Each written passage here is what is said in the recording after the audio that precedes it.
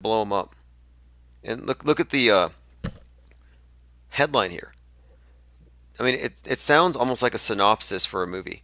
Terror plot to blow up Missouri hospital during coronavirus crisis is discovered while FBI were investigating another white supremacist who planned to bomb a news network and kill Beto O'Rourke.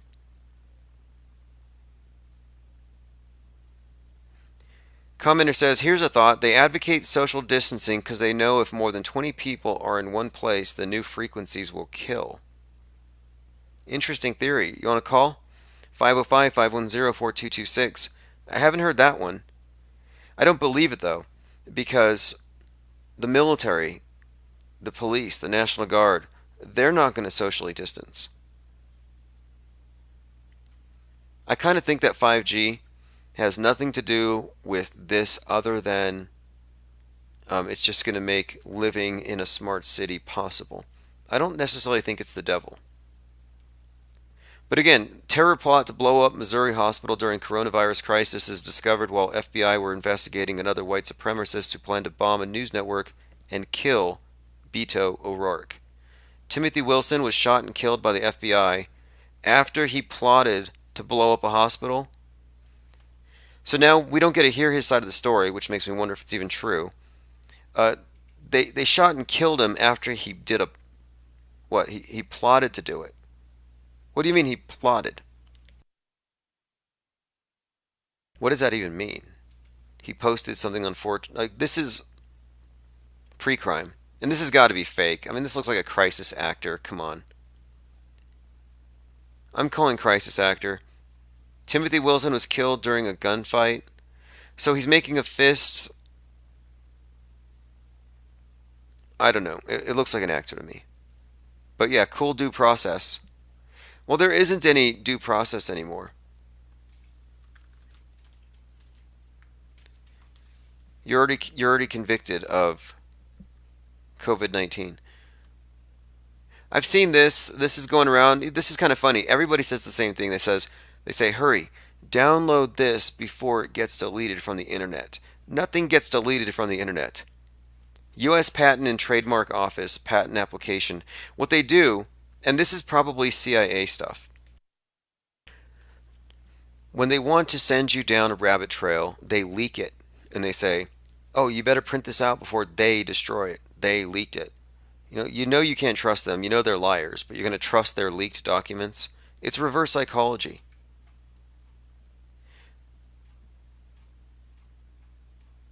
I think it's a like kind of like trying to figure out who did 9/11. Yeah, you could learn to read the Quran and figure it out and do the research on who really funded who. You could get lost in the weeds, or you could say it was just a big bad movie. And I think this is just a big bad drill. I don't think patents are going to tell us anything. Okay, so I was talking about that pregnancy meme where they're going to enforce social distancing, including with procreation. And if you manage to do it, they're going to have to use a plexiglass shield to separate the mother and the child. And right after, that actually came out in the article. And so someone said, hey, look, it seems like a lot of your memes are coming true. Can you make one up where we have a happy ending? So I put this together, and honestly, right after I put this together, the Pope comes out and he does a special early blessing. Like he does Easter early in the big temple. He goes full Gandalf doing his Pope magic. So maybe something will happen. But I made this meme as kind of a projection. Back to work, America. Easter Bunny brings stimulus to everyone, even illegal aliens. God sends blessings, cures the world, and erases all debts. All hype, no threat. Is WHO to blame for the needless crisis? And then, quote, love really does cure all ills, Pope exclaims, as God's love cures AIDS, COVID-19, and a host of other diseases, including obesity. And you got Jesus on a rainbow colored unicorn. You got the Easter bunny. So anyway, back to work America by Easter. That's the uh, prediction here.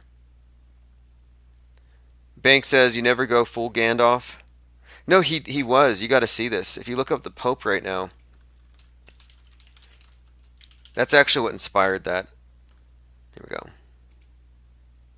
Though someone was like, your memes seem to be prophetic. So I'm like, yeah, let me see if I can make something happen. And then someone sent this to me, and they're like, yeah, you got to see this. The Pope is delivering a special prayer, like for the end of Corona.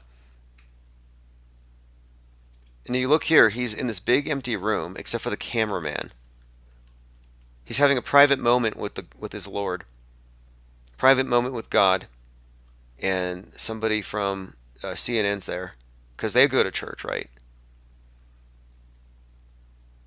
I guess you have to have a witness. But anyway, yeah, he's up there. It's like there's a spotlight on him. He's glowing with the robe. This is all very much, I think, leading to Holy Week.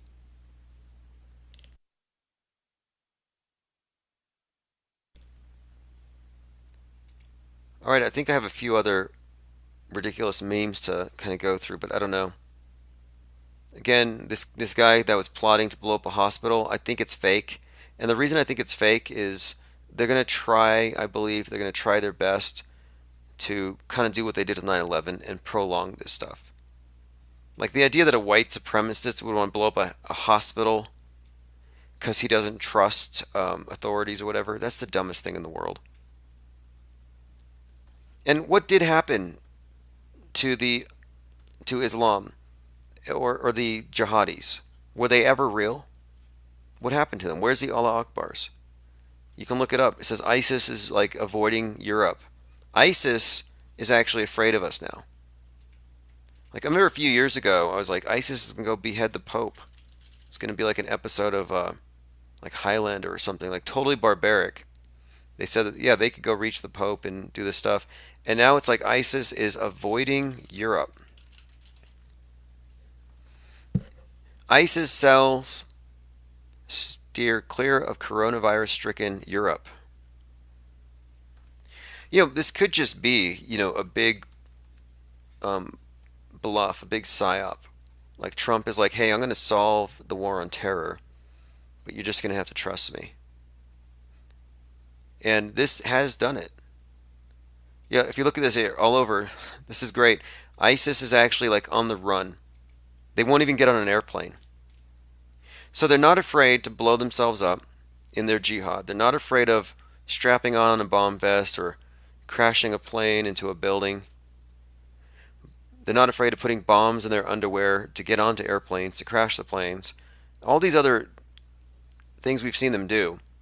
But no, they're afraid of the flu. That's going to stop them. Yep, they don't want to catch the flu. So they're going to let the infidels just, run amok. I mean, this is BS. It just shows you, though, I think that the budget for the war on terror just got reallocated to the war on corona. Yeah, exactly. A commenter says it's not in their contract with the DoD. It's the same people anyway.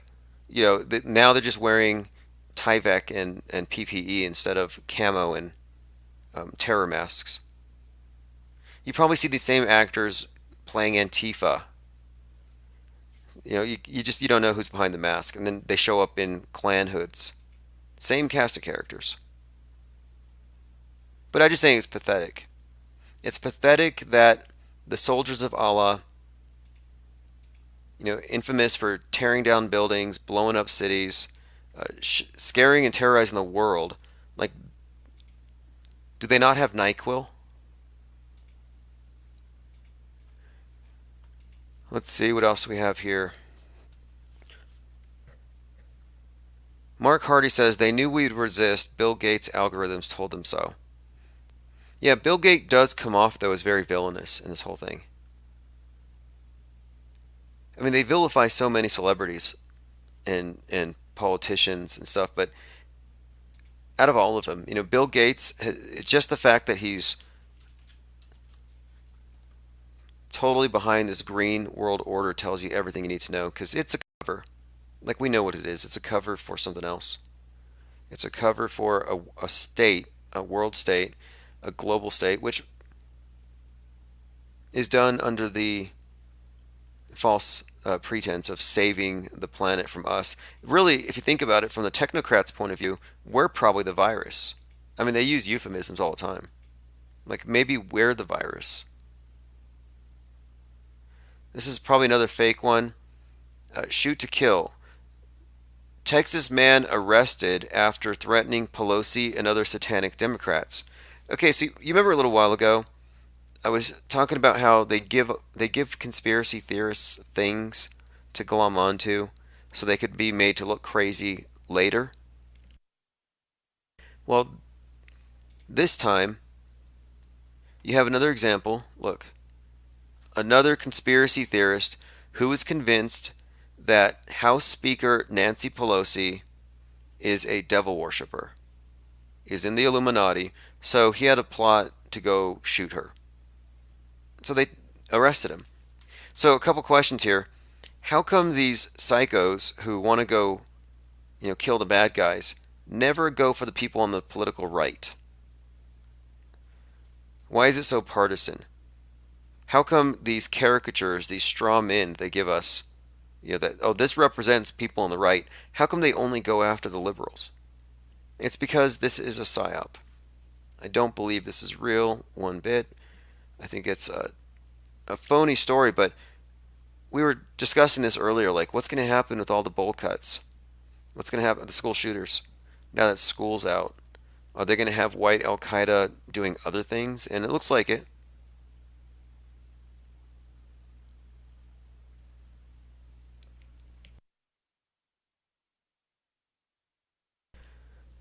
Commenter says one trauma at a time. Well, what they did with 9/11 was it was the big event, and then it was the anthrax, then you had the shooter on the bridge, and then you had all these other like random attacks here and there. Because now you're fighting this decentralized asymmetrical warfare. You never know where it's going to pop up. And they have that again. So with this, I think it's the same issue. I'm waiting for them to go ahead and, well, maybe they already have. I mean, I figured they would do everything they had already done back then, like the mailmen wearing gloves because of anthrax. This is one of the better memes that I've seen today. So you zoom in on a COVID, and it does actually look at one of these COVIDs. And one other point about COVID, okay? COVID is flat. I mean, when you look at the images of it, it's 2D. The virus is a two-dimensional image. I mean, I'm not saying it's not 2D, but when you, I mean that it's actually three. It's not a 3D. But the images you see, it's like from the microscopic slide. It's this flat image, and it does kind of look like a circle with little vaccine needles poking in all around it from the sides, just sticking out. But when they represent this thing to us, it's always looking like a ball. It looks like the damn Earth. And I think they're showing us the COVID virus looking as a sphere, so we associate it with the globe. Like, oh, the whole world has got this. I think that's what they did. Anyway, in this particular illustration or a diagram, really close up, it does look like a bunch of MAGA hats, like stacked up. But again, to me, this is just another way of representing the world in chaos. It's a ball. So you're not just looking at the virus. You're actually looking at a sphere. You're looking at the Earth, and the Earth is in, well, it depends on how you look at it. If you're on the Greta side of the fence, you're like, the Earth is purging. It's draining the swamp. Getting rid of all the non-essential businesses, the non-essential people.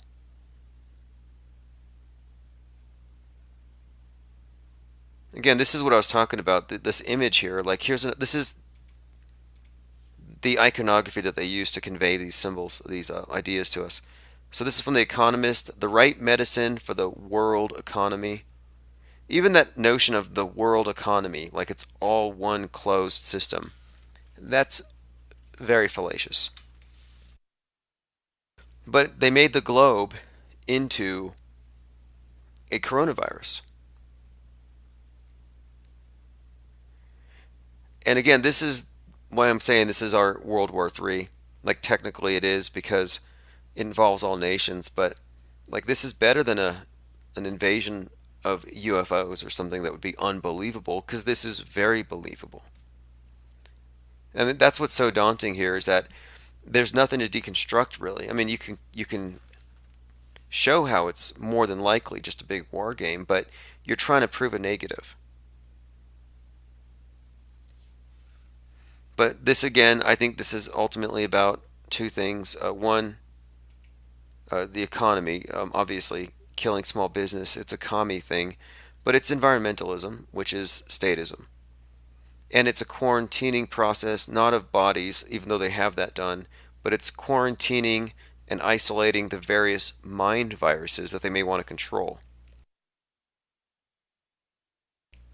But I don't know if they'll have any luck. Like, do you remember after 9/11 when George Bush came out saying, let us never tolerate outrageous conspiracies about the terror attacks of 9/11? Like, even then, like, they account for this. They know there's going to be conspiracy theories.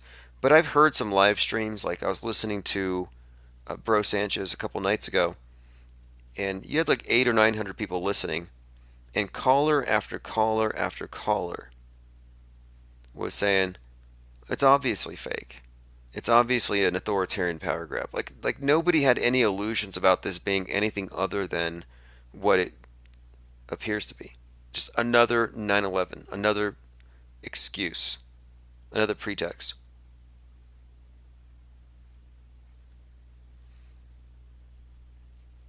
All right, let's see if there's anything else here I want to go over. I'm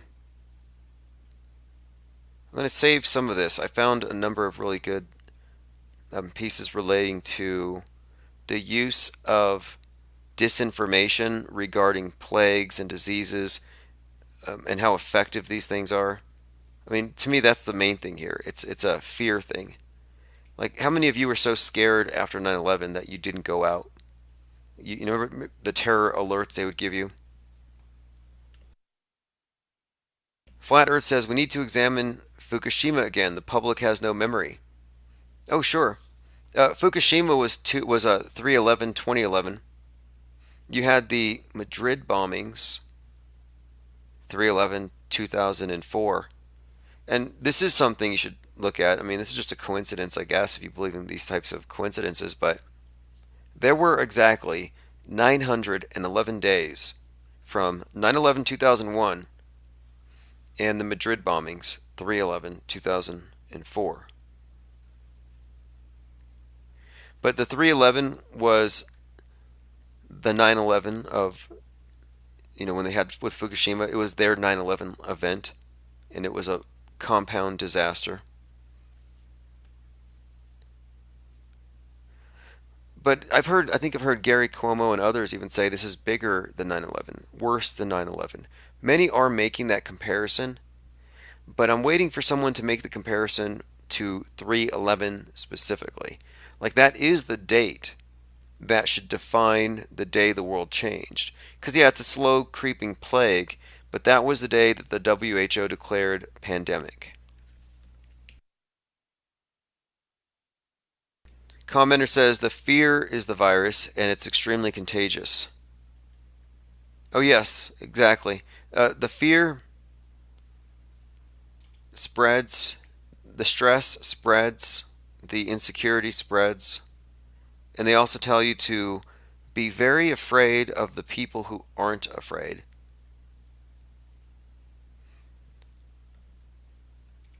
Okay, look at this here. West Virginia nursing home. Earlier I said I feel like we're in The Walking Dead. Like we're all considered to be zombies. We're all considered to be infected. We lost our presumption of innocence. We're The Walking Dead right now. And then I see this. West Virginia nursing home confirms patient reported dead is alive. So this was just released. A 76-year-old patient that had passed away as the state's first COVID death. Think about that. So the first COVID death of West Virginia. And so if you're in West Virginia, I guarantee you heard about this. You're like, oh shit, someone in our state got it. Well, good news. She's not dead. It says here just before 1 p.m., the West Virginia Department of Health and Human Resources released a statement from Sundale Long Term Care regarding the false death report. It says, last night we reported a resident from our facility had died. We have since learned that she did not pass away as we had believed. We apologize for the confusion in the erroneous reporting that was relayed to the local health department, and from there to the county health department, and ultimately to the Department of Health and Human Resources, which then reported the death in an official capacity. So, again, this is, if you ask me,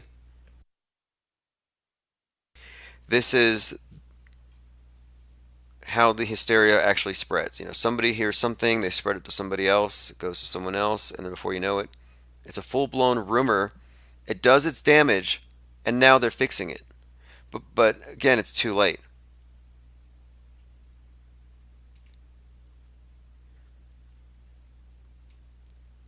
This is what the link someone sent me that I played earlier. So it's season 5, episode 4 of Supernatural.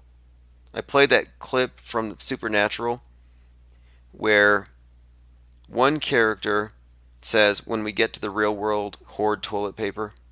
Okay, well, that was an episode called, quote, The End.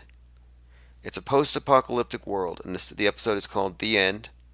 Season 5, episode 4. And he says to the other character, you want some free advice? If you ever get back there, you hoard the toilet paper. Hoard it like it's made of gold, 'cause it is.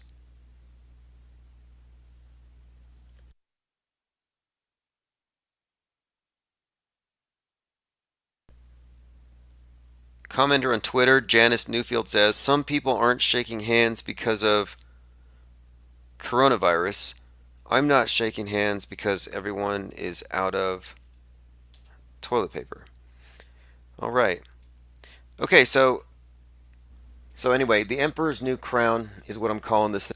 I have my 24/7 turned on right now, so if you go over to infiniteplainsociety.com, what I'm starting to do is I'm replaying on a loop the last 2 or 3 live streams. So infiniteplainsociety.com. I still do have some plague masks for sale and some COVID-free shirts and hats. And the reason I do that is if you're going to go out in public and people are going to look at you funny, they're suspicious of you, everybody thinks everybody else has it, you just come out with a shirt that says COVID-free, and you're going to just put people at ease.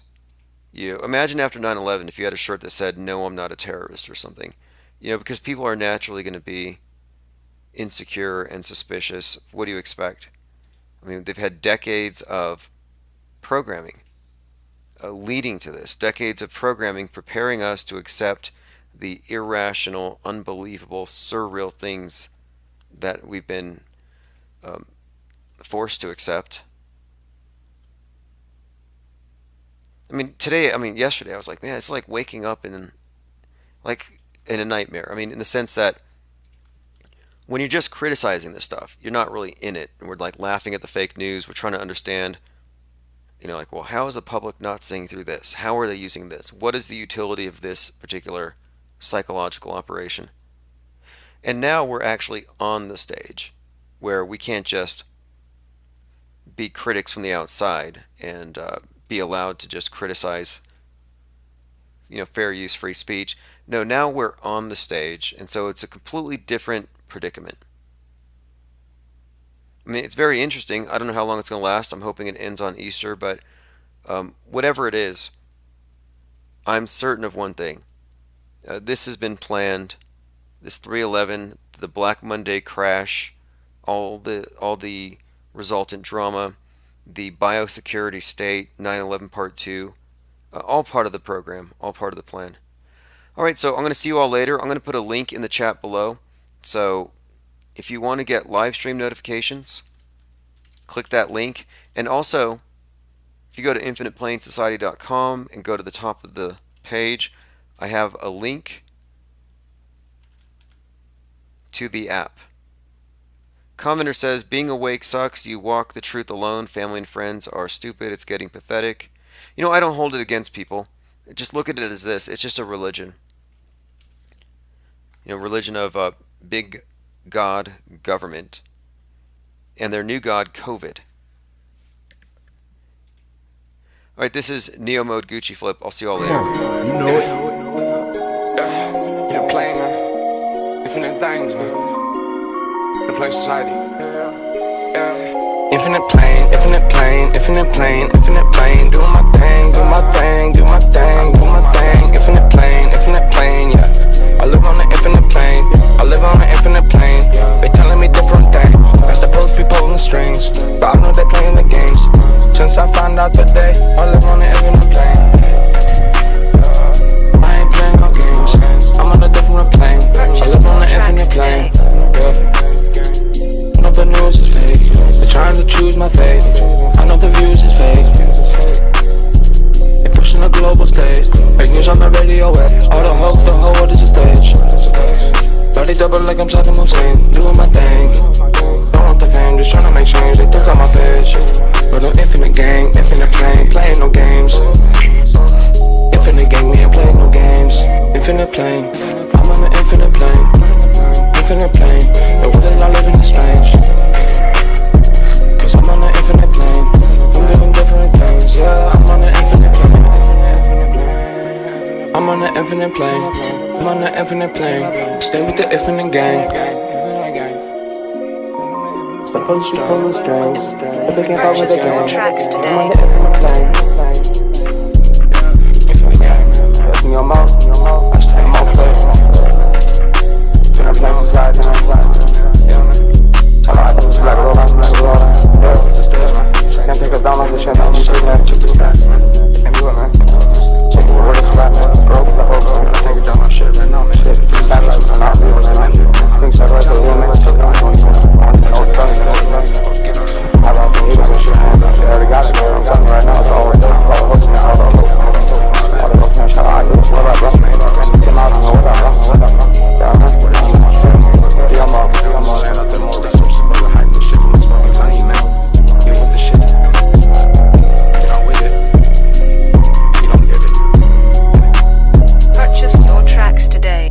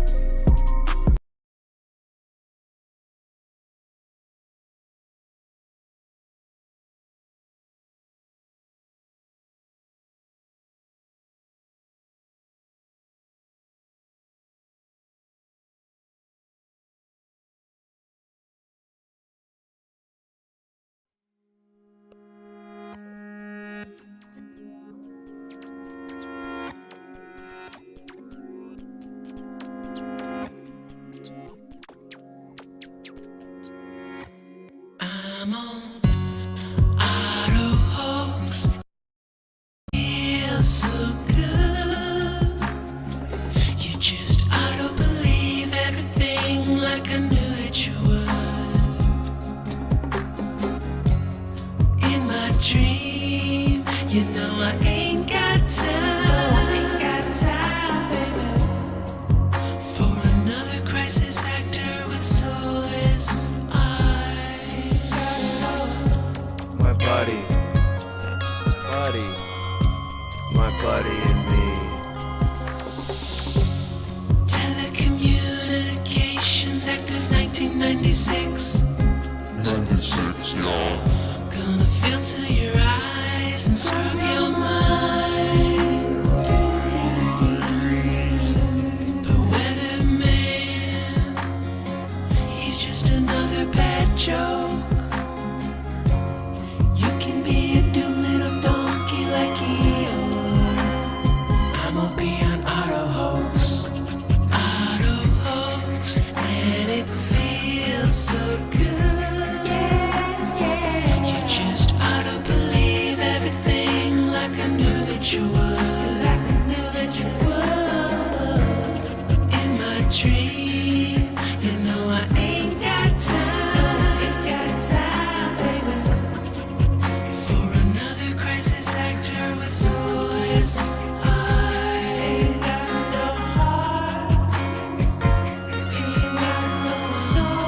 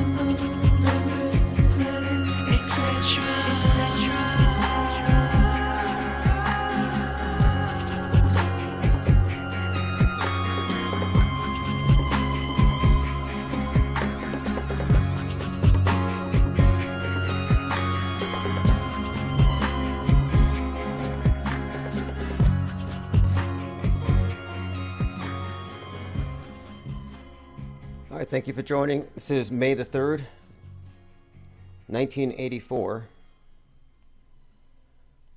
I mean, it's all arbitrary. The people who run this place control the news, control the minds, also control time. So that doesn't even matter. There's not even a meaningful distinction to be made between saying 2020 and 1984. They're going to hit the reset button anyway. Look at this. Out of control Chinese rocket will hit you this week. So if you live between the bottom and the top of where the map shows, which is basically, if you're not in Antarctica, you're pretty much in its path, says the out of control spent rocket launched by China.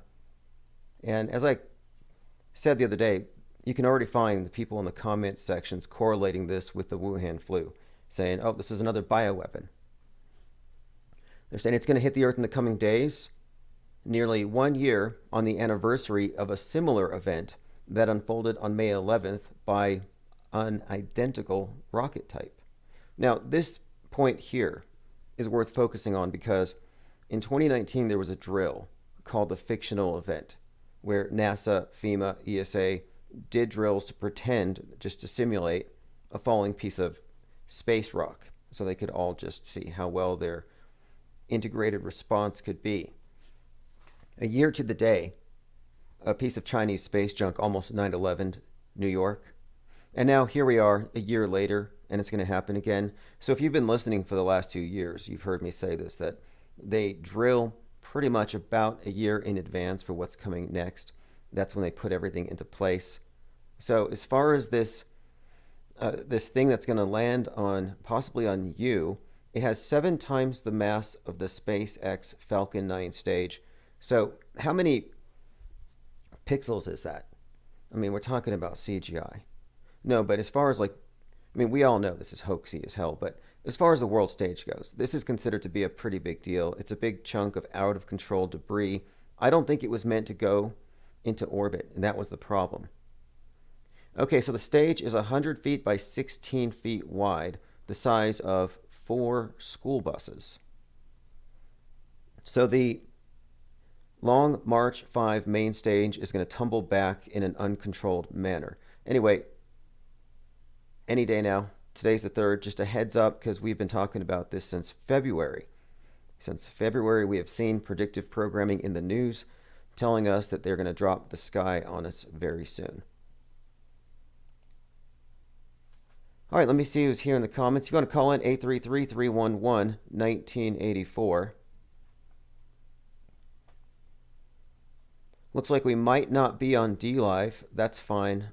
You have plenty of other options. I'll go ahead and reset it on the back end, but just go to Twitch. In fact, if you go to infiniteplainsociety.com, homepage has all of the embedded video players you need, all the links, so you can find it live just by going to infiniteplainsociety.com. Now, the title of tonight's live stream is the Saturn Cube Monolith Matrix. I came across a little bit of material here from a podcast, a researcher who's made similar correlations that we have to the cult of the obelisk, cult of Saturn, and the monolith and what it might mean in the big picture. And oddly enough, it was on Louder with Crowder, one of the most obnoxious and shallow shows on the internet. Happens to pick up on something quite profound. So we'll get to that. Again, it's the Saturn Cube Monolith Matrix. So let's start with this. Crowder's employee on the Cube of Saturn conspiracy. Now, I'm not going to torture any of you by making you listen to Crowder. I have a few clips I'd like to play from his guest, which I'll get to. But a few things of note here. Well, basically everything we talk about pertaining to this Saturn and its symbolism being related to Baal is highlighted here.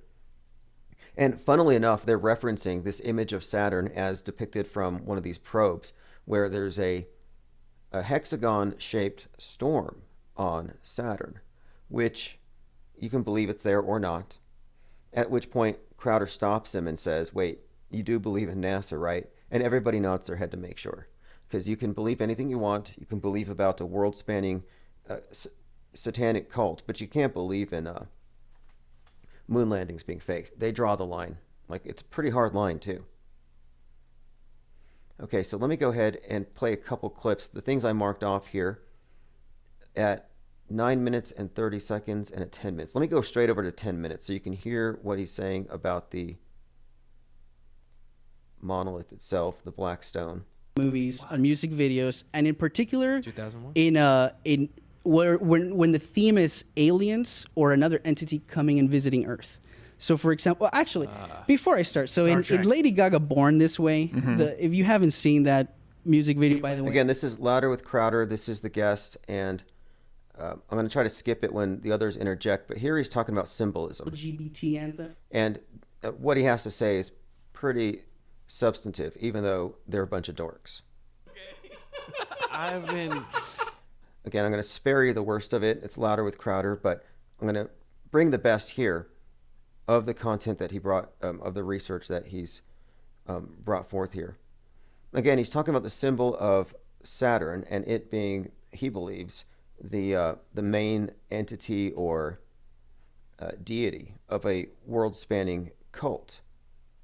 Not a new idea, but he made some interesting connections here. So let me go back to this. Really of Lady Gaga. So she's born out of this black cube, and she creates this like new race that's better for the world. In Warcraft, there's this being that's trapped in this cube, and they are the cube itself. It's very Are the weird. creators of the games worshippers of the cube Saturn? I don't think so. Now, they get into a few things about where it's coming from. He makes the case or makes the point to say, we're not talking about any specific religion or mainstream religion. We're talking about something much older. I think it's not crazy to imagine that the entity itself has a consciousness. Like evil itself exists and it can manifest. So is it people's fault, or is it did Saturn do anything wrong to get all mixed up in this? Okay, so that's all I'm going to play for now. I think there might be one other point at the 9-minute mark where he talks about why the cube is correlated with the hexagon, which is a question many people have. That is an Indian god who, it's just a black stone. Like and that 2001. Aztec knife, that's Yeah. obsidian, Yeah. which is a black volcanic rock, and that's how they would very nicely commit mass genocide. There's a cigar called Obsidian. So anyway, he goes on to talk about how the symbol is represented in different ways, and the hexagon is a 2D representation of a cube.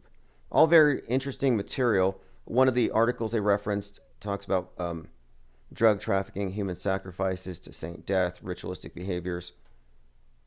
We'll move on from that.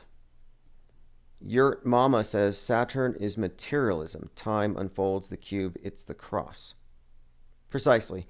I would say that's very accurate. I think that it's the god of the grave, death, and I think with that comes this concept of it's not like the heliocentric. When you look at the way that they arrange these things with the Kabbalistic tree of life, where the bottom, where we are, is the material, and it's associated with black, whereas the very top is associated with light. So it's a symbolic system that we're seeing being used, and I think it's important to be symbol literate.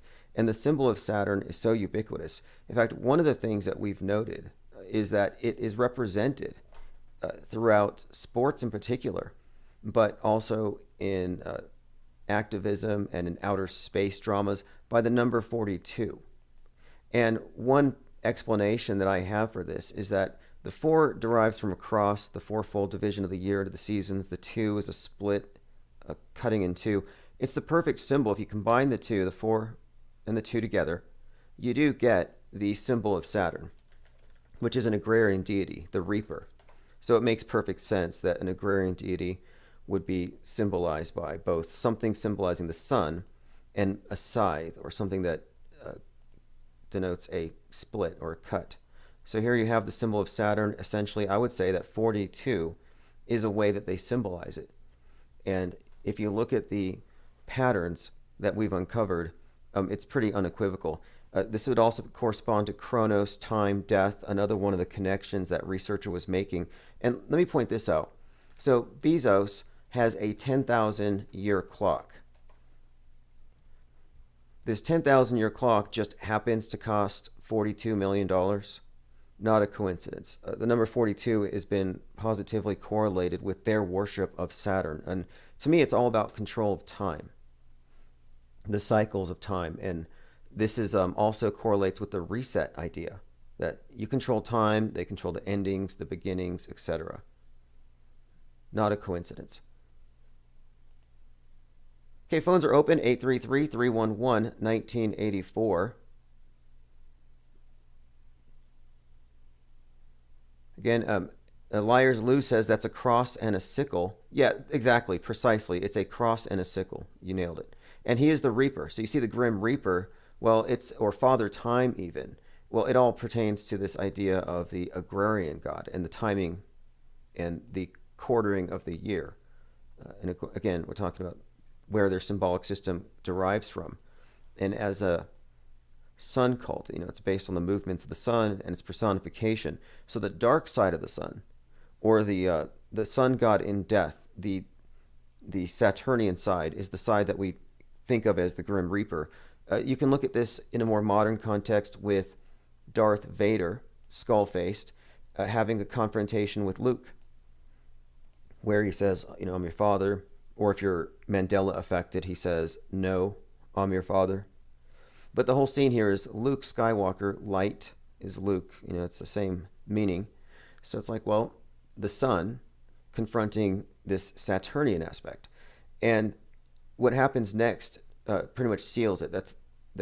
What we're looking at here is actually based on this astro-theological cult, because Saturn, or Darth, Dark Father, cuts off Luke's hand, which leaves Luke to hang in Cloud City. And he hangs from a cross.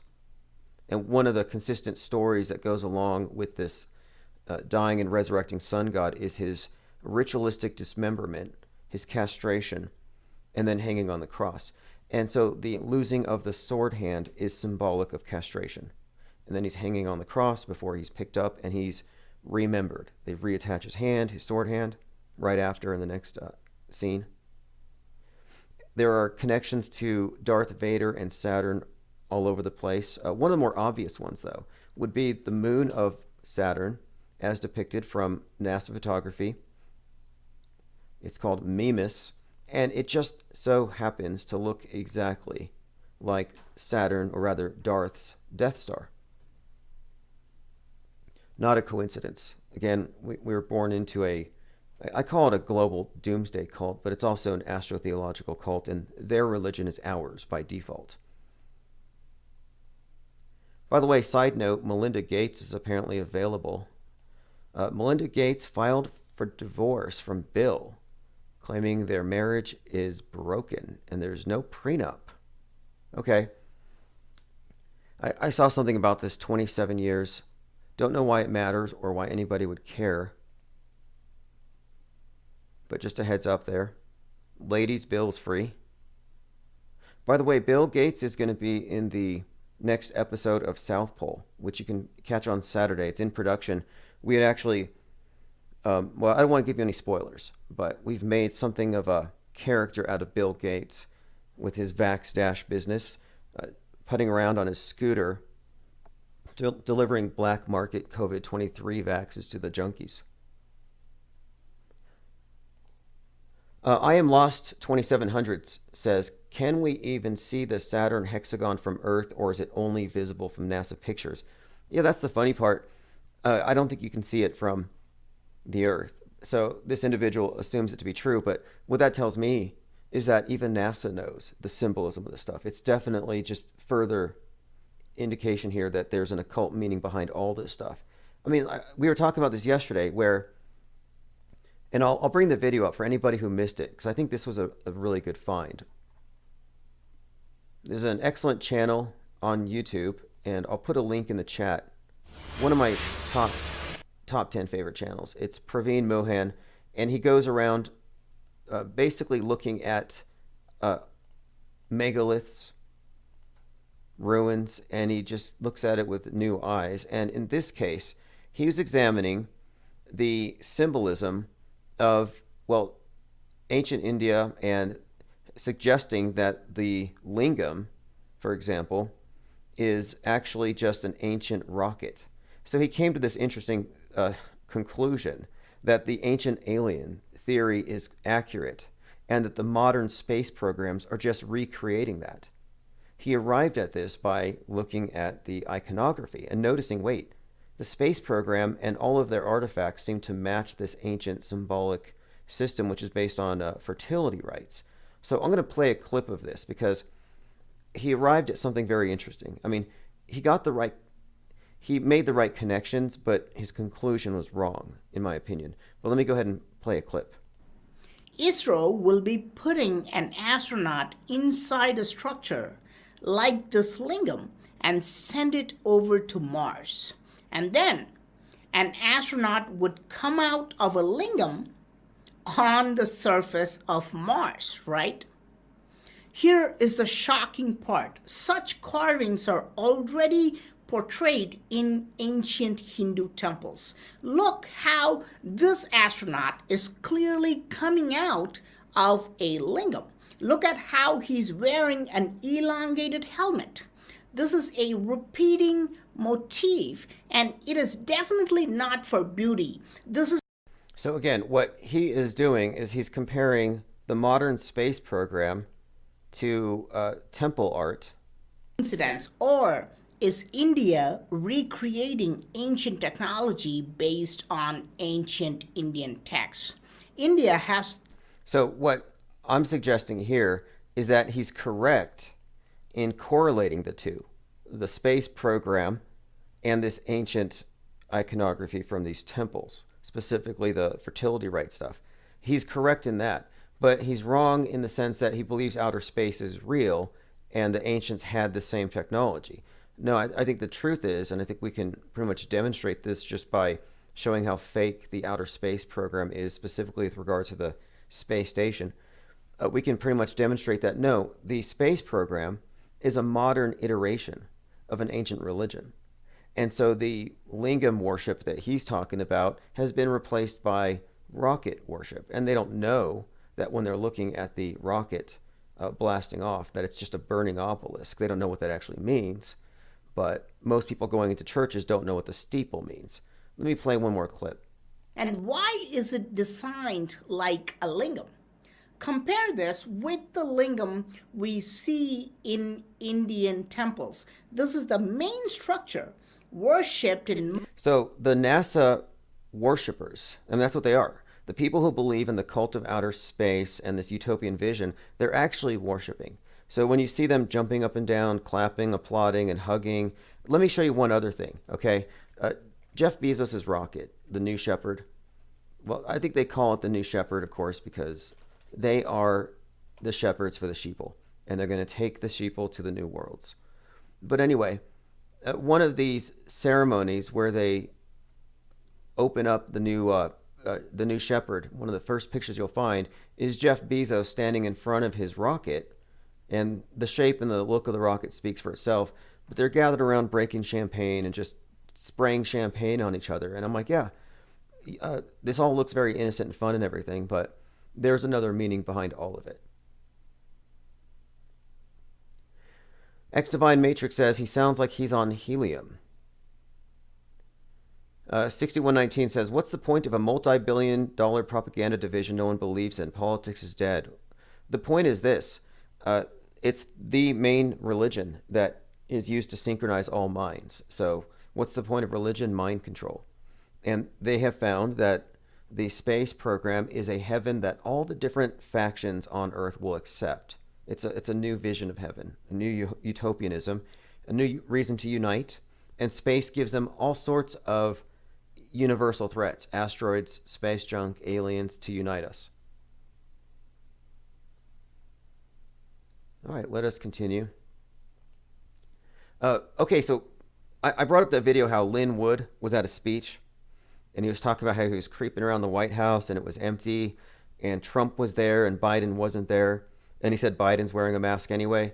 Well, at his very next speech, Biden's handlers, or whoever plays Biden, actually pulled at his face, like he tugged at it, so that we could see that, he's indeed, well, I mean, it wouldn't prove he's not CGI, but, proving that it's not a mask. Like, why would he do that? How obvious of a response is that to what we have been suggesting?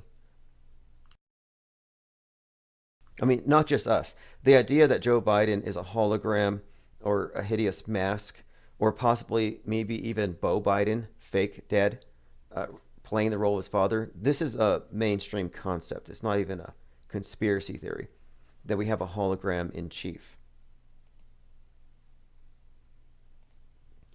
All right, let's continue down. I want to go through the rest of the things that we brought up today. So with regards to the space junk, so they said that this piece of Chinese space junk, it's just like a building, if you can imagine this, like a 10-story building above your head. It orbits the Earth every 90 minutes, which means it's going very, very fast, 17,000 miles per hour or whatever. It says it has an orbital inclination of 41.5 degrees, so it passes a little farther than New York, a little farther north than New York, Madrid and Beijing, and it goes as far south as New Zealand.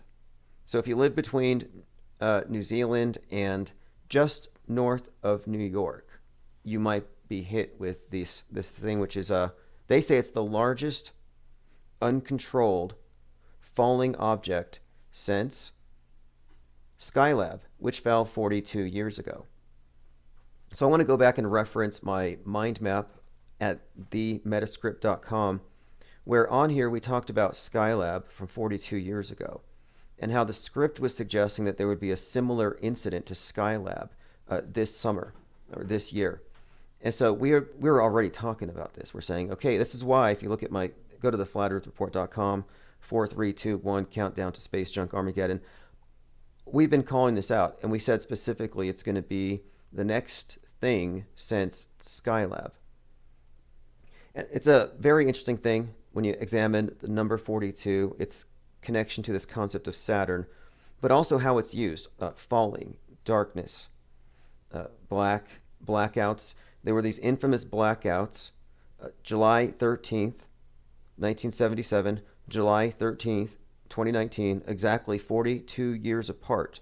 These blackouts in New York put 42,000 people out of power. And this is on the 42nd anniversary, and it was on 42nd Street. So these are just a couple of examples out of literally hundreds of things we've put together here to show that there is a language that is esoteric in its nature, and it's communicated above the heads of the masses, and it's done by the MSM priesthood, the low-level teleprompter readers probably have no clue. But we do.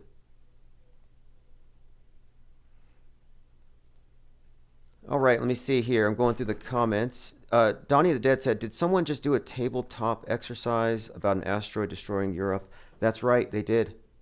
Like Event 201. Like, I'm starting to wonder, are these tabletop exercises or is it like ritual magic? You know what I mean? Like, you put a doll on the table and you poke it, or they put the risk map. This is kind of what they're doing. It's like they're ritualistically enacting things, or sitting around these tables like a bunch of warlocks and wizards. I am Lost 2700 said, what's the plan for space junk? Okay, there's a couple of things with space junk.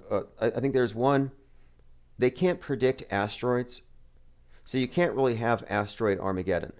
But that was what, now this is how they operate, I think. They can't be too obvious. So we're expecting an alien invasion. Flying saucers, lasers, tractor beams, mutilated cows, probings. Instead, what do we get? We still got the probings. We got the COVID, though. It was a virus invasion.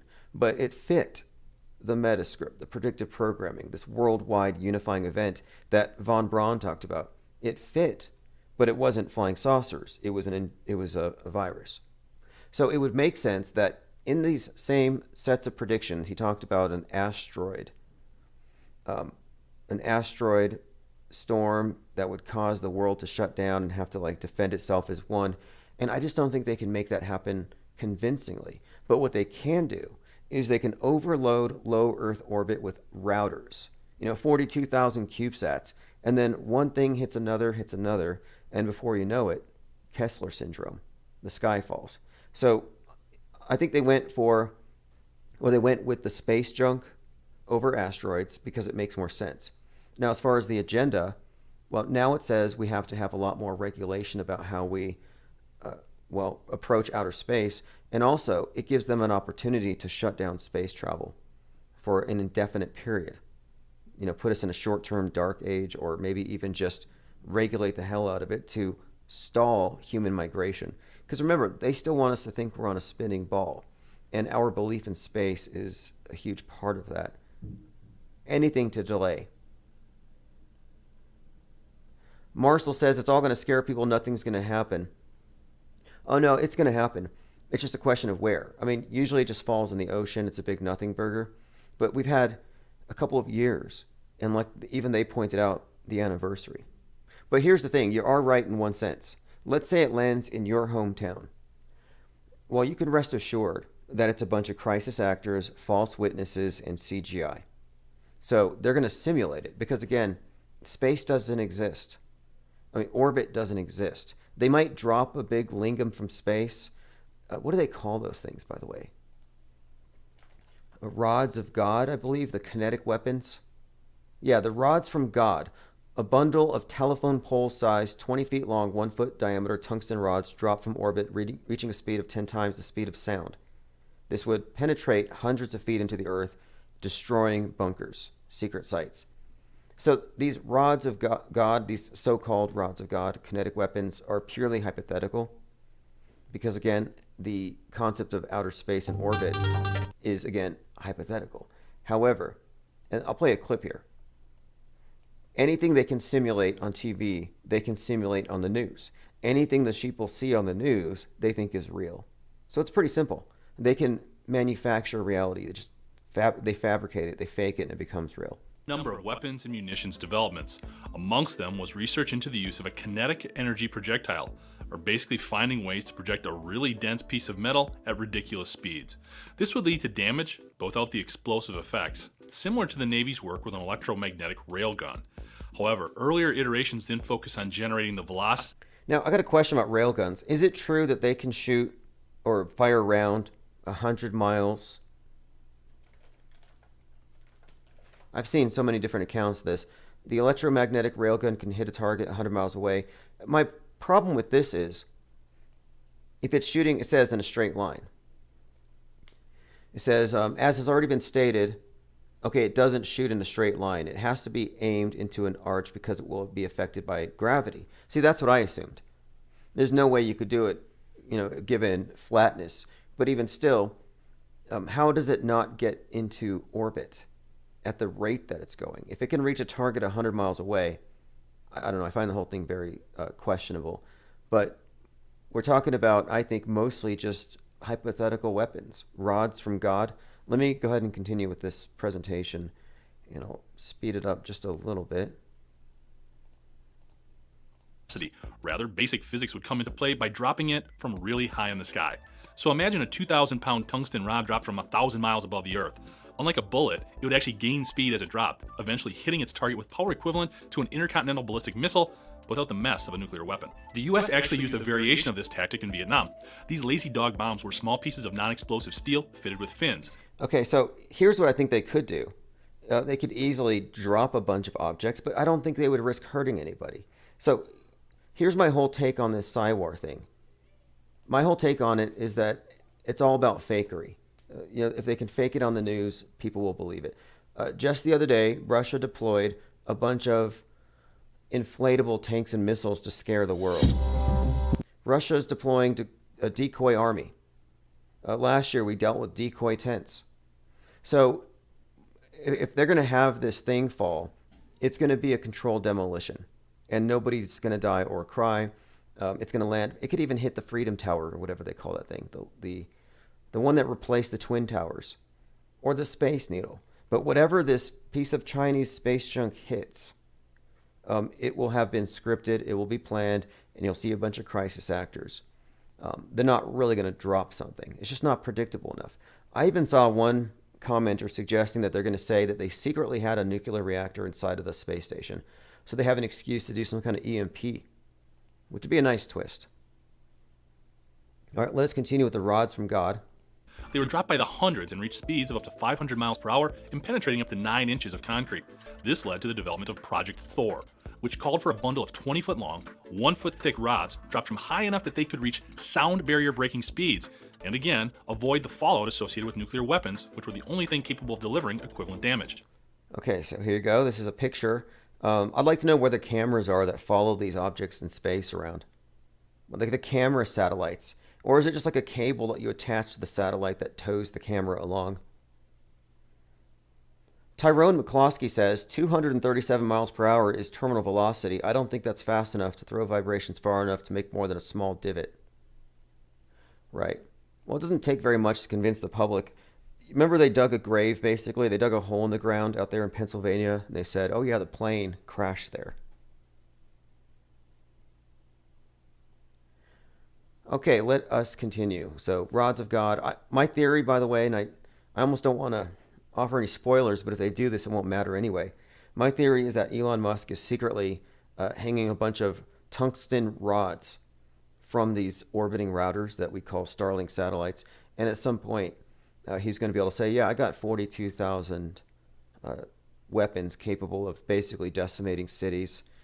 And at that point, I think that we have a new leader.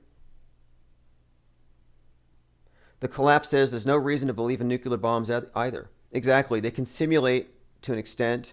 In fact, let me bring this up. Last September, if you were wondering what the DHS was about, last September, they were creeping around doing EMP drills. The DHS combats potential electromagnetic pulse attacks, which means that they're training crisis actors and they're preparing the simulation. I mean, why is it that they drill for these things and then these things happen? Like, let's spend 17 years drilling for school shootings, and then every few weeks, a bunch of people get slaughtered. It doesn't make sense. I mean, how come we do fire drills? I mean, because it prevents people from burning, but these other drills don't seem to work. The U.S. Department of Homeland Security continues to prepare against evolving threats against the American homeland, recently highlighting efforts to combat an electromagnetic pulse attack that would disrupt the electrical grid and disrupt electronics. So that's the next thing that they're preparing for. They drilled for this since September, which means they might actually have all the pieces in place to pull it off.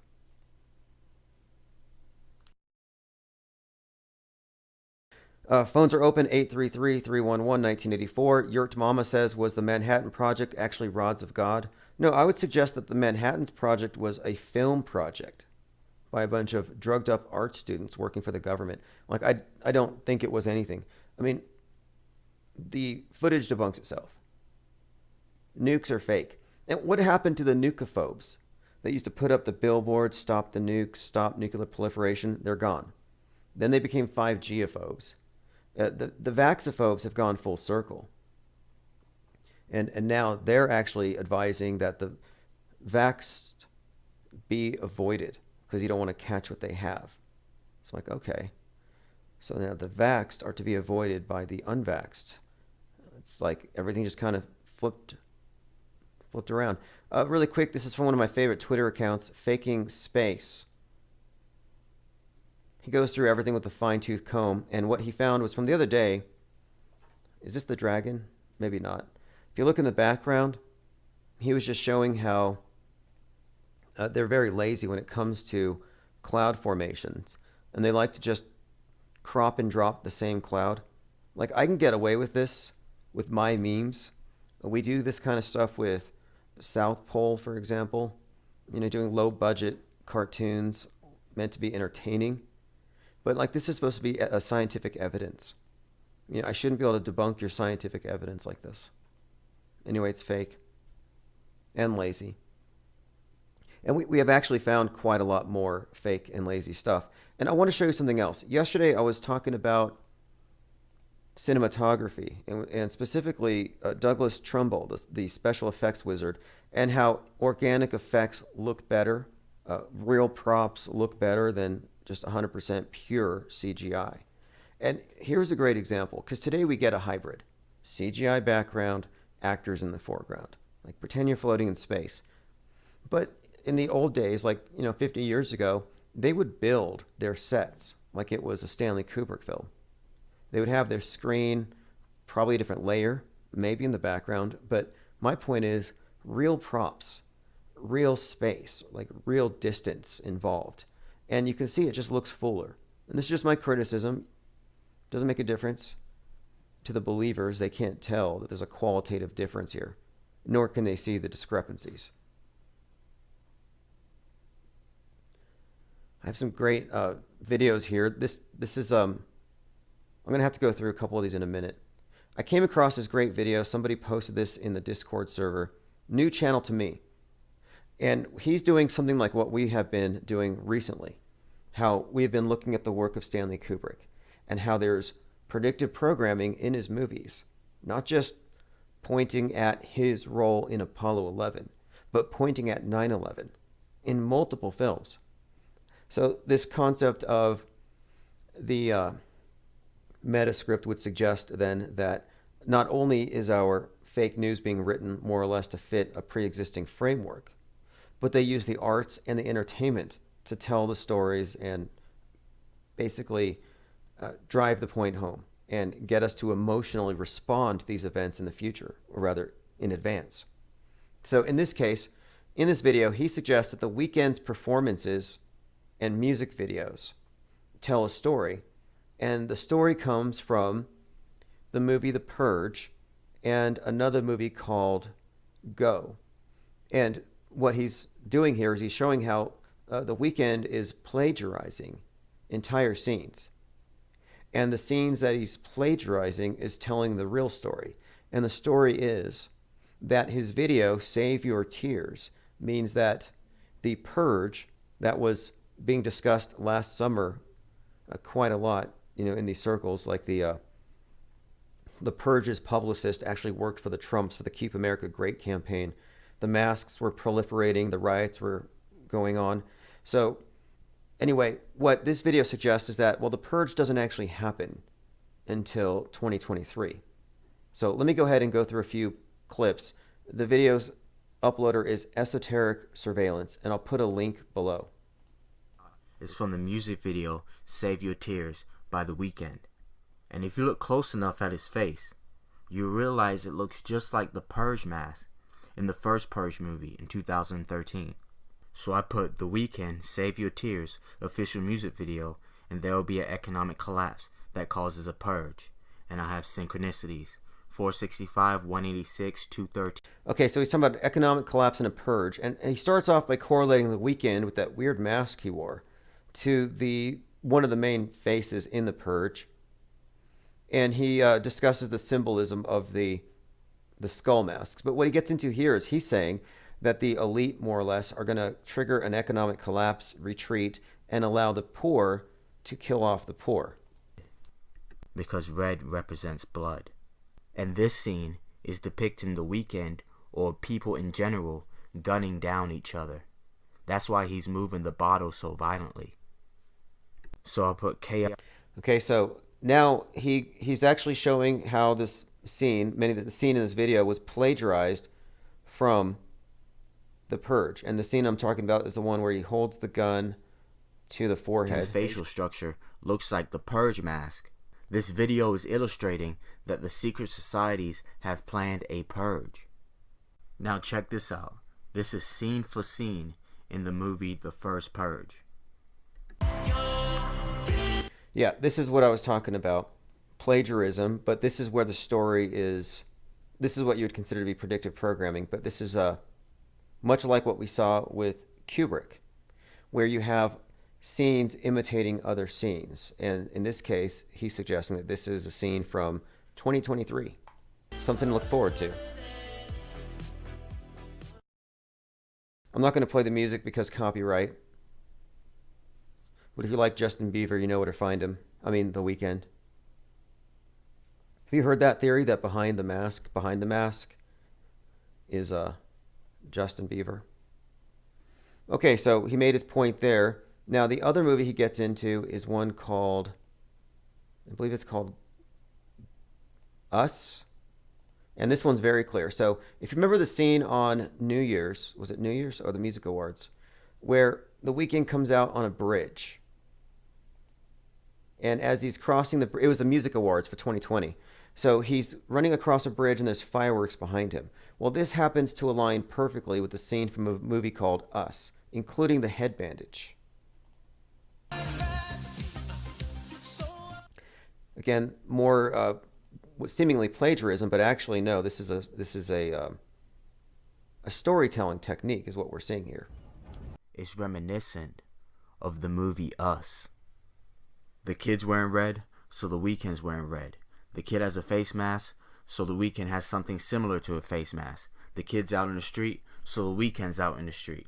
There's fire behind him, fire right behind The Weeknd. This is scene for scene. Looks like some kind of fucked up performance art. All right, so I'm going to put a link to this video if you want to follow up with it. But he makes some great points here, and one of the messages he extrapolates from the movie Get Out and the movie Us is that combined it forms the message Get Out of the U.S. And in particular, he draws from this that the purge is going to specifically hit the poor. I'll play a couple more clips. There's a purge in this economic collapse. The government is going to be targeting low-income areas. This is why in the movie Us, they have this guy holding a sign that said Jeremiah 11:11. Jeremiah chapter 11, verse 9 through 11. Anyway, great stuff, kind of doomy, but worth listening to. And I really like the way that he is making these connections, because it's very similar to what we've seen. And I think there's a pattern here. And for those who aren't familiar or those who are new to it, obviously you should be skeptical. What we're pointing out here is that there are subtexts within these various stories. I happen to really catch on to this one with Kubrick as of late. This one really is, I think, consistent with his storytelling method, where, just as an example, Ground Zero. We'll start with that. At Ground Zero, you have the Millennium Hilton. The Millennium Hilton was specifically stylized to resemble Kubrick's 2001 Space Odyssey's monolith. So now, if we go into Space Odyssey 2001, Space Odyssey 2001, there's a scene with a space station. And a craft is approaching the space station, which is comprised of two wheels. Like these two wheels, when viewed from the side, looks like two towers. And it's not hard to see how that closely resembles the planes, Flight 175, speeding towards the tower. It's like, well, that looks like the same director. And this is one of several examples, and each of his movies have several like this that connect not just to 9/11, but allude to other things, 2020, Corona, and whatever comes next. And this is one of the things that had me looking very closely at this year being something big falling from the sky. I got a link here. Somebody said that there's the Phoenix Act is being used to defend Rachel Wood. Okay, this is an interesting one here. Let me bring this up really quick. Rachel Wood was a girlfriend of Marilyn Manson and made charges against him of abuse. I'm not sure how deep it went. It looks like he put her through one of his music videos in real life or something, by her accounts. But when I looked at the story, first I thought, okay, well, there's something shady about this. The first thing about it is that this Rachel Wood, she makes her accusations and she's 33.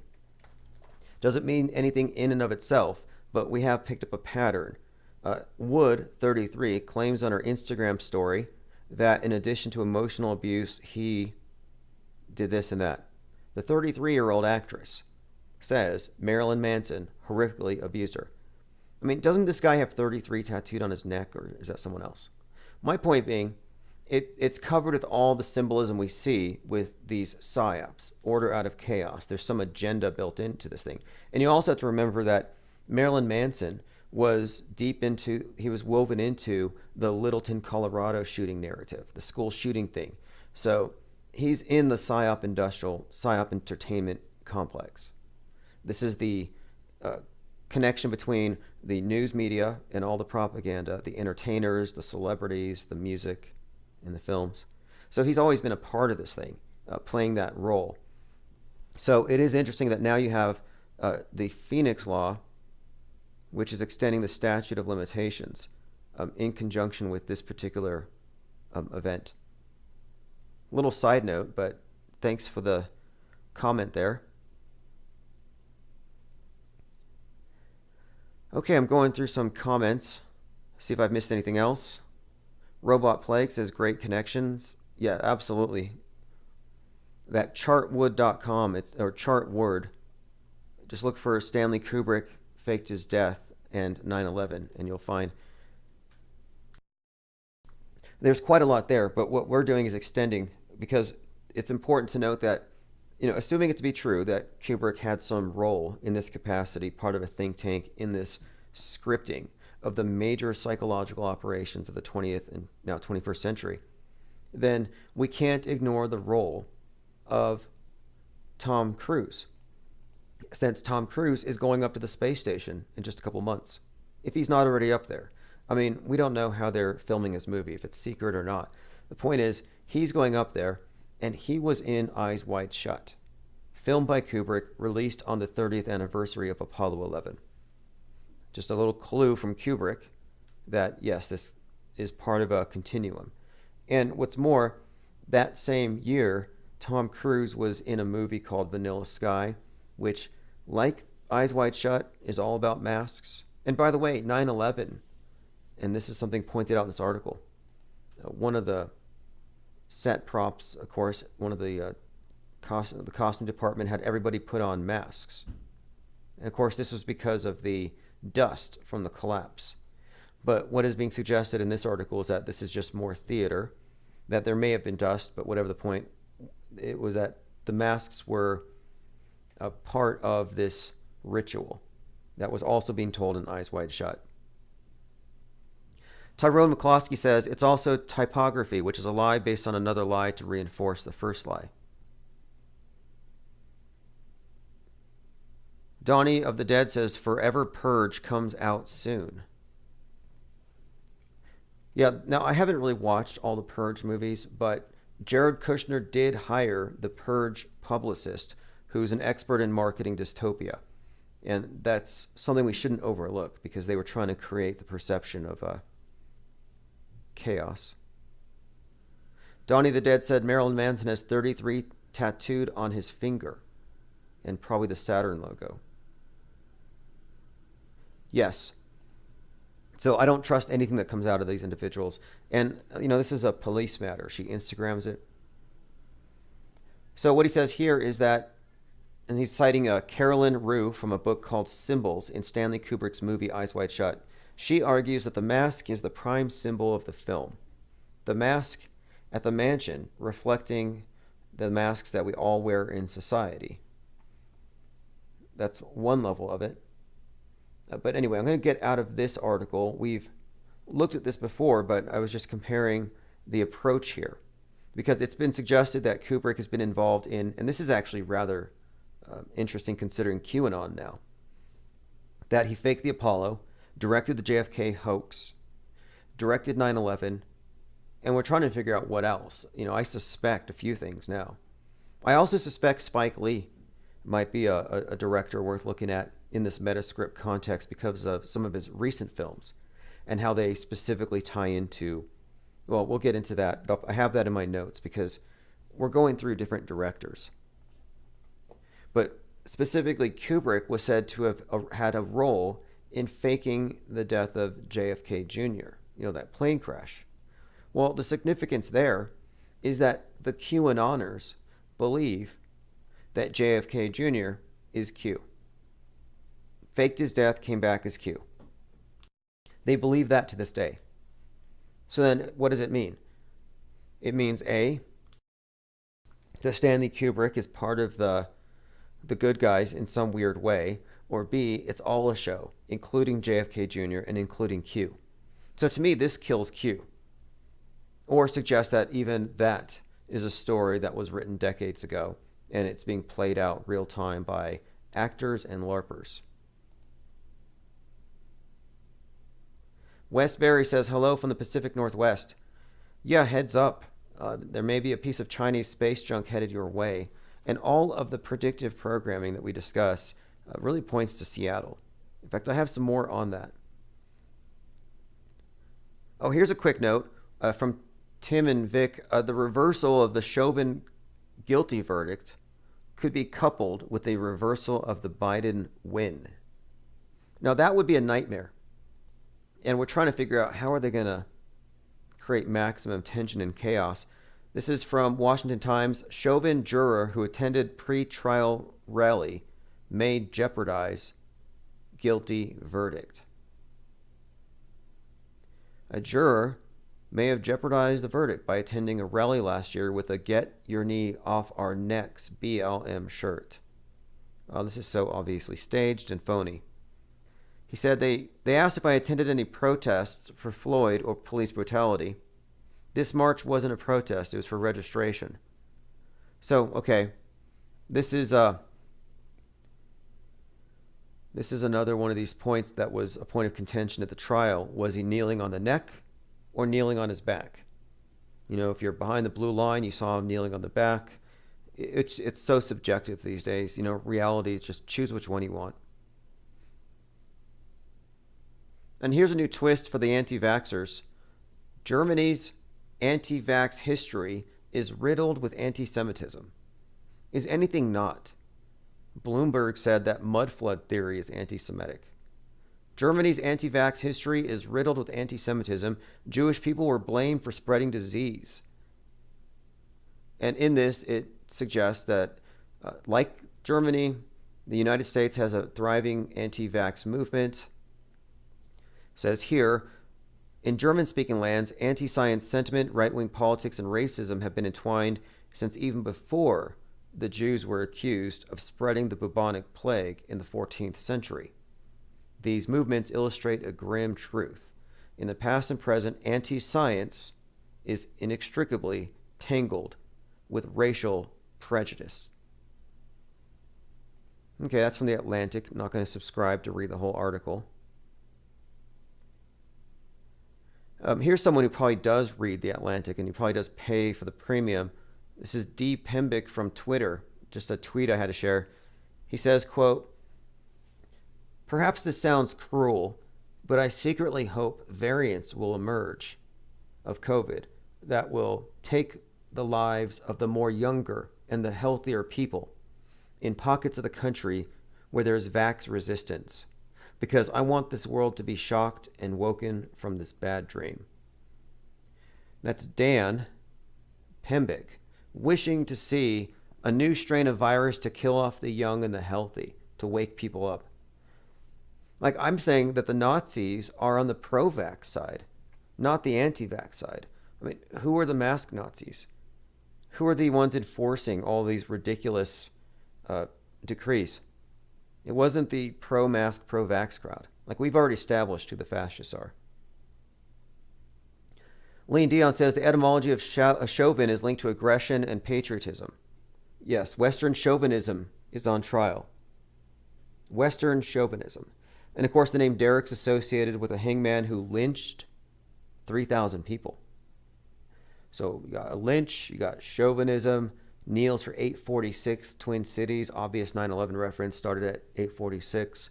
Derek Chauvin had a hearing on September the 11th, 2020. Another significant event. And on that day, during this hearing, Benjamin Crump and company had 846 on their masks, and they were outside protesting. Meanwhile, basically patriotic Americans, the behind the blue types, were out in the morning at 846 waving flags for 9/11. So you have this 9/11 and the Chauvin trial drama synchronized, but they're on opposite sides of the political fence. It's all very well orchestrated. It's all a big dramatic psyop, and it's not over yet. I mean, there are so many connections to 9/11 and the Chauvin Floyd thing. And you can say we're just connecting dots, but you can't deny that the sun set at 846 on 5/25/2020 in the Twin Cities. And that sets an objective marker, something in objective reality that shows, no, this is timed, just as much as Christmas is timed. It's not a coincidence. It happens every year at that time.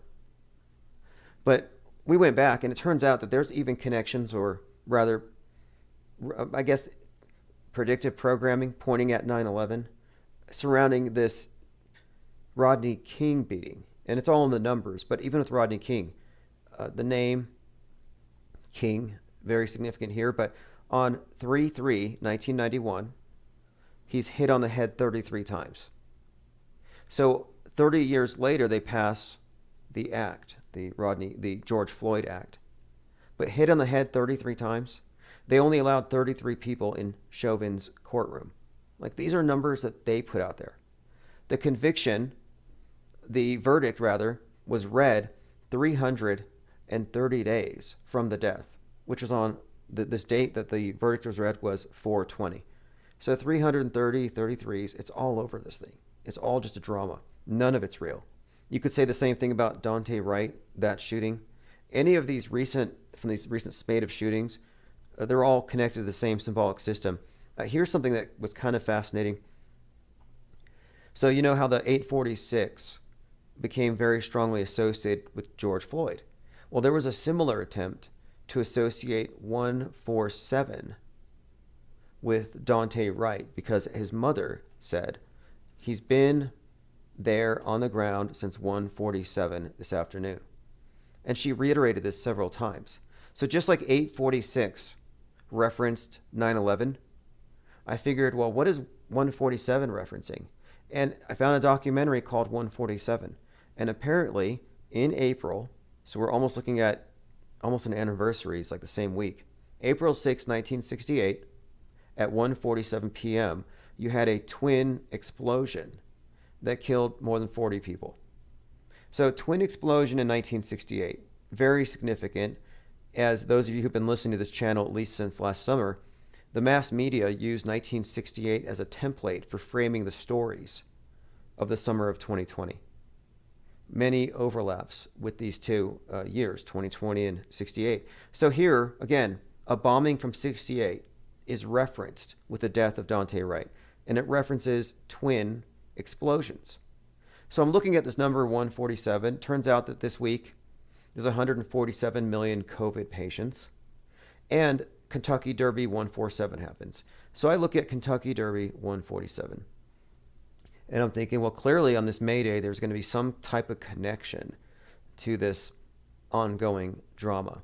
And sure enough, Kentucky Derby 147 takes place at the Churchill Downs, which are known for these iconic towers.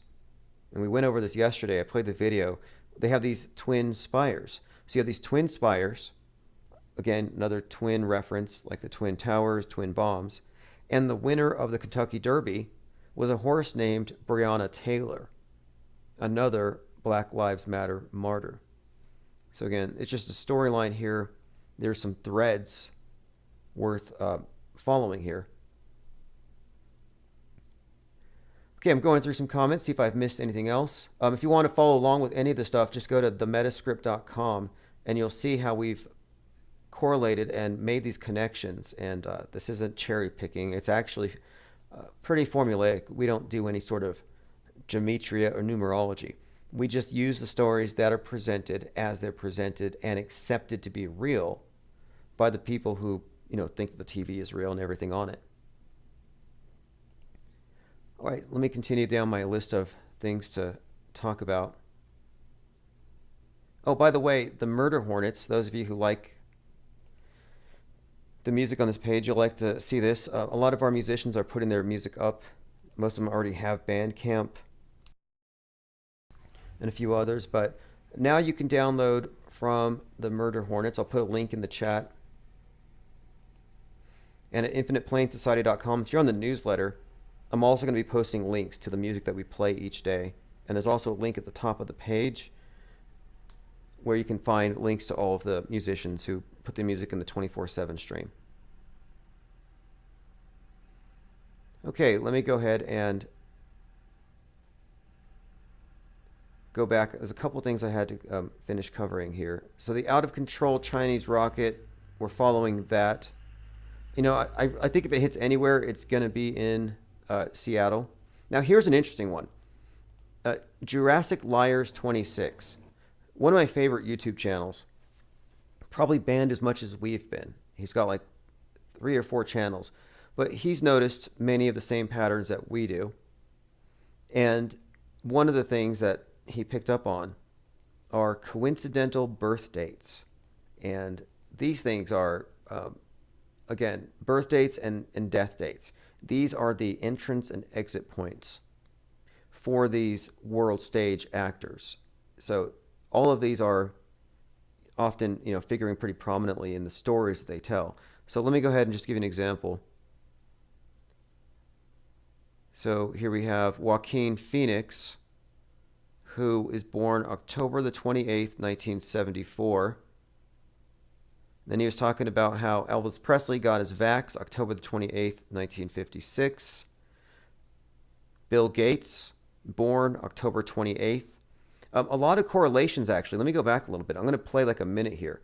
A lot of correlations between Elvis getting his vaccine on that date and all of the people involved with vaccines. So let me go ahead and play this first. And you see right there, October 28, 1956, he took the polio vaccine. And the guy who invented the polio shot was Jonas Salk, and he was born on October 28th, the same day that Elvis took his shot and the same day Joaquin Phoenix is born. The same day Bill Gates is born, October 28th. And, Gates wants to vaccinate the whole world, and he lives in Seattle, where the Seattle Space Needle is. Yeah, that ties it all together as well. And by the way, Bill Gates is single again. Okay, now the Space Needle is a fascinating piece of architecture, very, very encoded with occult symbolism. 42 seconds up, 42 meters wide. So many things about that needle that correlate to this. But what he's looking at here is the symbol of the phoenix, and as it's being used on the world stage, and this is a very disturbing one. Caitlyn Jenner came out and did this impersonation of bad karaoke. I mean, it was so terrible. In this costume, it's like somebody should have set that thing on fire. She looked like a Skeksis. Supposed sickness. So on The Masked Singer, they have this character called the Phoenix. Let's see who is under this mask. You see, it says right there, is the Phoenix, the Masked Singer, and it was Caitlyn Jenner. You see? And take a guess. What do you think Caitlyn Jenner's birth date is? This important. Again, this is all symbolism. And when you talk about the phoenix, you're talking about birth and death, rebirth. You know, it's born from its own ashes, cycles. And cycles have beginning and ending points. That's why birth and death are so significant. So just take a guess. Caitlyn Jenner's birthday. Your new governor if you're in California. Because Caitlyn Jenner was also born on October 28th. Just like Joaquin Phoenix, and she was wearing the Phoenix. Now, he found all kinds of stuff. Joaquin Phoenix is 46. That's interesting. But what he's suggesting here is that the Oscars were actually more or less a ritual. And then you have Regina King kicks it off. The name Regina actually means queen, so it's Queen King. Again, it's this interesting duality symbolism. And Joaquin Phoenix plays so many roles where his name matters almost more than the things that his character actually does.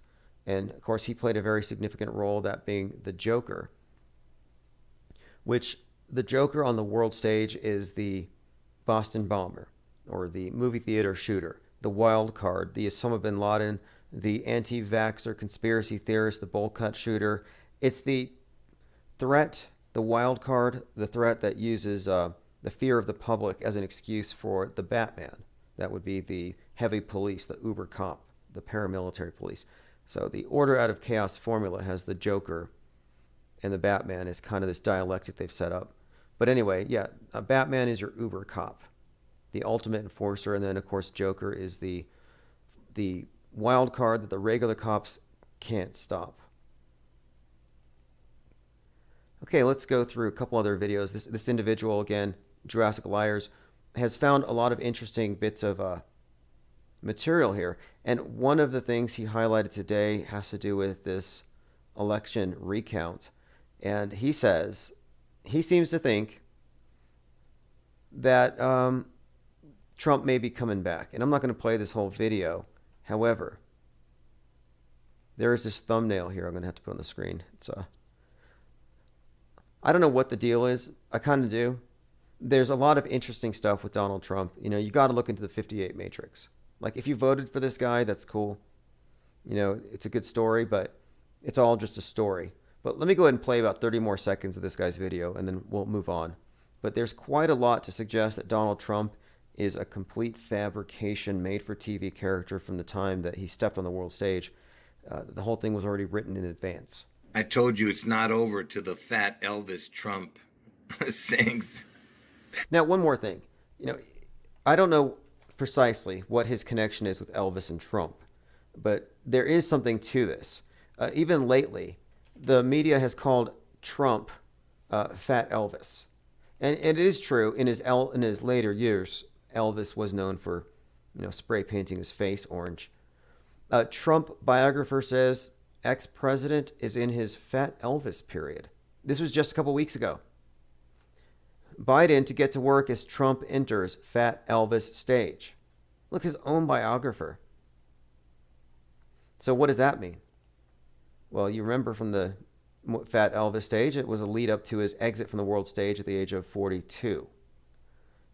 I'm not going to go too deep into that. I think this is all just the media playing with memes and words, and they may not even know the full import of it. But I think there's a deeper message here, and that's what Jurassic Liars has picked up on.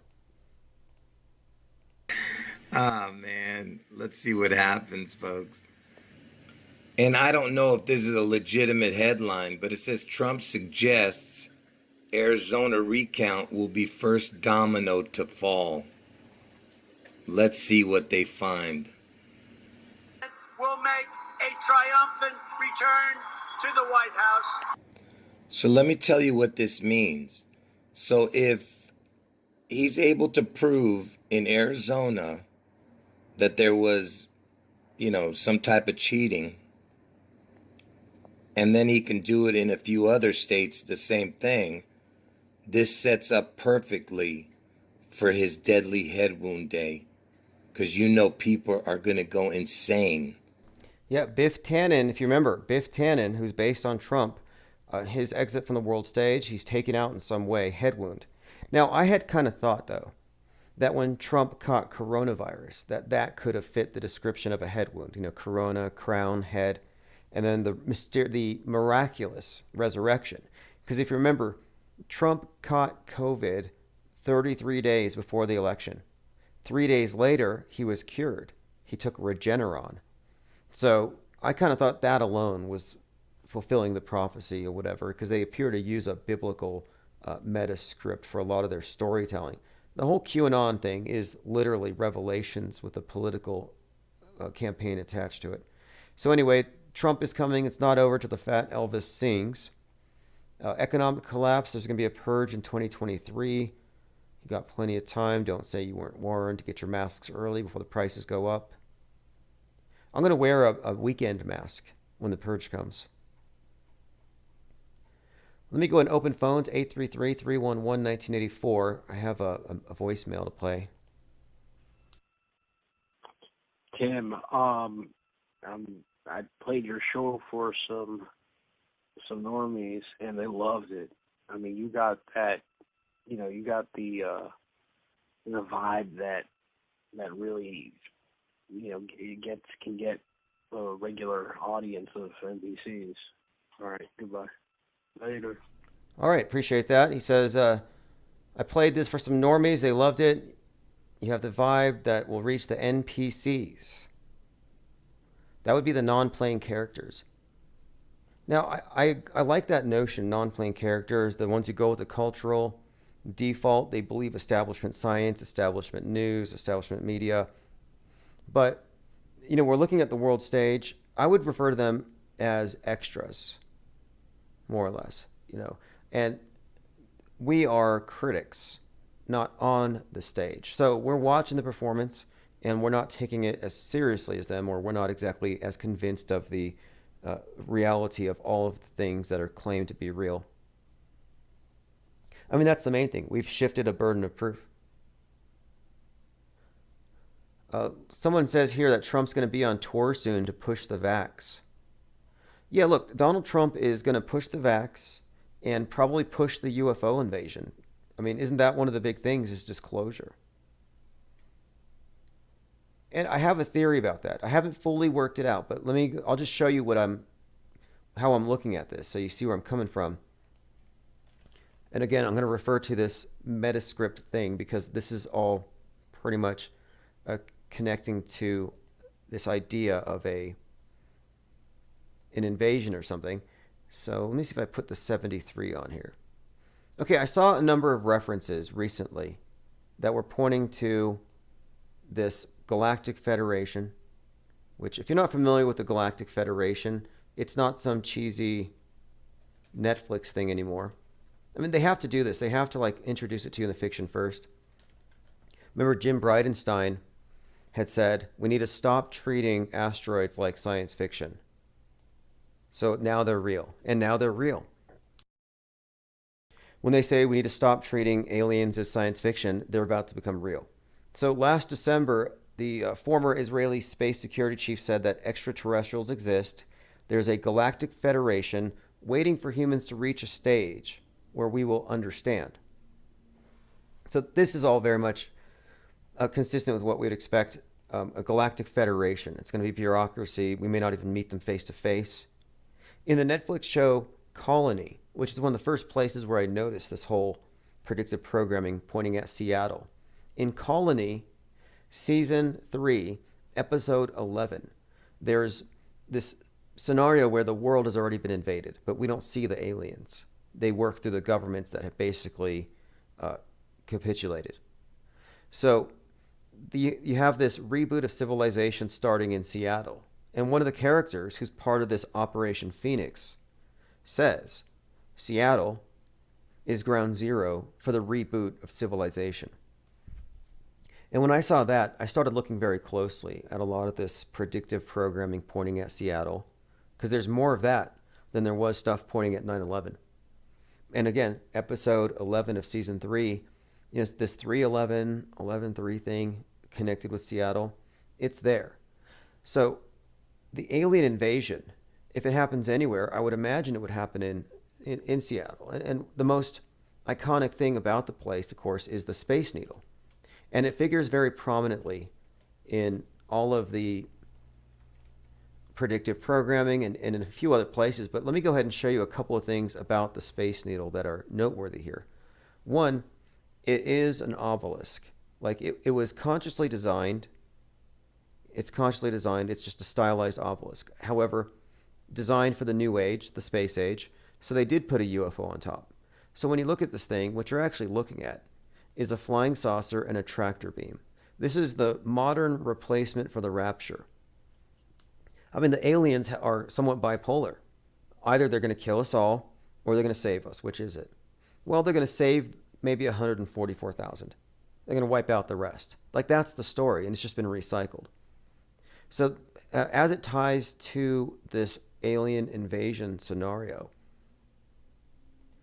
there are a lot of things about the Space Needle that correlate to the number 42. And the reason this is significant is that the number 42 has been attached to everything pertaining to SpaceX. SpaceX in particular.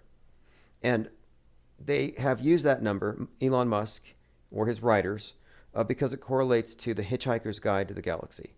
And if you haven't read the book, which came out 42 years before 2020, so 2020 was the 42nd anniversary of the Hitchhiker's Guide. But a few things about this movie worth noting. One of them in particular is that the way it starts, if you watch the movie, it has the globe Earth surrounded by cube-shaped UFOs. And these cube-shaped UFOs all blow up at once and the Earth is destroyed. Now that, to me, is noteworthy considering that Elon Musk is putting 42,000 of these cube-shaped things in space, CubeSats. So I'm like, well, okay, that's kind of interesting. A bit of end of the world kind of programming, like they set the stage for space wars or something. So anyway, this number 42 has been associated with the end of the world, with alien invasions and all this stuff. So now I'm looking at the Space Needle, and it happens to be exactly 42 meters wide.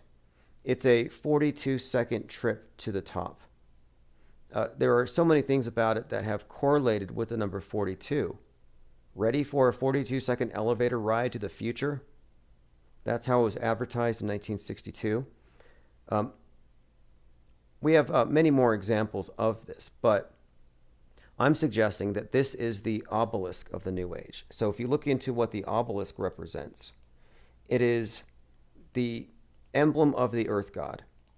And the Earth God dies because he's symbolized by the sun, which dies at the end of the day, and then he's put back together, and then he's resurrected the next day. So this is kind of the story of this Earth God and his nightly conjugal visit, and then of course he's reborn as the sun the next day. So if you look at the movie Independence Day, look at the cover, it's telling the same story. On the cover of Independence Day, you have a mothership descending upon the Empire State Building. So again, the mothership is symbolized by the top part of the Space Needle. And again, here what you have is alien invasion as the theme. And the mother ship represents the goddess Isis, the goddess of the sky. And so she's coming from outer space. It makes perfect sense in the iconography. And by the way, they lit up the needle on the Empire State Building as a result of the pandemic, which is very significant for a couple of reasons. Mainly, I would say, because it looked like a big needle, like a big vax needle. And then, of course, two, because after 9/11, many people referenced the movie Independence Day because it featured so many things of buildings falling. And it was their closest association to what they were seeing on the TV. So another tie-in, with the iconography, the movies, the films with 9/11 and the pandemic, the 3/11.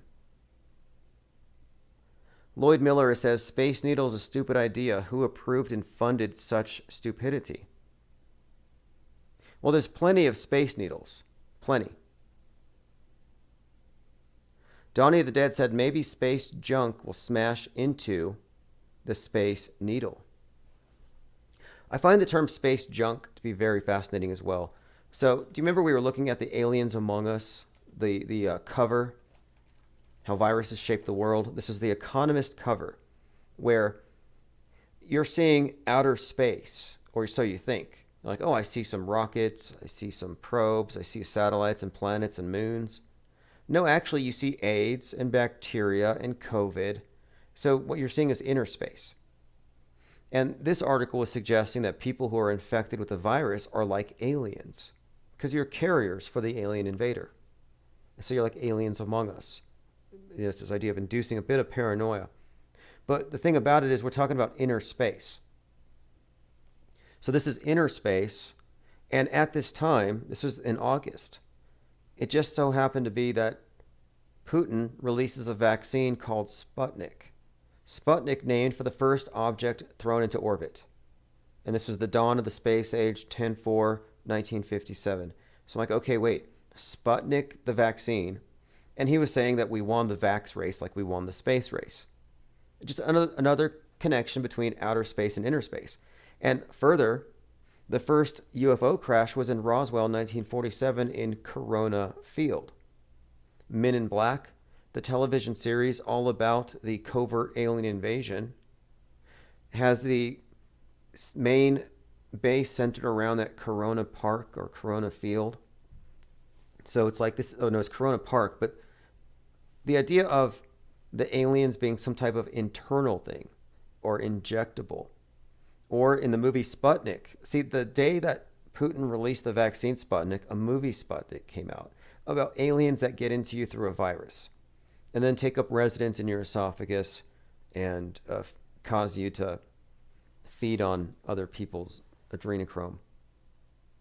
So my point is they've correlated outer space and inner space quite a lot. So now we're looking at space junk as this new threat. And I find that to be kind of an interesting term because it's like, well, it's not a pure stream if you have junk in it, in your blood. And it needs to be, so it's like with outer space, they've made these strong correlations here.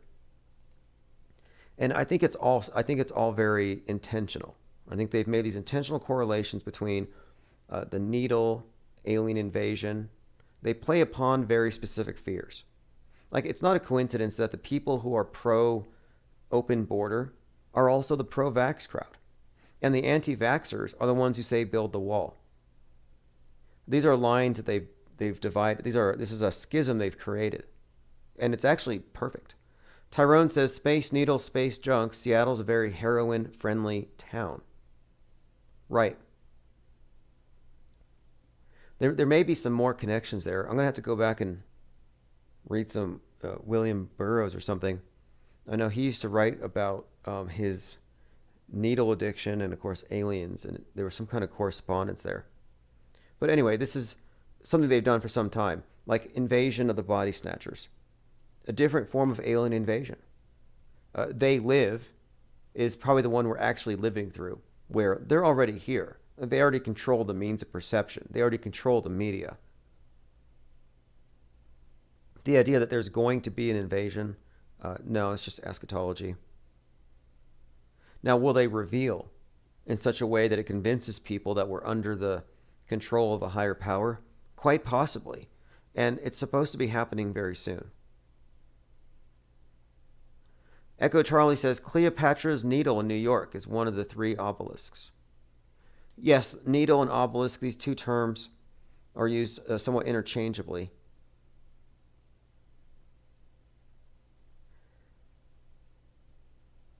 All right, let me go ahead and go through a few other things. I didn't want to get too sidetracked, however. There is quite a lot to look at. By the way, Seattle is state number 42, which may play some significance here. This mind mapping thing, if you're unfamiliar with it, what we're doing is we're looking at patterns in the media. And based on these patterns, we're looking at what appears to be a pretty obvious story that's unfolding before us.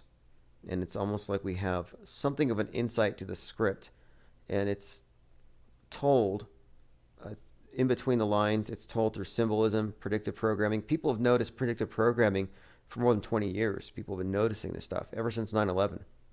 But now I think we're actually getting somewhere with it. And it doesn't, I don't believe it has a divine origin. It's not synchronicity from the universe trying to wake us up. No, I think it's like Arthur C. Clarke said, any sufficiently developed technology will be indistinguishable from magic. And I think that media, as it, its true purpose, it's not for informing us, it's for conforming us to a specific worldview. And it's so sophisticated that when people start actually noticing what is actually being said between the lines and these connections and these apparent coincidences, I think when the default explanation is, well, there must be some explanation here, some higher power or something. And I'm saying no. I'm not willing to take the leap to higher power just yet. Okay, I got a tweet here from Pitch Protogen. He said, I'm calling it now. The Arizona audit is going to have a shooting or a PSYOP attached to it at the Crazy Times Carnival that's rented out at the same spot. It's next to a gun show. Okay, so I have a few images to go through, but so this individual here is saying that the Arizona audit may have some kind of a PSYOP attached to it. He says, they're holding a sketchy fair announced Monday in the same lot as the Maricopa audit. It'll last 10 days starting this Sunday. Okay, Arizona State Fairgrounds Crazy Times Carnival opens this Thursday, April 29th through Sunday, May the 9th. So sometime between now and then, if you're a crisis actor looking for work, go to the Crazy Time Carnival grounds. Okay, I see some comments. Some people did some digging. They said the event has no vendors. No one's heard of it. They can't contact the owners. And the whole thing was set up in 7 hours. Okay, here we go. Phoenix Craigslist. Actors needed $15 per hour. Actors help needed for an event tomorrow from 2 to 11. Duties include protest activity, hold signs that are anti-Trump. Minorities are welcome and needed, looking to fill 500 spots. So 500 minorities that are anti-Trump are going to get it in this drama, if it plays out that way. I recommend that you become a crisis actor if the opportunity presents itself, because you can learn quite a lot and you get paid. And you can, I would recommend you just go to whoever's running the thing and, give them a sly wink, a Masonic handshake, and see if you can't get invited to like a higher level PSYOP. Okay, I'm going to comb through my Twitter likes really quick to see if there's anything else. Okay, so it turns out that Bill Gates and Melinda Gates sent out identical tweets saying that their marriage of 27 years would be over 3:30 p.m. May 3rd.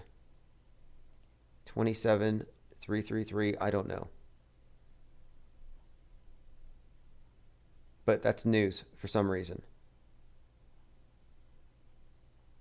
All right, I'm going to leave phones open for just a moment here. 833-311-1984. I'm getting a lot of pictures of people showing me the laziness of NASA.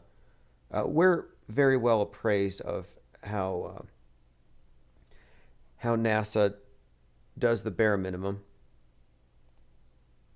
The public doesn't have a very high standard of evidence at this stage, and it's getting worse. And we've been talking about this, and it has to do, I believe, with the replacement of organic effects and props with pure CGI. And I think this has just been a work in progress to visually dumb people down. Someone mentioned that scientist Dan Kaminsky died after his Pfizer shot. Wouldn't shock me if his Pfizer shot killed him or whatever, according to the story. I mean, they're putting the PSYOP out there. But the picture of him, he's in front of a skull and crossbones, and he's 42 years old. So Cult of Saturn symbolism is the skull and crossbones, 42. I'm leaning towards he's probably not dead. Also, we are pretty sure that the former CDC chief Redfield is Dr. Carver. So Dr. Carver, the guy who carved up bodies, the autopsy mortician guy over there in Sandy Hook. Yeah, a medical examiner named Carver. They should have just named him Butcher. Anyway, he resurfaced as CDC Chief Director Redfield. You can dispute this if you want. I think it's the same guy. I've mulled this one over, and this is definite. There's a guy named Mason Wells. Nothing suspicious there. He survived bombings in Paris, in Brussels, and Boston. Now, are you a coincidence theorist, or do you just see a crisis actor traveling around?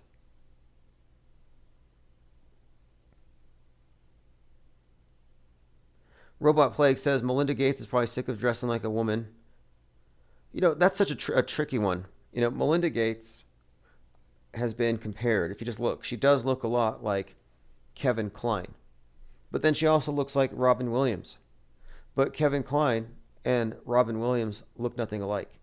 And usually, you know, if A equals B, B equals C, then A is going to equal C. But in this case, it just breaks. It doesn't make sense. She's like halfway between the two of them or something, but I'm not all that intimidated by the Gates. I think these are all just made for TV characters. I'm actually not even a big believer in anything other than maybe placebo being in the vax. I think it's all just to create a schism between believers in establishment science and non-believers. I think that's what it is. It's an injectable schism. And they're going to be able to use this as a divide, as a political divide for the next, 19, 20 years until they come up with something bigger than the virus. By the way, Elon Musk is going to be hosting SNL this weekend. He's on Twitter fishing for skit ideas. I don't know, maybe he doesn't know that they have writers. If you didn't catch this, Mad Mike Hughes' Discovery Channel show Homemade Astronauts premieres on May 13th, 2021. Again, May 13th, season 1 of Homemade Astronauts. I'll put a link in the newsletter. So if you're not subscribed, go ahead and subscribe to the newsletter, infiniteplanesociety.com. You'll stay up to date with everything we're discussing here. And then, of course, anything we discuss, I tend to put the links in the chat. And you remember I've been saying that when they bring out Space Wars, they're going to have cyberspace wars go along with it. Look at this. Japanese accuses Chinese Communist Party of cyber attacks on its space agency. Which, you know, I mean, what can that possibly mean? Cyber attacks on their space agency? I mean, the space agencies basically, they all work together. They pretend to be competing or like they're separate. So it's like World Wrestling Entertainment. Now, last night I was talking about how bad the media exaggerates things because in India, they're having a Wuhan-style meltdown. People are dying. They're having to pile up the bodies and set them on fire because they ran out of room in the cemeteries. I mean, these stories get so dumb. Like there was this one where they said, I think it was in Brazil, they're like, there's no more room to bury the bodies, so we're exhuming cemeteries. We're unburying bodies to put in COVID bodies. And I'm sorry, but like 1 minus 1 plus 1 is still 1. Like, and then you're still left with a body to get rid of. You can't just, it doesn't make sense. But I was suggesting that they're always exaggerating. And so I've said that I'm surprised they didn't claim that the hospitals were so packed that bodies were falling out the windows. Like 9/11 jumpers. Well, someone actually went and they found examples of 3/11 jumpers. COVID positive pressure. Dentist commits suicide. Burned out after testing positive from COVID-19. Jumped from a 14th floor. A doctor at a Delhi hospital jumps. 32-year-old woman jumps off the 4th floor of her building. Couldn't bear the pain of a COVID diagnosis. Suicide of Burmese worker jumped from a quarantine factory window. COVID patient 60 jumps off a window in Haryana, dies. 42-year-old COVID patient jumps from the 4th floor. And again, these are your 3/11 jumpers. So they did actually throw in stories of people falling from windows. And I think there were some Russian doctors, and I think about it, that were thrown from hospital windows. And I found this hard to believe because I've never been to a hospital. Look, 3 Russian doctors fall from hospital windows mysteriously. It's like, excuse me, but have you ever been to a hospital where you could actually open the windows? Like, I don't think so. So this is all just very shady. Anyway, thanks for whoever put that together. 6119 says Gates may be blackmailed or extorted too. Yeah, there's this running theme that there's got to be some blackmail ring, that the elites are all blackmailed. I don't know if that's the case. You know, I mean, if they're all just diabolical, then they're just diabolical and it's a club. I don't think that there needs to be any compromise. Like, we're not going to have any whistleblowers. It would have happened by now. And whistleblowers for what? I mean, so much of what we're shown, like, does anybody here still believe in the whole Epstein narrative? Dollar Vigilante debunked that. He went out on a rowboat to the island, to Epstein Island, and he determined that the temple was made out of plywood. The doors are painted on. I mean, that's it. So I'm saying that no, there's no there. And if you think about it, it's kind of a scapegoat, a red herring type of thing, where you're like, the elite are the blood drinkers. They're the ones who are trafficking children. No, it's more widespread than just a small group of people. And it's not just a bunch of billionaires, you know, who are depraved. No, I think it's pretty much the case that depravity is represented across all demographics and always has been. I think it's unrealistic to think that you can drain the swamp. It's unrealistic to think that you can perfect society by eliminating a small segment that has to be the ones that you can find to be responsible for everything that's wrong with the world. I think that's kind of lazy, unlikely, unrealistic.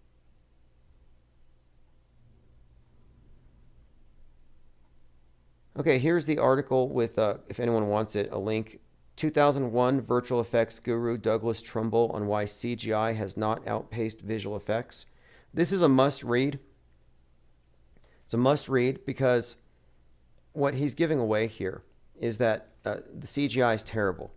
And in 2 years, 3 years, it doesn't age well. You look back, you can tell, okay, that looks pretty bad by today's standards. But by contrast, these films by Kubrick are still good 50 years later. That using models and miniatures and real space and real light, it ages well. And it still looks real decades later, but CGI doesn't. And in this article, he makes it pretty clear that, you know, he feels, and I agree with this 100%, that it has to do with the organic props just looking real on a visceral level, that you experience it as being more real. So there's been a major aesthetic change when everything switched to green screen. But apparently these large LCD displays are putting things back to where they were. And I suggested this before. I said that the next space station is going to be a throwback to the 60s. It's going to be a throwback to Kubrick style rear screen projection, but upgraded. They won't have the issues with parallax anymore because it won't be it won't be a background that is, well, it'll be more immersive. You know, you're not going to be able to see where the stage ends, and that's been the problem. You can see where the backdrop begins, where the ground meets the background on the moon landings. But with the new stuff, we're not going to be able to. These new, it says here, this is from the director, Douglas Trumbull, or special effects guru. He says, they're replacing green screen with rear projection, but using LCD displays. It's not perfect. It's not the magic bullet. They cost millions of dollars, but they allow everybody to see what the magic is because you're in the location. So what he means here is, when these astronauts are pretending to be in space, they're just LARPing in front of green screens. When you go to one of these studios, you're going to look around and you're going to see the background. You're going to see the clouds. You're going to see what is usually inserted in post-production. So it might even make their acting more realistic.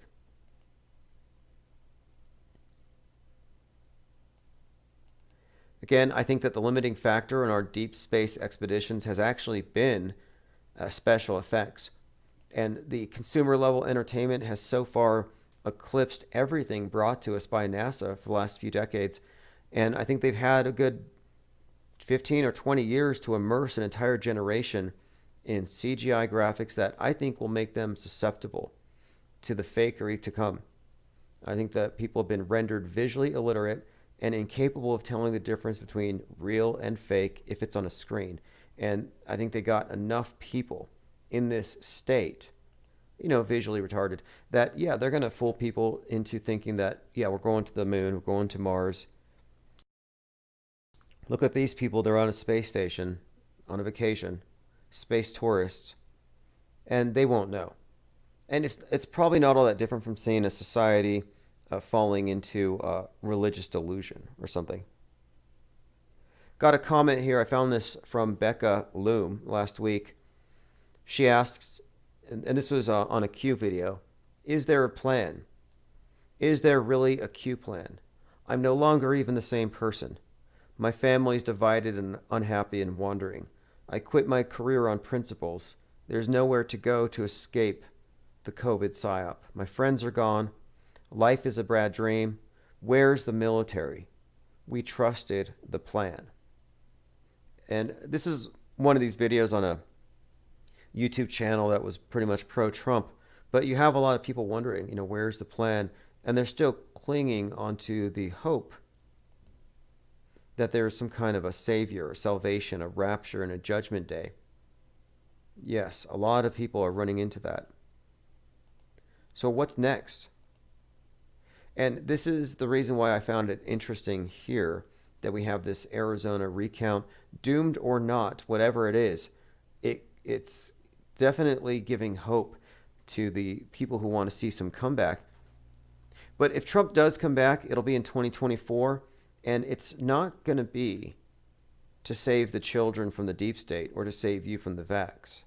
So at this point, I just find the whole thing to be so played out. I'm surprised that there's even any interest in it at this point.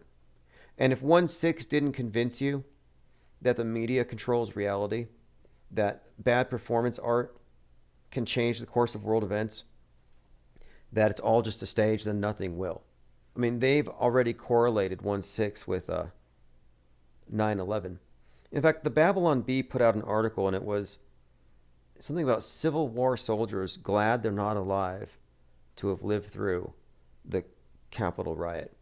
I mean, people have been clowning this thing from day one. The idea that it was an actual insurrection or something.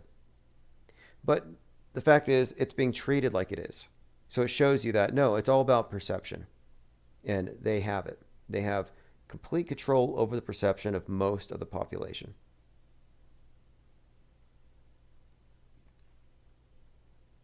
All right, thanks everyone for joining. I'm going to go ahead and put a link in the chat. Just a heads up, you want to reserve time on Saturday to watch the new episode of South Pole.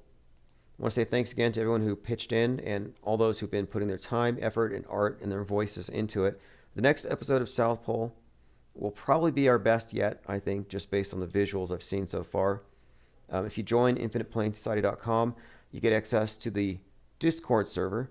And from the Discord server, you can join in on any of the things we're working on, including these animated productions. And South Pole is just the first of what should be, I think, a series of I want to do more than just South Pole, satire, etc. But we're bringing good memes to life every single episode without fail. So anyway, thanks for joining. This is Bravo, Eddie Bravo, Flat Earth Rock and Roll. I worry about you, Eddie. I really do. You don't need to, man. I'm fucking better than ever. I know dude. you're have doing no great, idea. but I worry about you going down these rabbit holes of thought. What's the big deal? Who cares if the Earth is round or flat? It's entertaining to me. I went full flat Earth on it. You went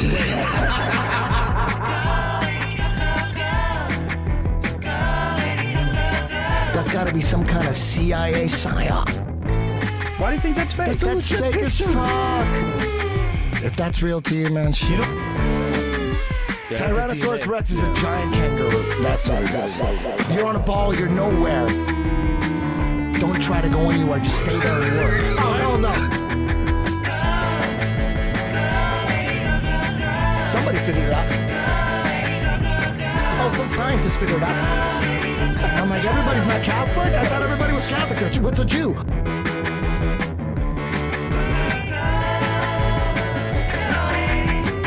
Radio has been used as propaganda. You could believe that shit. You want to believe that shit? Good luck. You just apply this to everything. Dinosaurs are for kids. Radio, TV, and the movies have always been about propaganda. Let's get into it.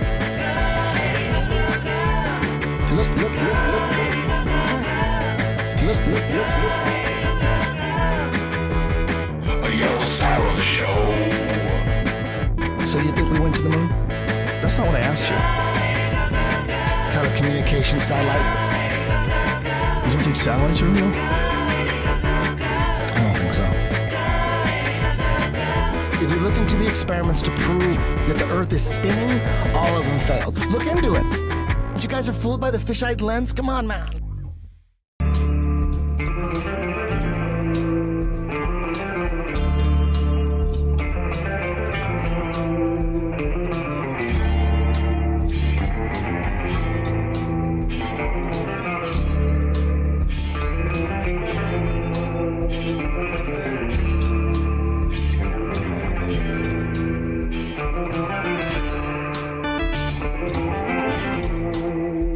I'm so tired of World War III.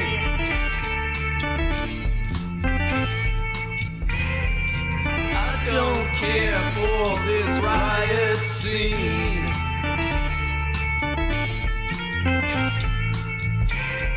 I've got a fever of 113.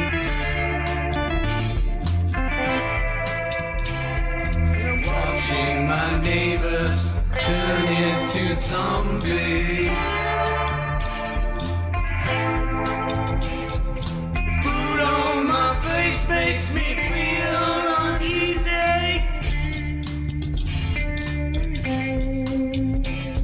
The commie world order is totally sleazy.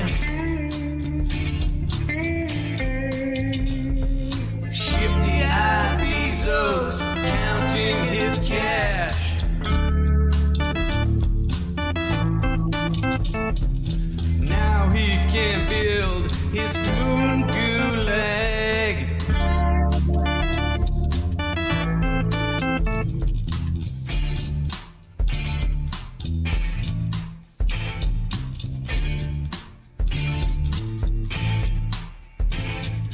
Nipsey, forgive me, I can't stay home.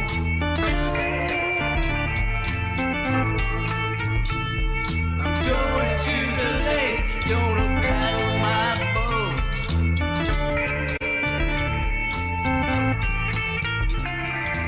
Had enough Netflix, 4,000 lives.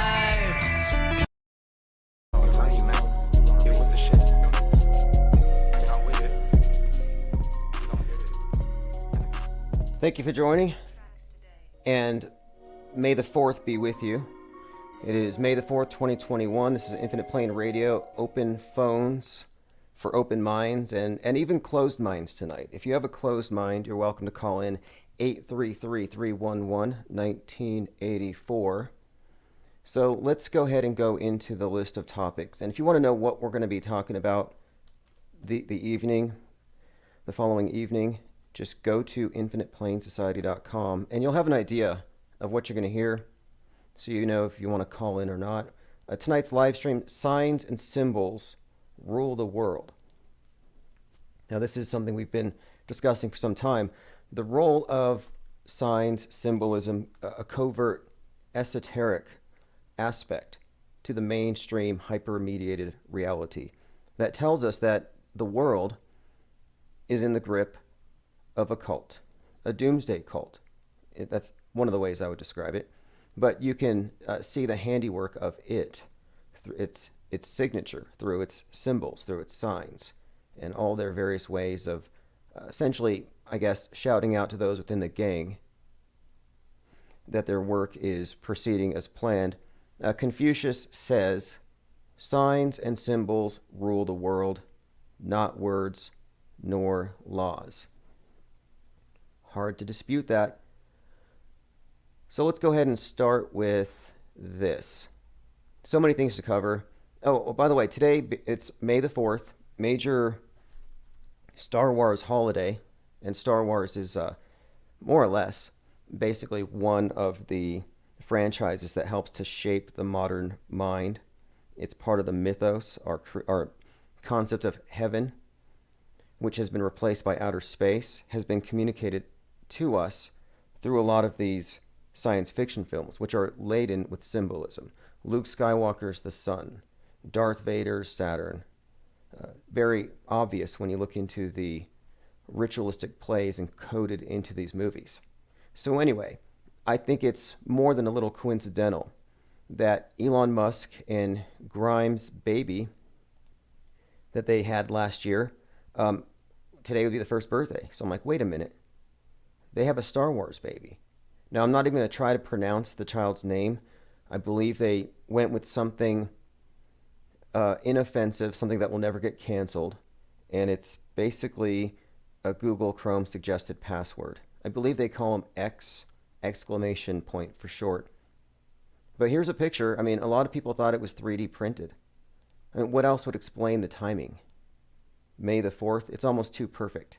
And this is something we were talking about yesterday, the significance of birth dates and death dates with characters on the world stage, and why these are significant. And one of the reasons they're significant is the entire cult that I speak of is astrotheological, just as all the so-called ancient religions are. You know, all these various versions of reality share the same clock. It's all astrotheological. And by the way, Elon Musk is hosting Saturday Night Live this week. And he is another one of these, I would call it world stagers, because you can find evidence of his existence before he was even really born. I mean, Wernher von Braun wrote a book called Mars, A Technical Tale, about the first colonizer of Mars, called the Elon. So again, just another actor on the world stage. But anyway, a happy birthday to X, I guess we'll just say. And this is all very perplexing to me. You know, it really is. You see, because Elon Musk was saying that having to change up how we look at pronouns to be gender inclusive is an aesthetic nightmare. That's what he said. But the name of his child, which I'll see if I can find the spelling for you. We have a clip where he's actually asked how his child's doing, and he said what? Like he didn't know. So the son's name is XAEA-12. There's a few sites on here that teach you how to pronounce it if you care to. Okay, moving on. A giant Chinese rocket space debris could crash down in New York, a 22-ton object. So this is a year from the last time it almost happened. We almost had a space 9/11 from China last year.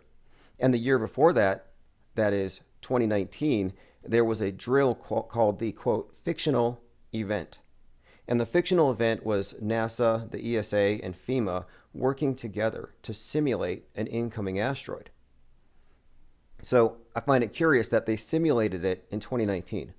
A year later, it almost happened. China almost dropped a piece on New York. And now here we are, a year from that, and it's about to happen. Isn't it curious how things that are drilled for, like worst case scenarios, happen as prepared for? Like they happen as written in the scenario. And it's like, wait, aren't these scenarios being rehearsed in order to prevent these things from happening? Scientists tried and failed to stop a hypothetically deadly asteroid in an exercise. So apparently they did this again. And this time they failed. And so this is from Vice.com. Despite putting all options on the table, including nukes, the exercise played out in such a way that we had to take a hit. said Lindley Johnson, NASA's planetary defense officer. So your planetary defense officer failed to hit a rock that's incoming. Says it's the doomsday event that reigns supreme all over others, an asteroid on a collision course with the Earth. Now, this is also something that we've been conditioned to accept as inevitable from all the movies that we've seen. We've been drilled collectively for this exact scenario. In fact, how many movies? There was one called Salvation that comes to mind recently because I was watching 60 Minutes and the astronaut was talking to the interviewer about how Mars was once like Earth. And then a big rock hit Mars, destroyed its atmosphere, and sent stuff into space, biomatter and whatnot. I mean, even now, scientists say that the asteroid, the size of Everest, that hit the Earth 66 million years ago, created a vacuum. Such was the speed and the force of the impact that it actually sucked dinosaurs out into space. So you could find dinosaur bones on the moon. I mean, this is what establishment science says. Well, they have a similar story for Mars. Basically, Mars was like Earth, and then the rock ruined it. However, the matter that was sent out into orbit made its way down to Earth, and so via the mechanism of panspermia, Earth was impregnated. So we're all Martians, is what the astronaut was basically saying. So we're basically evolved from Martian stuff, and Mars was once Earth, and we're going to try to become Martians again before we destroy this Earth, but we might not make it, or it might get destroyed just as we leave and get back over there. So this is from Vice.com. In addition to being wonderful fodder for blockbuster movies, the scenario was an inspiration for a tabletop exercise with NASA scientists. The asteroid drill is a mainstay of their planetary defense conference. But this year it was different for two reasons. It was virtual because of COVID, and two, the fictional 2021 asteroid could not be stopped, despite their best efforts, even with the nuclear option. The exercise played out in a way that we had to take a hit, and this is again from Lindley Johnson, NASA's planetary defense officer. And she said this is to get our disaster management and emergency response community involved in thinking about how to deal with it. So this is, again, another indicator, I think, that what we're being prepared for is this inevitable problem of reoccurring things falling from the sky. And even though they're showing us asteroids now, I think this might be misdirection. I sense a conspiracy here. If they can get us to agree that, hey, we need to set up global defense against asteroids or rocks, if they can get us to accept the premise, then later they can repurpose it to something else. And that's kind of what I think they're doing here, because they're already sending out things like OSIRIS-X, these things that can knock asteroids off course. But all of these technologies could easily be used in a different scenario. And I think that's what we're being prepared for. The space wars, it's on the horizon. And we predicted it here first. We said a couple of years ago, we're not getting any sort of actual footage of space junk. They never show it to us, but we're supposed to believe it's there. Well, recently, we've been seeing space junk on the regular, really since February of this year. First, it was plane parts falling from the sky in Colorado and a few other places at the same time. Then we noticed various TV shows like Debris on NBC about stuff falling from the sky.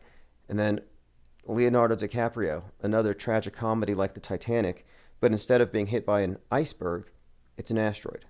It's called Don't Look Up.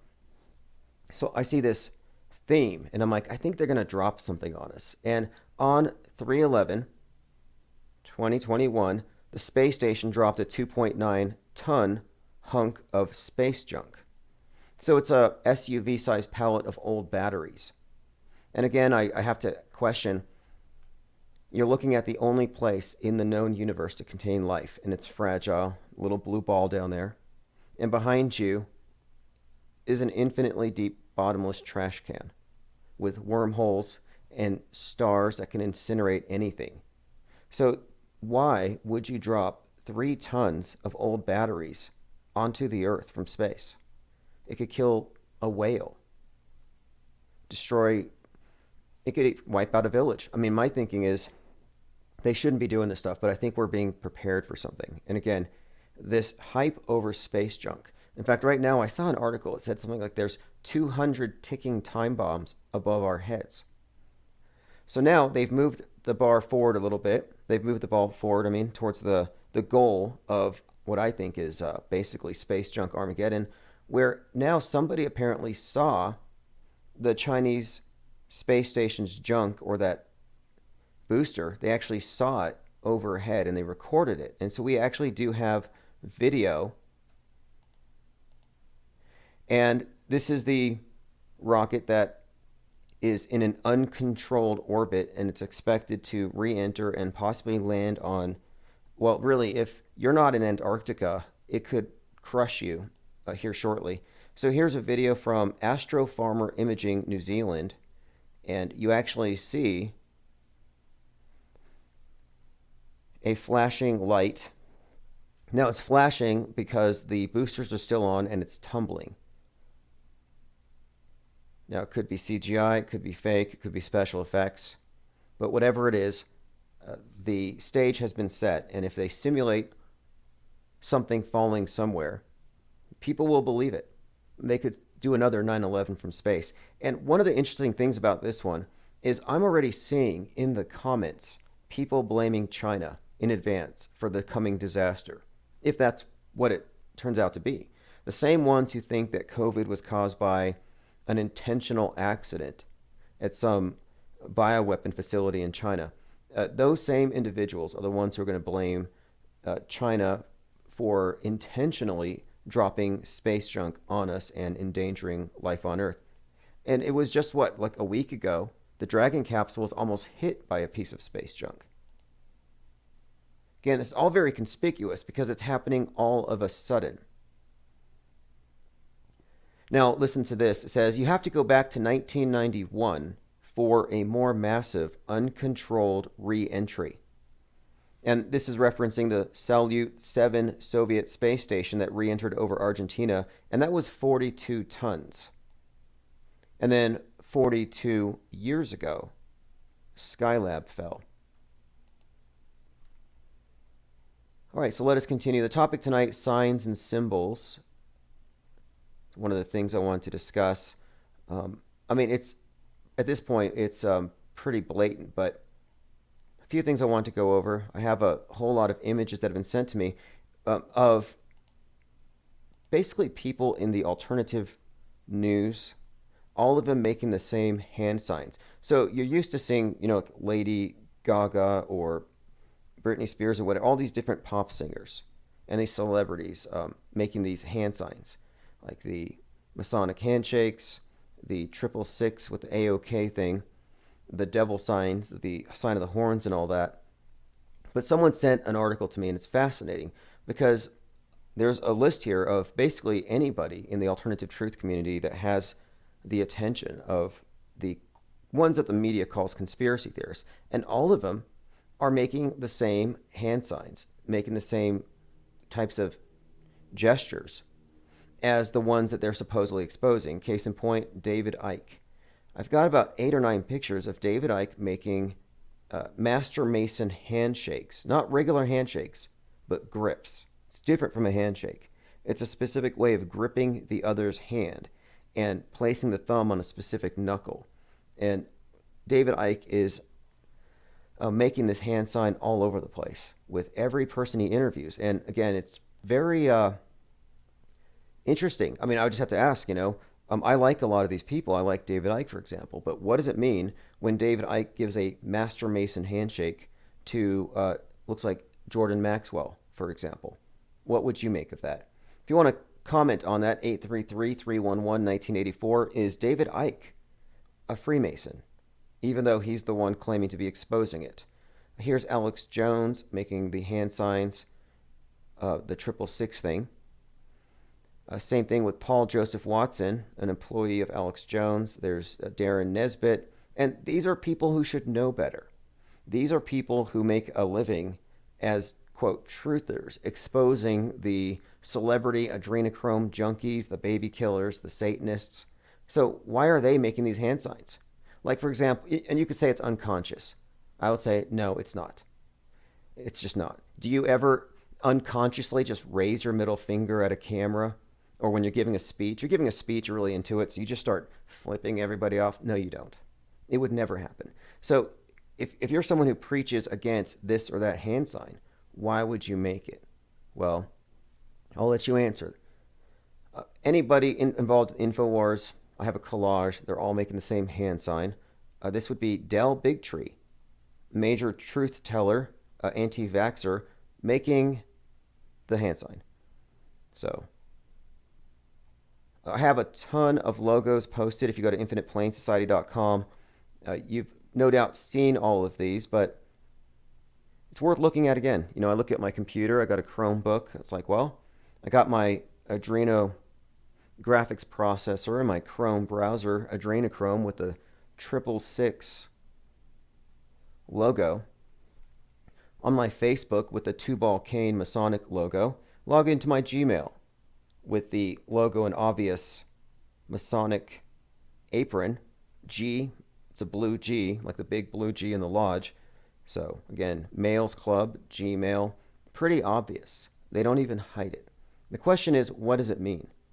What does it mean that we're in the grip of a world-spanning secret society that was here before any of us were born, that controls the media, controls all the religions, and shapes our collective worldview? Despite our best efforts to call it out as a contrivance and fake, I mean, how many of us have been calling this stuff out for so long? You know, a few years, you just repeatedly mention this stuff, and you get agreement from people, but it doesn't change anything. It doesn't matter. The consensus really dictates reality. And if they start bringing in fake UFOs, guess what? UFOs are now real. And it's really easy. What they do is they introduce it in fiction. Then they bring it to you on the news, and then it's real.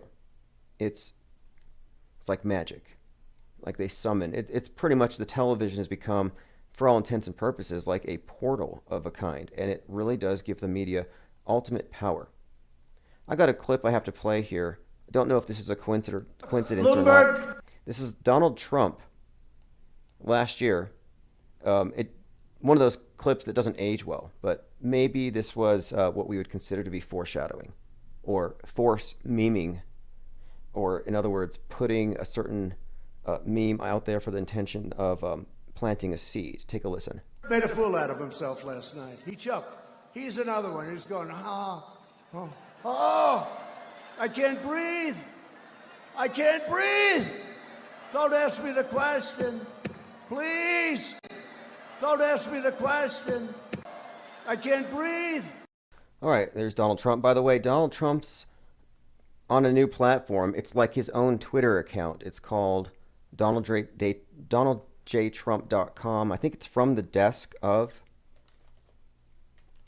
And what it looks like is basically he tweets to himself, and then there's an option to share anything that he tweets. So it's kind of like his personal Twitter stream. Yeah, that's what it's called. From the desk of Donald J. Trump. If anybody's interested, which, you know, to be quite honest, I think that the QAnoners got really burned and used, and I'm wondering, you know, who's going to save the children?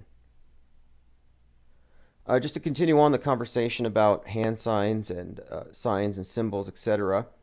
This is a post from someone on Twitter. They said, everyone knows about the close relationship between LeBron James and Jay-Z, but nobody knows how deep it is. So this is an interesting topic in itself, because you can find a lot with Jay-Z associations with Aleister Crowley, a lot of Masonic stuff. But again, Masons, hand signs, used by these celebrities who are all very prominent figures in the news today, major pushers of the major transformative psyops of our day, the ones that we're living through, the ones that most people think are real. I mean, there are real things that happen, but there are propaganda acts that take place in plain sight. And, you know, the public is pretty ignorant about really how controlled the media is and how monolithic it is. Like, here's an example. On January 6, 2021, the history book's going to say that there was an insurrection, it was a bloody war zone, mass casualties, bombs, explosions, planes crashing into things. But in reality, it was bad performance art. And I've seen some pictures emerge from the so-called insurrection where nothing was damaged, nothing was burned, nothing was I mean, look, nothing happened. Aisha Babbitt didn't even die. That was fake. That's been debunked. Like, they do this. They stage. This is called psychological operations, and these are called psychological operations. They stage something to get you emotional, to get people distracted, and then they put it on the news, and they basically they infiltrate our reality with these psyops. So it's just a movie, it's a drill, or it's a rehearsed scene, but once it hits the news, it's entered into the public consciousness, and they have editorial control. So even though rational thinkers and people paying attention know nothing happened on January 6th, the public thinks it was this major event. So the pictures that I'm presenting tonight show that it was 99% cameramen. It was pretty much theater. So in one picture I'm looking at, and you can see their media badges, there's half a dozen cameramen, actually there's 7, surrounding the guy with the buffalo horns, the so-called QAnon shaman. Again, all staged, all theatric, and I wouldn't be surprised if this wasn't set up by, Jimmy Kimmel or something. I mean, just really bad comedy. Not that it matters, because again, reality is dictated by what the masses believe, and at this time they happen to accept the version of reality that says that it was an insurrection. All right, phones are open, 833-311-1984. I have a few more things I want to go on into this topic with David Icke and some of these other high-profile truthers. I found an article here, and I'll share the site, puretruth.co.uk. And they've uncovered some very interesting material. The article here is called Dial M for Masons. And again, what this article is doing is it's going deep into the truth movement, the people that those who don't trust the MSM trust. So if you don't, this is why I use the term guardrails. If you don't trust the mainstream news, you diverge a little bit, what happens? Well, you hit a rail. You're guided back to the mainstream, even though you're on the edge. But you don't go over the rail. You don't question it too deeply. And so what we have here are many individuals who just happen to be ready to intercept anyone who strays a little too far and steer them into acceptable conspiracy theories. Infinite Plane Radio, do you think that the truth community is run by Freemasons and insiders? Sure. Can you name anybody in particular, like David Icke, for example? Do you find him to be particularly trustworthy? No. Who do you trust? Anderson Cooper? No. Do you believe in COVID-19, and what shape do you think the world is?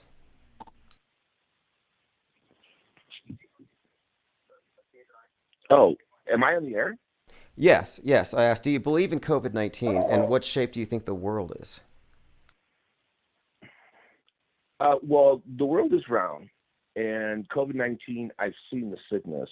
But I'm curious how, when you talk about the insurrection and say that it's just a Jimmy Kimmel bit, how you don't account for the fact that people died that day. Nobody died that day. And not only that, but the way that they were supposedly killed was entirely misreported, and there's no evidence for any deaths. You haven't seen any blood. There's no evidence for the death of the Capitol Police? No, all psyops. And that's what I'm saying, psychological operations. How about the family? How about the family that buried their loved one, their father? I'm sure that they're happy because they get paid a lot of money to participate in psyops. It's a gig. I participated in the funeral of the officer. You saying that these things you don't participated. happen? You participated in the funeral of Officer Sicknick or something. I was one of the attendees. There Okay, were now- thousands or hundreds of us. I won't say thousands. There were hundreds of us. So we were was out in the streets and we walked through. And how can you be saying these things didn't happen? Like legitimately saying that? I clearly I'll shut the computer off and won't listen to this drivel anymore. But it's so disrespectful to be saying it to the families. And yeah, the Earth is round. Okay, well, we can agree to disagree on this, but you have no evidence that this stuff was real, and you're on the wrong side of history if you're going with the mainstream media and its agitprop designed to divide this nation and really the world. It's a real sick thing that they're doing. Brian Sicknick is a crisis actor. Was he killed with a fire extinguisher? No, they took that back. Did they ever release the autopsy? No. Why is that?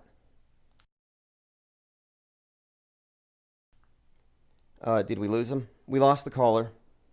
So this caller claims he was at this funeral. This is a common thing you see whenever you have these psychological operations out there. You have damage control and you have virtue signalers.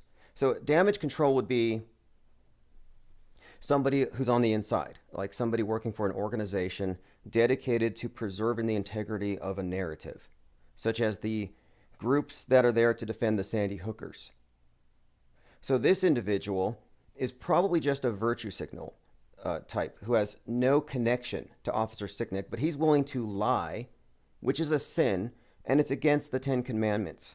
So he's willing to lie and anger God in order to enforce the MSM's version of truth. And we know that the MSM is pretty much run by, well, the devil, for all intents and purposes. So who does this guy work for? Like, you're not virtuous if you're defending MSM liars. And all we're doing is asking questions. So anyway, Babbitt's not dead. Look, this is the thing, and he says it's disrespectful. I'll tell you what, one of the persons who supposedly died at the Capitol Hill riot had a Gadsden flag, "Don't tread on me," and she was trampled to death. That's hilarious. This is just comedy. Then there's another one. I mean, Babbitt, obviously, if you looked at her persona on her fake rants, because she's obviously an agent and a plant, works for the Air Force or whatever, she's creating this persona of this rabid anti-communist, just like this story by Sinclair Lewis, the Babbitts. And the Babbitts are basically triggered conservatives wrapped in the American flag. So she wraps herself in an American flag and storms the Capitol. I mean, it's just a bad joke. Then you have the other guy who tasers himself in his genitals and dies. That doesn't happen. Officer Sicknick was supposedly hit in the head with a fire extinguisher. Didn't happen. Then you had that one officer in the RoboCop armor being crushed in a door, and he's crying like a baby. And I'm like, wait a minute.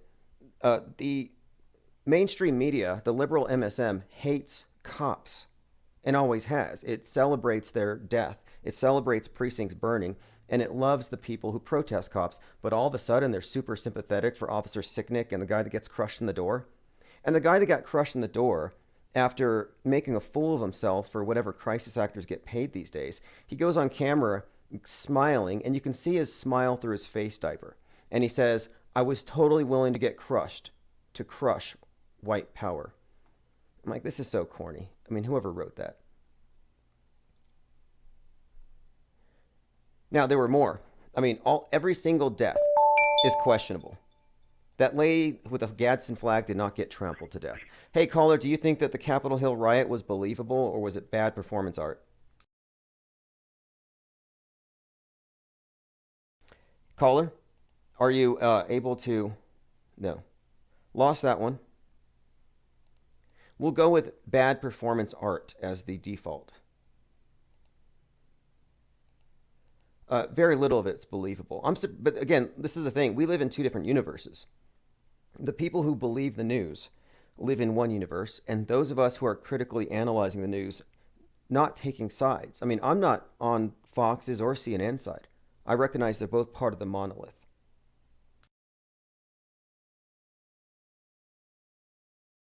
Yeah, Lean Dion, the crushed cop who said he was happy to crush a white nationalist uprising. And he was getting squeezed in the door, and he has this like look of total agony, and I'm like, there's no way with that body armor that he's actually being crushed. And by the way, the FBI said we don't have any evidence that there were any, and this is what they said, we don't have evidence of any Antifas undercover pretending to be Trump supporters. Well, no, you absolutely have this. You have multiple examples of basically BLM types putting on MAGA hats. So if you think it's real, you're being dishonest, which is cool. You know, that's the norm today. You can be a liar. You know, today they chastise you if you're a truther. You got to be a liar. Liar's the status quo, and you're basically lying on behalf of the media when you go along with this stuff. It's the default, like I said. Now this is just more accelerant for the fire here. So now we have this incident of this is terrible because it probably doesn't mean anything, but this is a guy who's never been to DC. He shows up and he puts on a hat and a shirt that says "Your knee off our necks, BLM." He's one of the jurors for the Derek Chauvin conviction. And now Derek Chauvin's trying to get it overturned, which might happen. And this whole event was fake, by the way. The numerology tells the whole story. Not a coincidence that George Floyd was killed on 5/25/2020 and the sun set at 8:46 that day, and that he was suffocated for 8:46, and that 8:46 a.m. 9/11 starts. Not a coincidence that 330 days from his death, Chauvin gets the conviction. Nor is it a coincidence that there were, quote, 33 people in the courtroom during the Chauvin trial. Like, why even put that out there? But there is so much symbolism and subtext and, you know, obvious just theater that there's no reason to think that any part of this is anything other than a major psyop. It's meant to 9/11 America. That's why Derek Chauvin had a hearing on 9/11/2020. It's to rub salt in the wound. And then when they let him out, the timestamp, if you look at when they released Chauvin, it was 11:22 a.m. and 11:22:63, of course, the date of JFK's assassination. And they do this to build associations. Associate him with Oswald, for example, who also killed a 46-year-old. Because Floyd, like JFK, was 46. These numbers tell a story. The birth dates, the names. That's why I don't get too attached to these things. You know, when you're looking at a psychological operation objectively, and you're not taking sides, you can see the inside jokes. You can see the various, like for example, when you look at the insurrection, or the so-called insurrection, you can tell that many of these images were staged. And they were staged to look like very specific things, to reference the fall of Rome, for example. So when I say bad performance art in theater, that's quite literally what I mean. All right, let us continue. Knockout Bear says, yay, victim shirts. Well, you know, this is the thing. I find this really curious that limited government conservatives tend to stand down when it comes to the topic of police brutality. Like, whether or not you believe these things to be real, these politicized deaths, the fact is those who are against big government ought to be the ones who are vocally against the police violence. But they've perfectly divided the issues in this country so that the people who are naturally predisposed to back the blue will find a reason to. Because every time we have one of these events, within 24 hours, you get their rap sheet. Or they tell you, oh, this was actually the case. So they give both sides reasons to take a polarizing position. One side's like it's a martyr. The other side said, no, the cop was saving us from a criminal.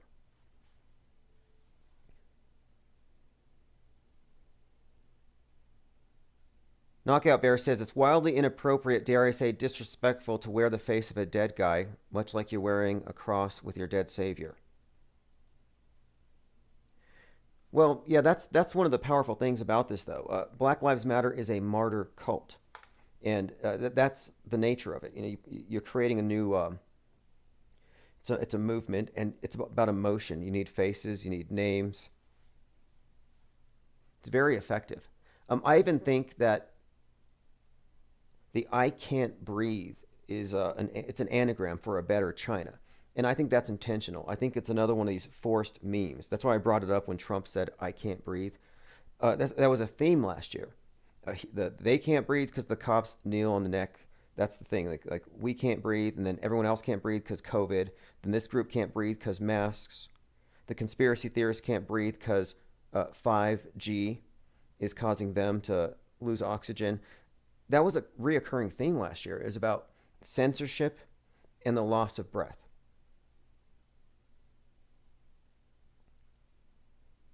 But the phrase "I can't breathe," I believe, was chosen as a rallying cry because it is an anagram perfectly for a better China, which at first sounded strange. It's like, well, what's the meaning of this? I mean, clearly, you have this communist group. You can kind of see why China would be in the picture here. A few other things, specifically at that scene there in the Twin Cities, that would connect with the symbolism of China, like the red dragon. But later in the year, then we started hearing Build Back Better. So the better China, Build Back Better, seems to fit something. And again, symbolism pretty much tells it all. The sun set at 8:46. It again, another indicator of the astrotheological nature of this cult. It's all based on the sun, the moon, the stars, constellations, and the timing. In fact, so this is a curious thing that happened. So we have the death of Daunte Wright just down the street from where Floyd was killed. And the Daunte Wright story, he was pulled over because of what? An air freshener. I can't breathe, air freshener. And there are layers of symbolism to this thing, but one of the things that stood out is the mother said, and this is something else too, by the way, Daunte Wright's teacher was George Floyd's girlfriend. So anyway, the mother of Daunte Wright says they put him on the ground at 1:47, and she repeated that 3 times. So I'm like, wait a minute. They said 8:46 with George Floyd, and they kept repeating it for 8 minutes and 46 seconds. Dave Chappelle did 8 minutes and 46 seconds. That was a meme that was forced into the narrative. So that's what I'm looking at this new event, and I'm like, wait, this is very close to where Floyd was. There's connections with the teacher, being, of course, Floyd's girlfriend. And so I'm looking into this 147. I'm like, well, what is this? And so it turns out that 147 is the name of a documentary about a twin explosion in 1968 that killed 41, injured 150 in Richmond, Indiana. So again, Twin Cities, 9/11 connections with George Floyd. And now we have this Daunte Wright connected to George Floyd in several ways, another BLM martyr. And it has a reference with a number, not to the Twin Towers like George Floyd, but to twin explosions in 68. So there's patterns here. So it goes deeper. I look and I see that COVID-19 has 147 million cases. So I'm like, okay, 147, 147, and then Kentucky Derby, May Day. Kentucky Derby, number 147. So I start thinking, well, there's going to be some sort of Black Lives Matter connection to whatever happens with the Kentucky Derby because of this 147, and maybe something correlating to the twin explosions. Sure enough, the place where it takes place, the Downs where the Kentucky Derby take place, are known for their twin spires, iconic twin towers. So I was watching very closely, wondering, are they going to do something, Boston bombing style or something? No, but what happened was the winner was a horse named Breonna Taylor. So there's another BLM connection, as we expected and predicted, based on their use of symbolism and a number calling back twin explosions in 68, which has a great deal of significance when you look at how 68 was something of a template for the media's interpretation of 2020, last summer in particular, which is something we've talked about quite a lot. And it's, just to give you an idea, the media framed the Black Lives Matter movement last summer as reliving 68 and many of the same exact factors and characters in play. Even Donald Trump said, when the looting starts, the shooting starts, which is a line straight out of the segregationists from the late 60s. So when I heard that line, I realized, wait, because he claimed to not know the origin of that particular quote. And let me get you the quote, because it's one of these things where it's just not an accident. When the looting starts, the shooting starts. Okay, so here's the statement on Wikipedia. It was said in 1968, it says, although Frank Rizzo was credited by President Donald Trump with coining the phrase, he never said when the looting starts, the shooting starts, specifically. Anyway, it was credited with, it was credited to him, but there was someone else who had said it as well.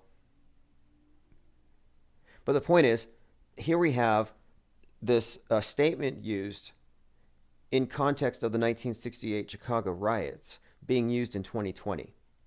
And this was just the start of it. Then we started noting other very interesting figures on the world stage, like Chadwick Boseman was in that Spike Lee movie that was set in 68, released summer 2020. And on the cover of this Spike Lee movie, The Five Bloods, it has 5 individuals kneeling around a grave with a raised fist. And this was before kneeling became one of the major, gestures of the Black Lives Matter group. Again, that's a movie, Spike Lee, and it was set in 1968. So lots of things, not just in the news, but in the entertainment, we're calling back that year in particular. So again, just to kind of reiterate, when I saw the Daunte Wright's death being associated with that number, I figured there was some significance there, and I think we picked up on it. Lean Dion says the term coronavirus is from 1968. Oh yeah, there were so many things with 68 that correlated 2020 that that's when I really started to look at this thing as we're looking at, well, it's worldview warfare, and a lot of history seems to rhyme, but it's intentional. And I kind of picked up on a number of things that, let me bring up a few just to give you some ideas of what we're noticing here. Again, Spike Lee had the individuals kneeling. You can look at that. And that movie was set in 68, but it was also referencing 2020 and many of the same exact issues that we were seeing this year. Okay, so I'm going through a list of things on my mind map called Coincidence Theory 113. And the term coincidence theory is just a way of saying that you'd have to believe in a lot of coincidences in order to ignore many of the connections that we are making here. So here's some examples. 1968, that's the year that the World Trade Tower construction started, by the way. So 33 years later, they came down. That was the year that Space Odyssey 2001 came out with the monolith. And if you remember last year, monoliths were appearing all over the place. I mean, what was with that? And was it ever explained? Last year, we had monoliths appearing all over the world. A metal one was found in Belgium. We had one in Utah. It says, in other news, mysterious monoliths keep appearing. So this is just a callback, I think, a prop from a movie presented in real life. And I think all these, there's 87 of them at least. At least 87 monoliths appeared worldwide. So that's just a reference. One of the things that we noted that, yeah, that's obviously a callback to 1968. 1968 was characterized with race riots and rockets. That was definitely 2020 to a large degree. Night of the Living Dead. And I thought, well, all the masked people, that could be something. I'm just scratching the surface. Don't want to go too far into that. However, my point is that 68 was used as a template for characterizing 2020. And this was a strategy, is what I'm saying. It's a strategy for framing people's interpretations of the events and how they see themselves and what side of history they see themselves on. Not a coincidence either that Jared Kushner was recruiting from the Purge franchise. And of course, the Purge franchise is a pretty good, I guess, example of what we saw last year. Just a movie about people with masks, a lot of rioting, looting, and the government is more or less complicit, allowing it to happen. So Jared Kushner hired the Purge publicist. This is from Huffington Post or HuffPost.com. President Donald Trump made headlines this year when he announced a new slogan for 2020's campaign, Keep America Great. This was significant because the tagline of the 2016 American dystopian movie was The Purge, the election year. The tagline was Keep America Great. So The Purge, election year, Keep America Great. And they hired this guy for the 2020 campaign. So an expert in marketing dystopia would be ideal, I guess, if you are going to sell your voters on the idea of order. You have to vote for order or you're going to get chaos, and it appeared to work. Maxwell Cooper says monoliths are the new crop circles. Well, to me, the monolith has a very specific interpretation now because of specifically Stanley Kubrick's role in shaping our modern worldview. So the worldview that the world stage finds acceptable, not the one that the conspiracy theories, the free thinkers, or the critical thinkers are in, but the default worldview. In many respects, I think that Stanley Kubrick is one of its architects. And it's not just because of Apollo 11. It's much deeper. It goes through several other things, but I believe these films are more than films. I believe that society is being more or less initiated / indoctrinated into what? Well, it's the new age. And you can interpret that in a few different ways. But the way I interpret the new age is it's the space age. The space age is it's a new paradigm where we've accepted certain things as, well, inevitable, like asteroids, aliens, the need for wearing spacesuits all the time. So we're being conditioned, I believe, for a new worldview that's all about sustainability, probably living under domes in smart cities. And I think part of conditioning us into this new age is, gradually walking us to it through the culture, through the movies. So the new age movement, the occult, the witchcraft, or a lot of this stuff that came out of the Theosophists, I believe all of this is being repackaged to look more high tech. So technology as savior. So just as an example, you have a world that doesn't believe in an angry God that might flood them if they don't stop sinning. Well, how do you fix this? How do you get non-believers to respond to your threats? Well, you have to dress it up differently. So I think that they repackaged fear of God with fear of globe. That climate change, global warming, is your wrathful God punishing you. You can't get these atheists to believe in, well, sin or regulate their behaviors in order to prevent the spread of sinful behaviors and sinful ideas, etc. And they're not going to quarantine and stay home from the bars and the clubs or stay away from social gatherings because of this sin, because they don't believe in it, because they're scientific, they're enlightened, etc. So you introduce something to replace it, you call it the virus. So now you've reintroduced demonic possession, the devil, which is COVID-19, a devil that the atheists can believe in.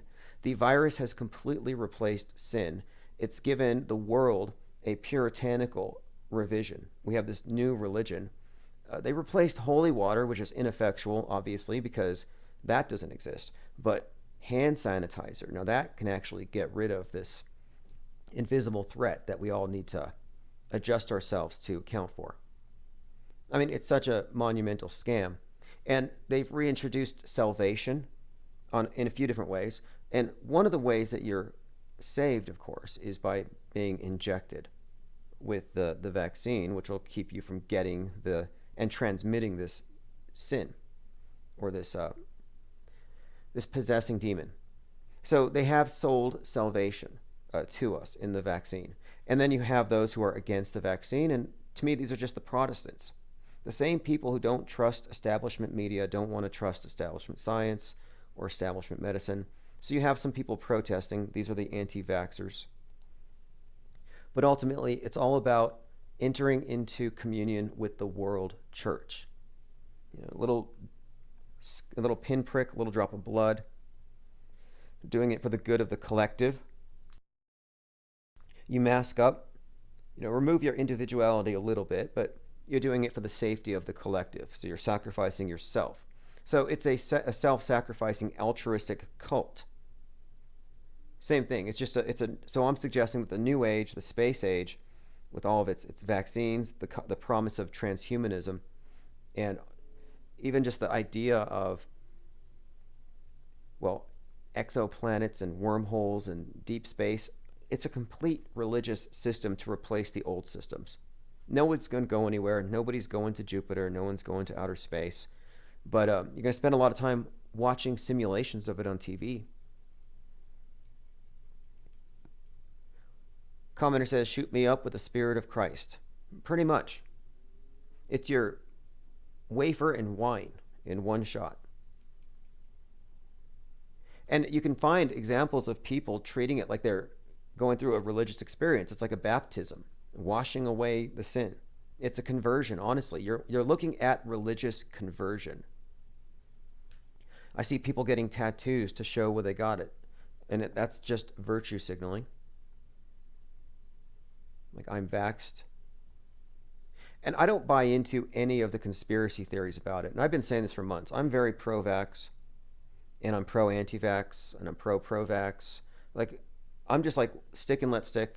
Make your own medical decisions. I don't buy into these vax-ageddon scenarios, which makes me something of a pariah among truthers, because for the last year, so-called truthers have been pretty much talking about how we're all going to die, that the Chinese troops are going to come to your door and vax you to death. Never happened. Never happened. And it's not going to happen. So the goalpost keeps moving. So at first it's, no, the 5G towers are going to zap you to death. Then it's the bioweapon is going to kill you. Then it's the mask is going to kill you, or the vax, everything's going to kill you. And I'm like, well, what were these people talking about 2 years ago? Oh, chemtrails. So the clouds are going to kill you. And so I'm kind of done with the whole we're all going to die scenarios for the time being until I start seeing some death. Because chemtrails have been trending since 1999. 22 years. So you have people who have been professionally warning us about the clouds for 22 years. They don't have chemtrail lung. They're not coughing on air. And they still take airplanes and fly to their chemtrail conventions. And they still smoke cigarettes and vape. So you want to tell me that they're worried about some cloud 5 miles above their head when they're smoking a pack a day? Nope. I don't buy it. And the more I look at the whole vaccine situation anyway, look at the pro-vaxxers and ask yourself, do you really want to warn these people? Like, let's just say you're right, that it's going to be full of nanobots and soul-stealing demonic entities and poison or whatever. Who cares? I mean, really. Have you seen any pro-vaxxer that you want to reach out and save? Because I haven't.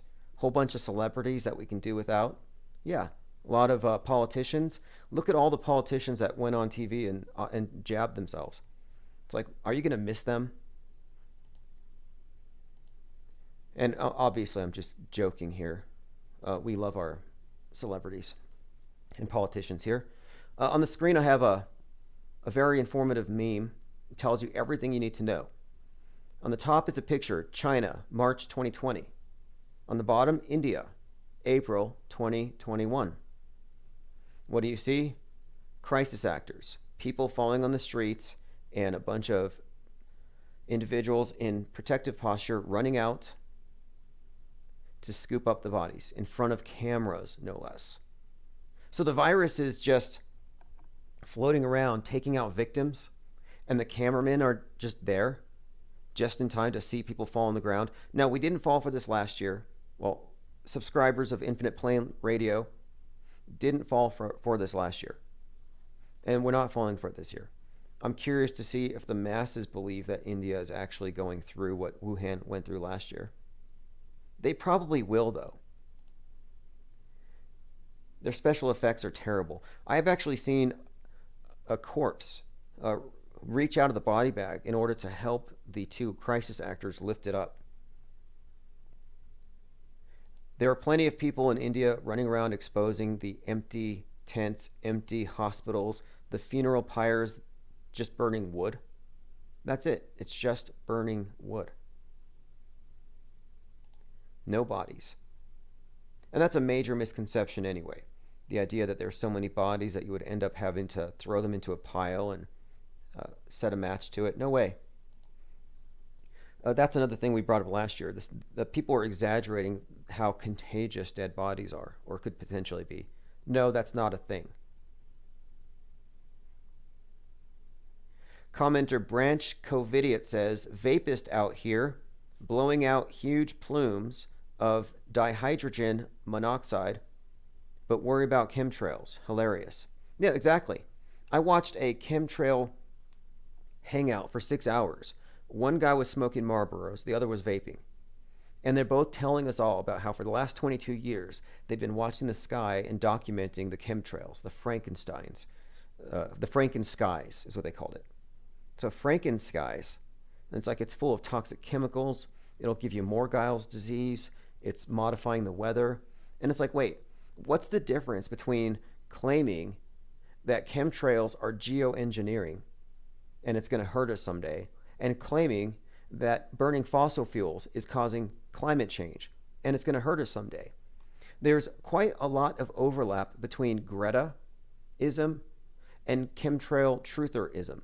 And if you could all just get together and just agree, yeah, let's just get rid of airplanes. She doesn't spread chemtrails. Greta gets on a boat and paddles across the ocean to the UN because she doesn't want to contribute to global warming. So it's kind of strange that so many people who are into conspiracy theories tend to have nothing but disdain for Greta, because she's anti-chemtrail in a way, because she's against, well, flying. I mean, long before COVID started grounding flights, she was talking about, let's stop traveling.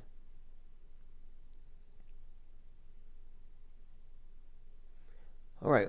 Restless Bear says they're only trying to push the vaccine so hard because they love us and care about us so much. Look, they're not going to kill us. They're not going to kill you. Bill Gates, who's single now, by the way. Bill Gates, I mean, $10 billion in, $200 billion out.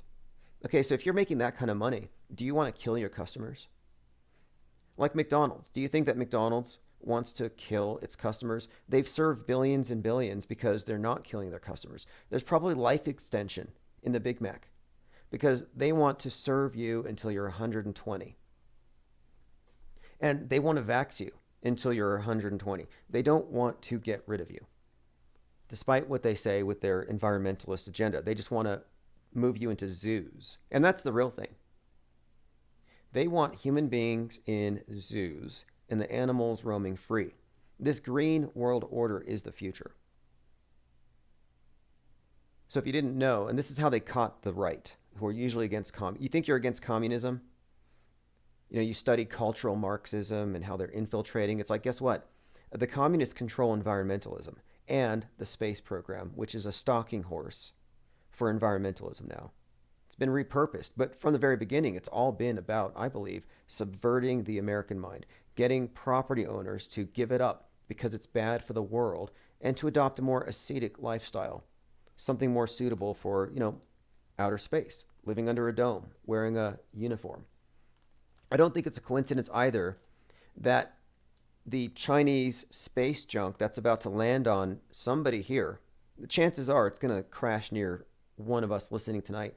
I don't think it's a coincidence that it's the Long March 11. Like the Long March is the name of this thing, this rocket they're sending to Mars. Because Long March through the institutions is one of the slogans of the commies, where they were talking about, well, we can't get them to unite as workers of the world. So we're going to have to disabuse them of the idea that they ought to own property and enjoy freedom and free speech. So the Long March through the institutions, the total undoing of the Western mind, I believe, was accomplished through the space program. and this utopianism that it offers. There's no difference between the Marxist paradise and your Mars bases. No difference. Just a gulag, a high-tech gulag.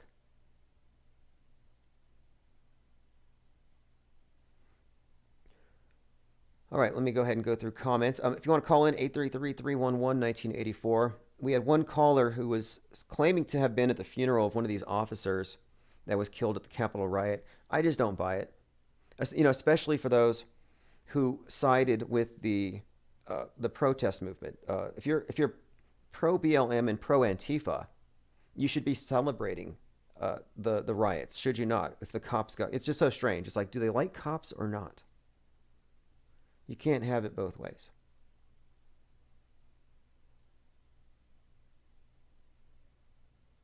But so far, I mean, we do get callers. I invite people to call in who disagree, just because I think a lot of things that they hear, or people hear for the first time, it might be jarring that some people are literally don't believe that there was an insurrection.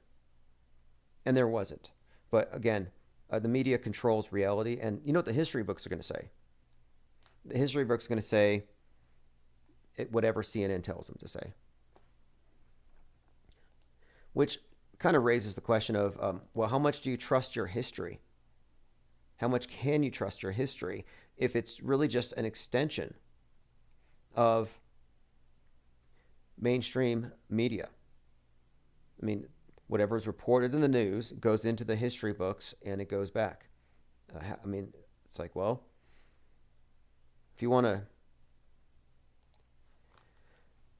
believe what they say about the past, it kind of leaves you vulnerable. And this was something Orwell spoke about. Controlling the media gives you control over the past and therefore control over the future. Knockout Bear says, I love hearing Tim wake people up. I kind of don't think so. I think people double down. I don't think they like the idea of doubt or something. It offends them. Like, how dare you question when there's victims involved? Like they always say, well, what about the families? That's usually the common thing. It's like to shame you into silence. When people first started calling out fake news a few years ago, I was watching this video. It was after a truck ran over some people in Nice, Paris. And Paul Joseph Watson from InfoWars was covering the event. And he said, don't call it a hoax. Those of you calling it a hoax will get banned. And he banned me. And I thought, well, I'm calling it a hoax because it looked like they were dropping rubber dummies out of the back of a truck. It didn't look like they were actually run over. And I was doing a live stream on this event because it was clearly fake. But I realized that the mainstream truth channels, the ones that I'm saying are all insiders, were preventing people from calling it a hoax. They stuck with the false flag. Let's blame the Muslims. It's a terrorist attack. When no, this is all just psychodrama. Made for TV.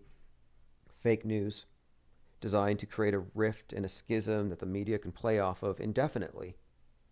And so on this live stream, I'm looking at this truck attack in Nice and I'm saying, look at these rubber dummies. And there was a commenter who reminds me of the guy who just called in. And the commenter said, how dare you say this is fake? What about their families? By the way, my girlfriend was killed in that attack. And I'm like, wait, the attack happened 15 minutes ago. So he's watching on TV, his girlfriend gets run over while Christmas shopping. He goes on YouTube and he sees a guy with 500 subscribers talking about it. And instead of running to the hospital to be at her side, he's going to tell me that it's real. And I'm like, well, go to the hospital and take a picture. What are you doing on YouTube?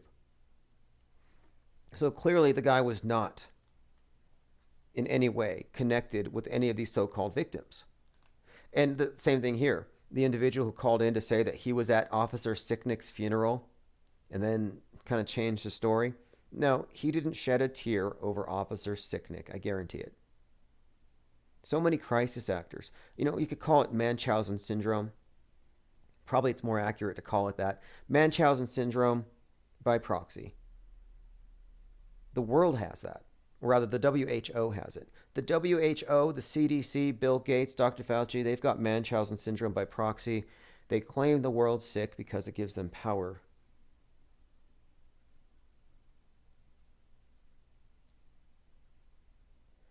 All right, let me go ahead and go through everything we talked about one more time tonight, see if there's anything else in here I missed. Look, I found this really great article. I don't want to go too deep into this particular topic.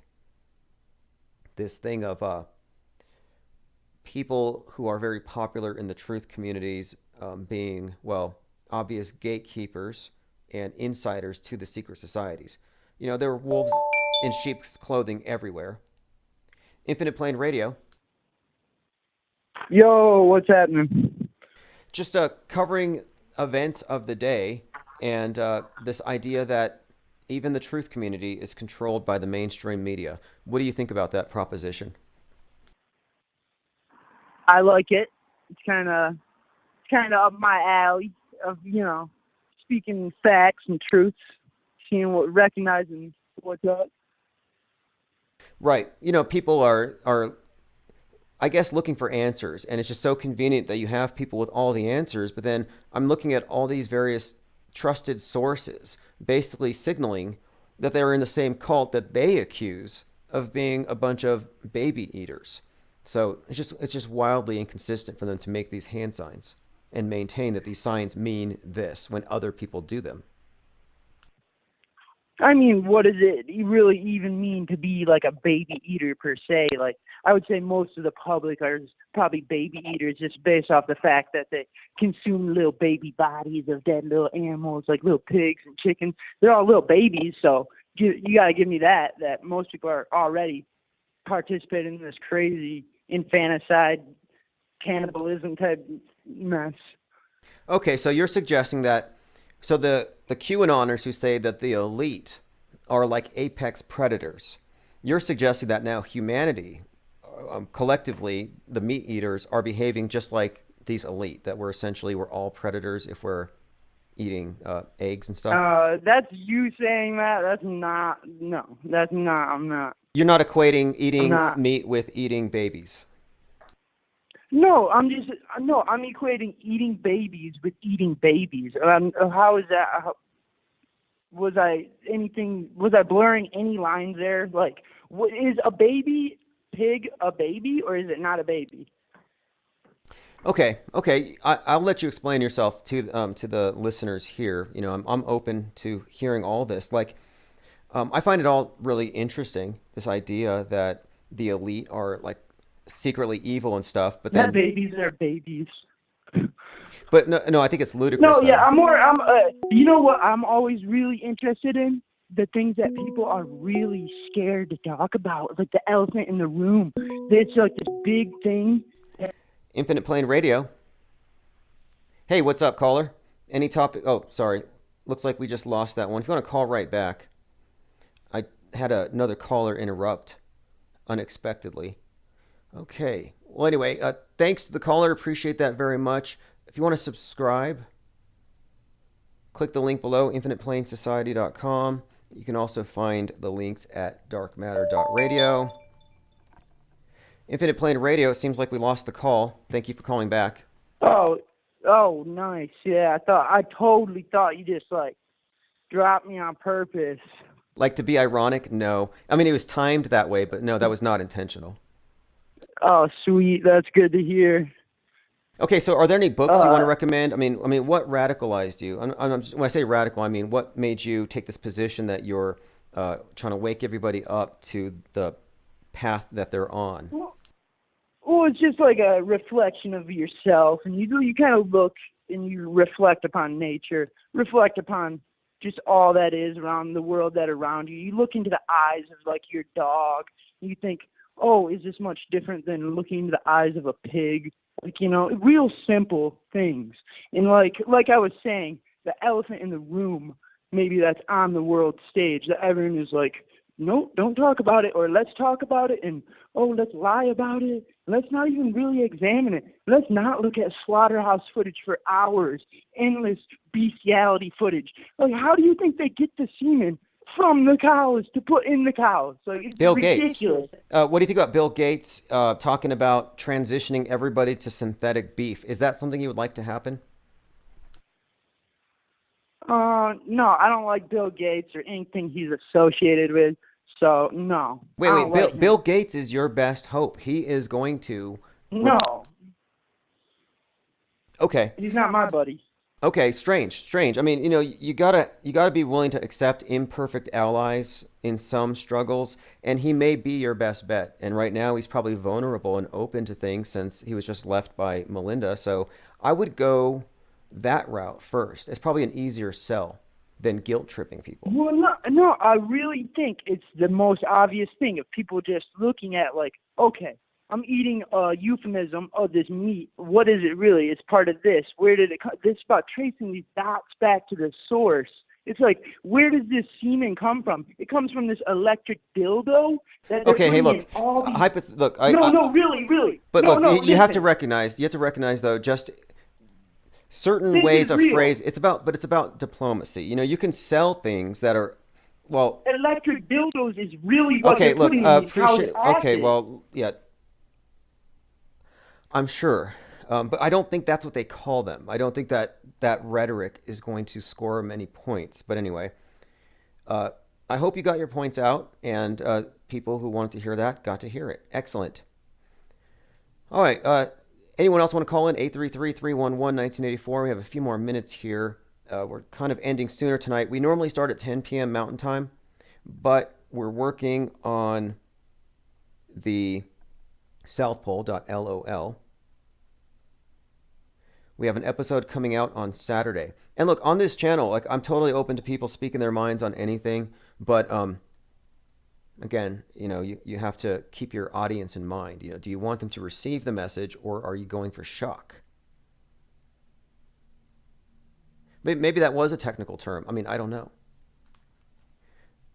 But something else too, I wonder why some of them don't get their own channels. I would happily promote it. So if the previous caller wants to call in about his electronic semen depositor or whatever, please do. Call in, or rather create your own show, and I'll, promote it or whatever. It sounds like you got quite a niche there. All right, hope everyone had fun. We will be back, possibly even tomorrow morning, depending on whether or not that piece of space junk falls down and crashes on a heavily populated area. If that's the case, you'll be the first to know if you're a member of our Patreon. Go to infiniteplainsociety.com, sign up for live stream notifications, and you'll be the first to know when it goes down. And we called it, and I think that is going to happen. All right, this is Chief Crow and the Flat Earthworms, COVID-1984.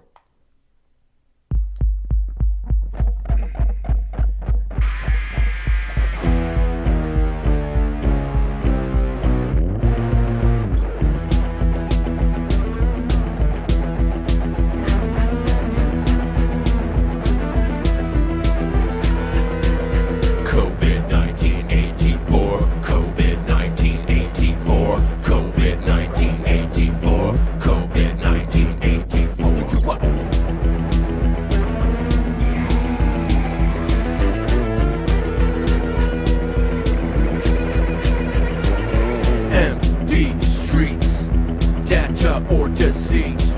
Shut up, shut the door. Government media bent you over like a whore. COVID-1984, COVID-1984, COVID-1984, COVID-1984.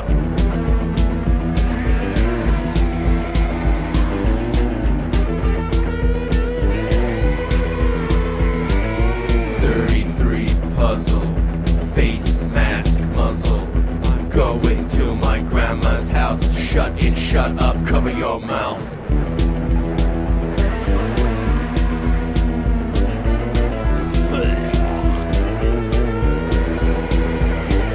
Soap opera dynasty bullshit. COVID-1984, COVID-1984, COVID-1984, COVID-1984.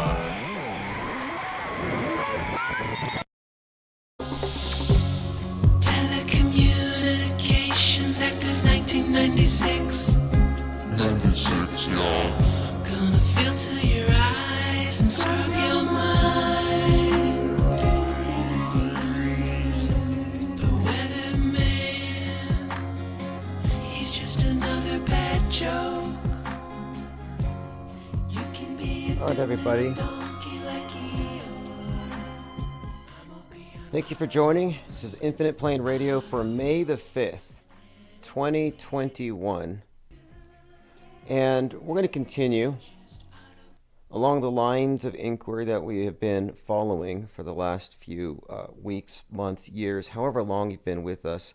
This conversation continues.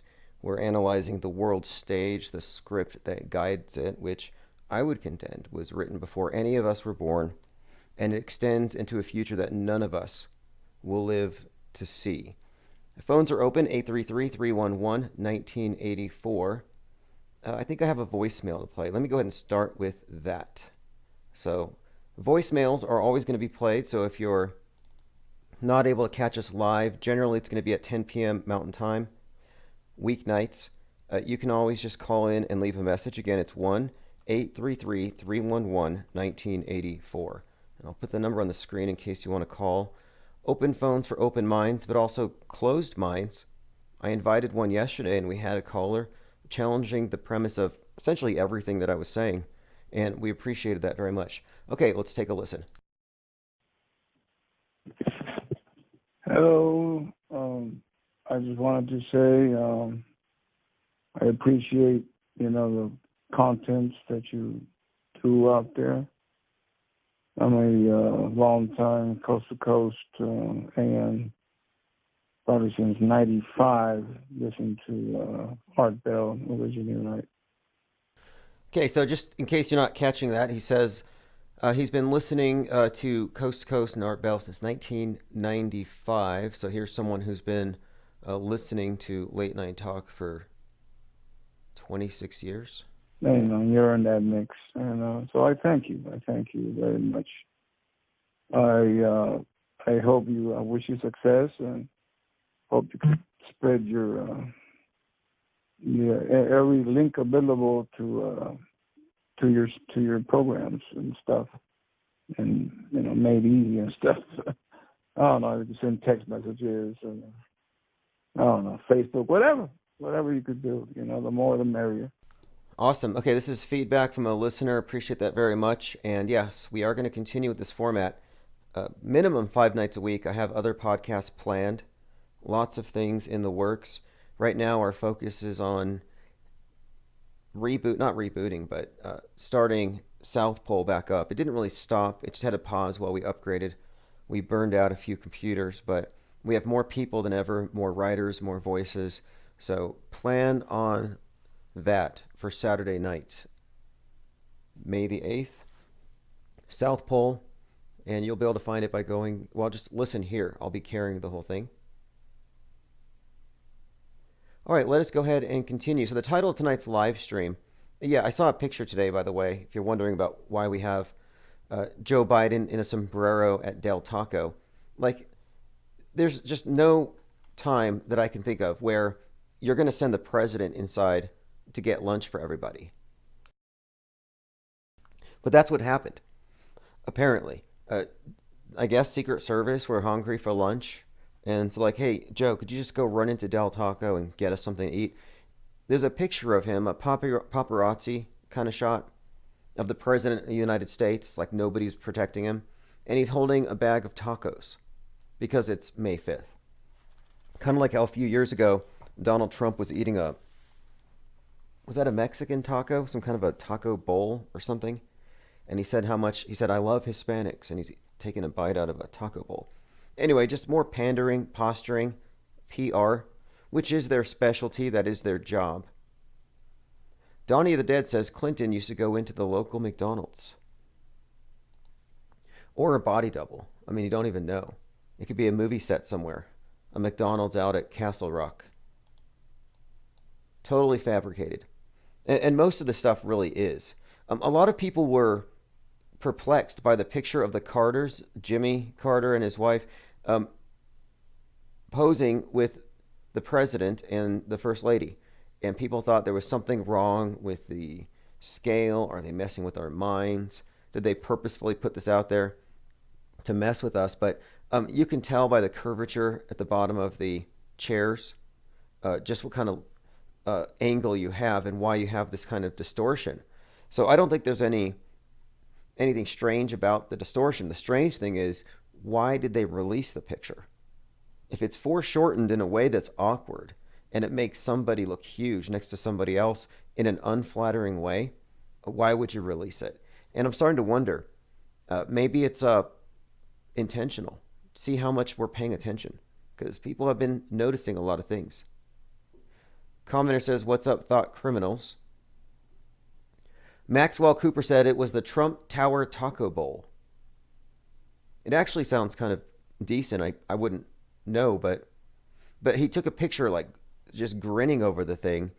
You know, this is how it works though. You know, Hillary Clinton goes around the country, and whatever state she's in, she has the accent that corresponds, like the local dialect. They're chameleons. Infinite Plane Radio, have you heard the weirdest Bill Gates divorce theory yet? Yes. So, basically, here's the thing with this Gates divorce thing. So it seems like on one part, this could be some sort of, some fake news. I mean, let's face it. Bill and Melinda Gates have never, ever been a legitimate couple. That is a fact. And second off, I mean, this could just be some sort of distraction to point you away from the fact that this could be a corporation divide, kind of like the way the Roosevelts really disguised as the Disneys, disguised as Hitler, etc.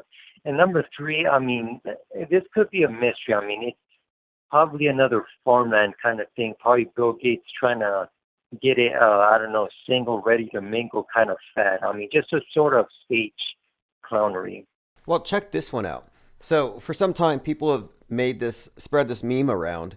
That's, you look at it, it's like, okay, well, I guess they're just being, Twitterers, just being mean, which they're trying to stop mean tweets now. But people spread this meme around that compared Melinda Gates to Kevin Kline, Calvin Klein's brother. And I have to admit, I spread that meme myself because it looks like Kevin in a wig. Well, this is the strangest thing that has come up yet. Bill Gates goes out once a year with his ex-girlfriend. And this kind of has spread around a bit that they had this arrangement in their marriage that once a year he gets to go hang out with his ex. Well, it turns out the ex happens to be the brother of the actor, married to the brother of Kevin Kline. So she's Edward Klein, correct? That's correct. What are the odds? Oh my gosh, yes. Oh no, you know what? Yes, Melinda Gates has definitely been replaced by Kevin Kline in drag, for screw's sake. I mean, the way they do that, I'm sure they must have had that person get a little bit of body panels, put it back on estrogen, and yeah, guess what? I mean, Melinda Gates in the flesh all of a sudden. I mean, look, the Bill Gates thing, looking replaced, is also a fact, considering that, isn't it just strange that just 2 years after Bill and Melinda first got married, that they will suddenly just, get a foundation, make one out, and then go to Africa expedition, and then, what part of that adds up? I mean, no, you're right. They got replaced somewhere along the lines. No, this guy's weird from the bottom of his bowl cut down. None of this adds up. Like, I guess it's their thing. They had this arrangement, but what are the odds that his arrangement to consistently have an annual fling with his ex, what are the odds that her brother-in-law is going to look exactly like his wife? That doesn't make any sense to me. No, it doesn't indeed. And quite frankly, I mean, how is it so? I mean, clearly they have connections. I mean, Calvin Klein, the Gates, who knows what else is there? I mean, William Gates, after all, was a eugenicist, so there's some family connections there too. I mean, there's no doubt that this looks to be a sort of a family distribution thing, probably looking to spread the line, both of them. Yeah, exactly. Hey, by the way, did you catch this earlier today? I don't know if you caught this last night, but I was saying that I kind of hope that the Chinese space junk crashes in Seattle. Well, it just so happens that over Seattle last night, the Chinese space junk was actually spotted lightening up. It's just right over. It wasn't the space station. So I think it might be in the path of Seattle. I don't know if you saw that. Wow. No, actually, I did not hear of that. But now that you do mention that, no, you know what? Seattle does look to be the case scenario. Unlike a certain someone that said Kansas, somebody, no, definitely Seattle. I mean, they're a very lost city. I mean, they're full of homeless people by the report, by a documentary. And second off, I mean, the Kraken, the third off, the Space Needle, fourth, the whole 1942 debacle. And wow, Chinese space junk. Yep, that narrative being pushed over. I mean, clearly some United States industrial complex crafted wood pellet right there, just calling it space junk. And now they're going to make everybody go into frenzy, especially Mark Google. Well, look, somebody tried to say it was Starlink, and I have to question that, based on the timing, because this was after 9 p.m. And the problem with that is that Starlinks have to reflect the sun, and they're only 185 to 200 miles above the surface of the Earth, so they're well within the umbra of the Earth's shadow if it's any time past sunset, like 20, 30 minutes. So there's no way that, given the shadow that the Earth would project into space that goes out for almost 1 million miles, there's no way you would see these things. So I happen to think it's the Chinese booster. Not 100% on it, but just odd that everyone's looking up for this piece of space junk, and it happens to be that Seattle spots a streak in the sky, which, by the way, it's the 42nd state. Oh no, certainly. I mean, how would that add up? I mean, the way these spot their metrics, I mean, that's something that's very out of balance. I mean, look, if you just look into like the whole Earth orbits in general and all that junk, I mean, clearly it seems very fallacious. I mean, obviously we're not on any sort of platform that'll just suddenly have stuff coming in from the outside. I mean, that just doesn't happen at all. Now listen to these really quick 42s, because this thing is it's 21 tons, so 42,000 pounds. And it's being compared to the Skylab that fell 42 years ago, and it's being compared to another one from 30 years ago that was also, 42,000 pounds. So we're looking at these, like, I guess, to me, I think this is all scripted, but I'm looking back on when Skylab fell, and people were planning on it so much that some people were making jokes about it. And I had this flyer called the Skylab Protective Helmet, Don't Be Caught Dead Without One. And some newspaper actually printed an ad for Skylab helmets. That's very, very interesting. I mean, basically going to show you that, yes, that programming, that the whole comic of she got hit by space junk is clearly going to come to life thanks to them. And I mean, they did it in the making for years. I mean, the space age, the entire junk falling down just because, I mean, so-called aircraft. I mean, wow, this actually connects to Donnie Darko, but instead of a suburb, it's just the city of Seattle, and now they're just going forward full green on it. Oh yeah, there are many, many things that connect this with the Donnie Darko movie, but this just shows, I mean, this is an ad from 1979. 42 years ago, we had the same script where everybody's wondering where it's going to fall. And we had already made jokes about this on South Pole, where it's like, if the same authorities tell you to helmet up, who are you to say no if you trusted them with the mask thing? Exactly. I mean, they'll just say, okay, Karen, wear your helmet, basically. Just that kind of joke schematic. So now they also said, and I saw this on a report from Sky News or something, that it's going to fall between plus 42 and minus 42 latitude. So they have another reference to that number. And for people who don't follow this, everything with the space program, just look up Elon Musk and the number 42, has a 42 attached to it. In fact, the Starlink that crashed on February 2nd had a big 42 on the engine that they put on there as a reference to Hitchhiker's Guide to the Galaxy, where the world gets blown up. Wow, that's very eloquent in front of your face. I mean, clearly, it's hard to tell who's going to take the best advantage of it, though. I mean, but the 42 symbol really is everywhere. I mean, 42 years back, I mean, the entire space narrative of the fallenness, the Astros and stuff like that. I mean, it really gets on your face after a while. Listen, so I noticed in yesterday's cast there is this guy who's seemingly unsure. So when you asked him that if David Icke was a Freemason and all that, but apparently the guy started going off into how there's this suddenly a very fictitious ball, and how he was supposedly there in 1621 when some cop didn't really die, but he said it died. I mean, I can't help but know that person is very, how should you say, he didn't seem too agent-like. He seemed a little bit clueless, almost unintellectual. But on the other hand, he seemed very naive, very, how should you say it? I mean, he's just a little bit, overreactive. He must have been on that blue pill kind of mindset where, somehow, I don't know, some certain race is being threatened by these other smaller ones, via critical theory and blah, blah, blah.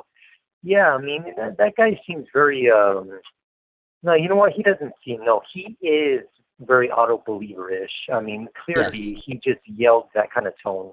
Yes, and you're referencing the caller from yesterday who was claiming, first he said he was at the funeral for Officer Sicknick, then he kind of backed up his story. He backed away from it. He said there were he made several changes, but the point is, he was appalled that I said that the Capitol Hill riot was just bad performance art in propaganda and theater. He was appalled at that notion, and he said, well, how dare you insult those families? I was at the funeral. And I'm like, wait, there's no way this guy who's calling in to this live stream was at the funeral for Officer Sicknick. And I called him out on it as possibly lying, and I think he kind of tried to back off. But I see this a lot. This started probably after the Sandy Hook thing, where people who barely watch the news would see the non-believers and they would just reflexively defend it like they're being paid to. And it's the strangest thing. It's like, why are you defending mainstream media narratives? Why are you trying to do their work for them? If they're not providing evidence, Yeah, that's on exactly. them. I mean, I remember in late 2014, I ended up posting a picture where somebody denoted that the same act he wore to the cell phone girl was the same, the one from Sandy Hook was the same one that was in the Boston bombing. And when I did post that in those days, which was before both conspiracy and auto hoax, somebody ended up saying, oh, no, it was proven false. Some sort of media idiotic outlet said so. And I'm just kind of thinking to myself, I don't know, doesn't it seem odd that they look exactly alike, even do the same exact thing, and don't have anything that's different apart from them? I mean, it's that kind of guardrailing that really just makes you very hesitant, skeptical, and even very negative towards those sites.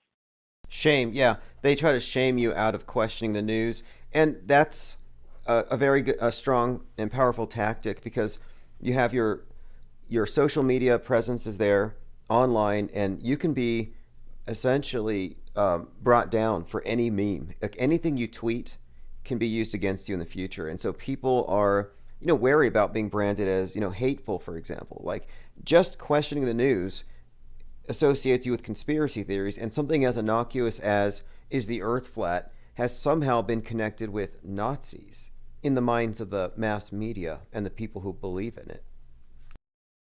Yeah, exactly. I mean, they think that anything that disagrees with their narrative is suddenly Nazism, even though National Socialism, or China Zion, as I like to call it. So basically, even though China Zion went more or less with a hollow, concave Earth model, even though they're the ones that did the whole rocketry, even though they're the ones that kind of colonize and completely go for identitarianism over individualism, somehow flat earthers who go for the exact opposite, individualism, non-statism, anything along the lines of being individuals, expressing alike, thinking and let think, even though that's the scenario that it's really there, the media just wants to make it out as if no, they're the ones trying to colonize, they're the ones trying to spread like the Black Plague, and hence COVID and all that.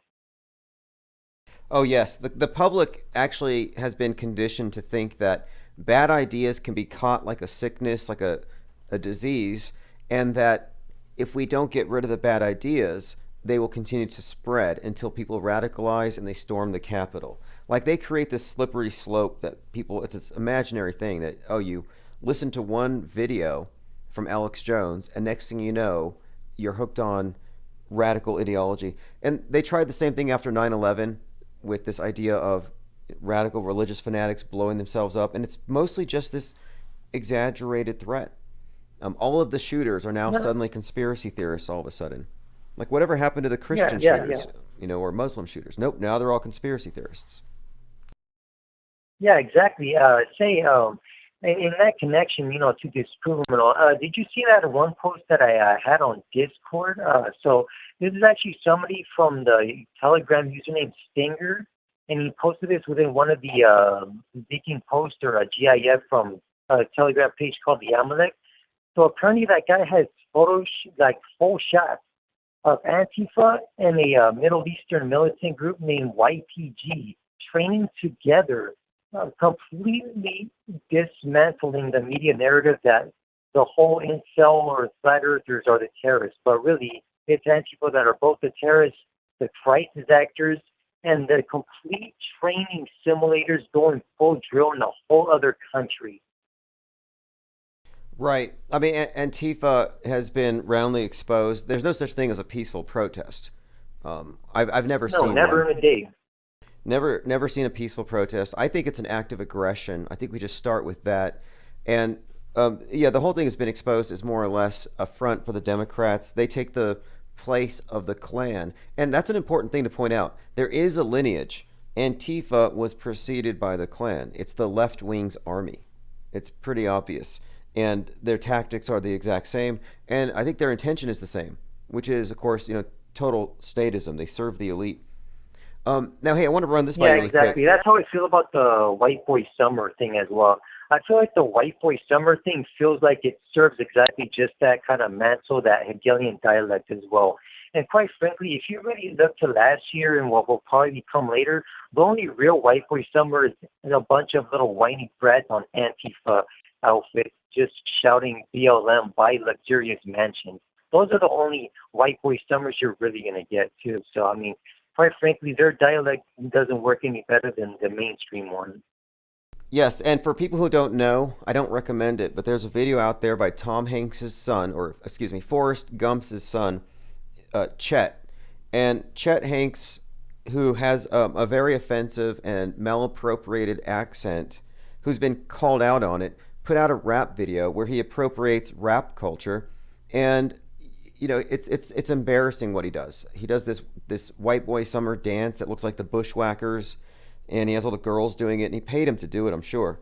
But this has angered some people because in addition to the concept, white boy summer, and who he is, and his place of privilege to be appropriating culture, his music on its own merit wouldn't fly that high. He's got money and pull. But on top of that, he's been, like, I guess, beating his girlfriend who happens to be black. And so I'm like, okay, what's going on here? What kind of message are they sending? Is this another way to stir the pot? Or is this clown for real? Yeah, exactly. I mean, that's something to think about too. I mean, what can you say? I mean, Chet Hanks is a bastard in that sense. But really, I mean, that person is fully agitating these strings. I mean, these not just the Hegelian dialect, but even just something as basic as the whole tribalist strings. I mean, just your typical ethnic stuff. I mean, he's clearly rousing that up as well. I mean, and come on, I mean, that body, that thing's got to be a bodysuit. I mean, those tattoos do not look that realistic, and I don't know, there's no persuasion that that person could ever be gang or hood or hell, not even, I don't know, hip hop here. Yeah, not to be hypercritical, but it does appear to be that he's wearing a rubber chest suit, and these things are practically seamless, which is why, I mean, you have all these tattoos to hide any of the places where it would be obvious, but I can see by the arm that I think that Chet Hanks is literally wearing a rubber chest suit.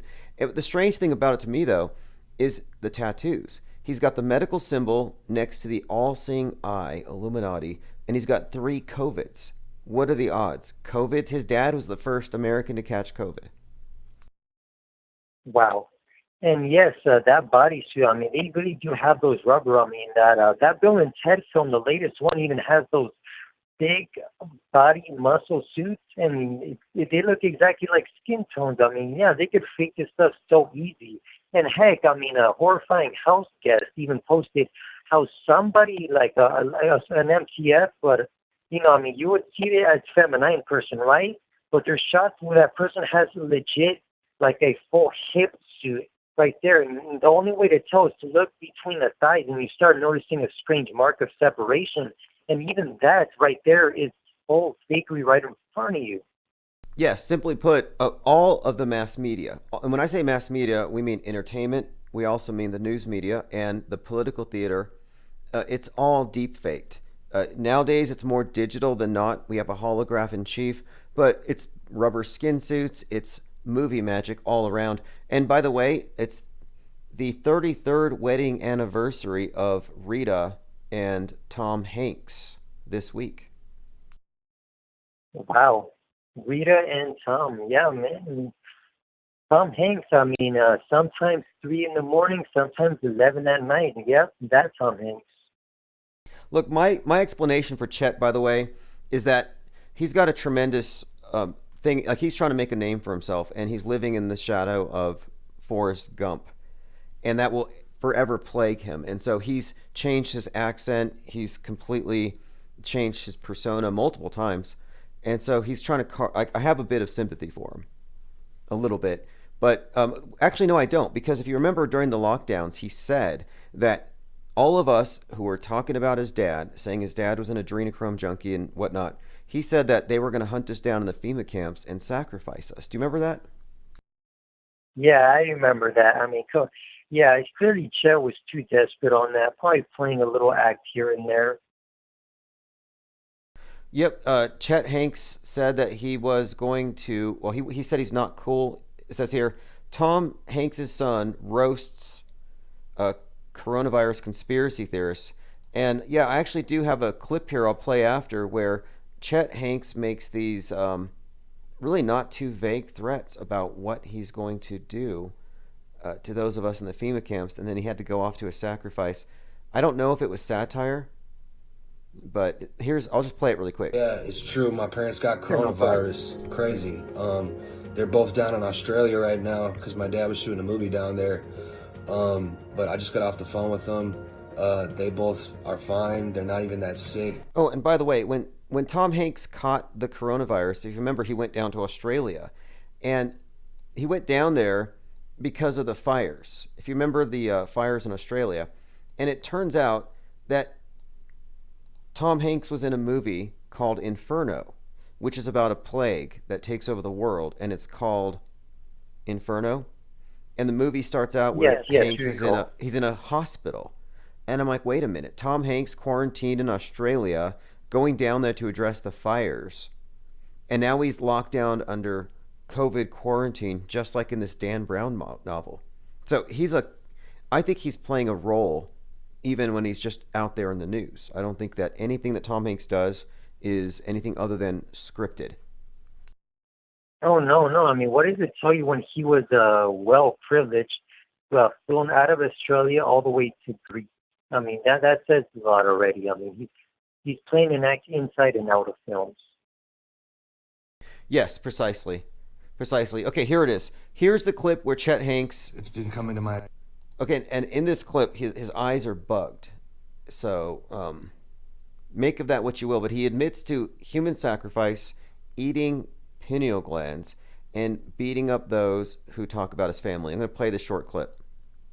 Trump supporters have been figuring out the truth about me and my family, being in the, you know what I'm talking about. And I don't know what to do right now because everything's starting to come to light. I mean, these extremely reliable websites like 4chan, 8chan have been exposing shit. And it's like if somebody wrote it on the internet, it must be true. And it is true. So it's like, I don't know how this is going to affect our whole new world agenda.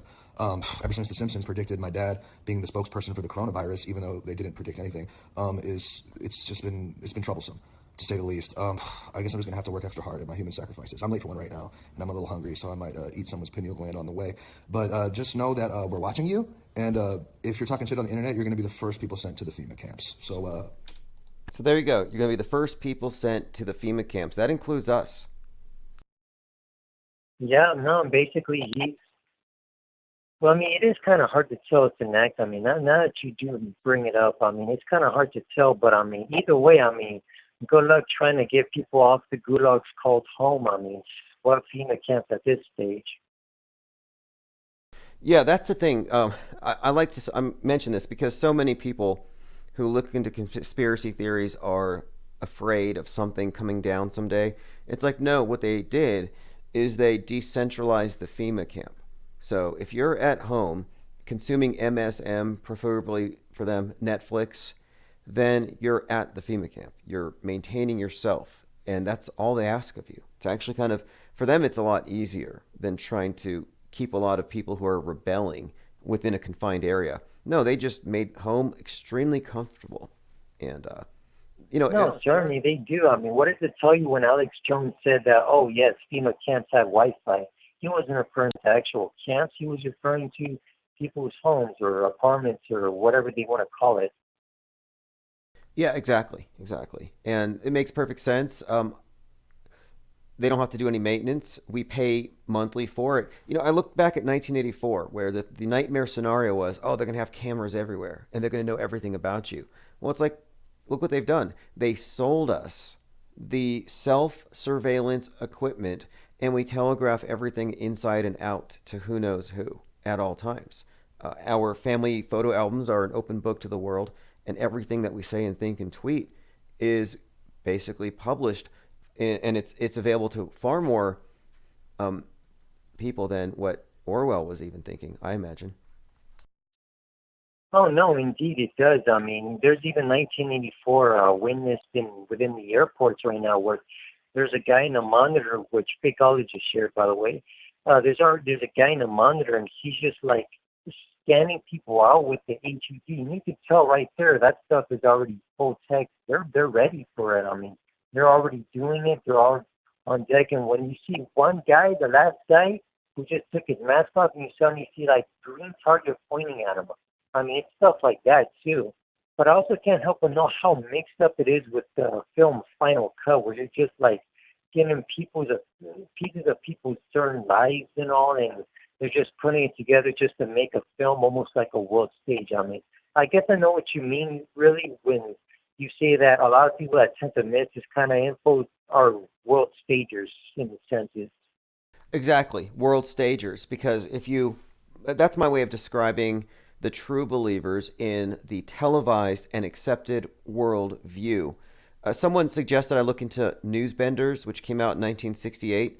And Newsbenders was a live TV show, a play, and it was about how the media was being used to manipulate things. But in the article describing it, it says, with media manipulation a routine feature of regimes like China, North Korea, and Iran. In other words, it's describing this nightmarish scenario where the media is totally controlled and manipulated. And it cites China and North Korea and Iran as though the news in Europe and the US is somehow credible, as though it's not all monolith. And I think this is one of the main tricks. We have a monolithic media that looks like it's somewhat decentralized around, but it's not. And anybody who doesn't recognize this is, by default, a world stager. No, most certainly. I mean, the Newsbenders Village even had one of the presenters, the actor that pretended to be the office, the hiring agent. He even said, we already got news that's straight all the way to 1973, which is basically 5 years ahead of 68 at that time.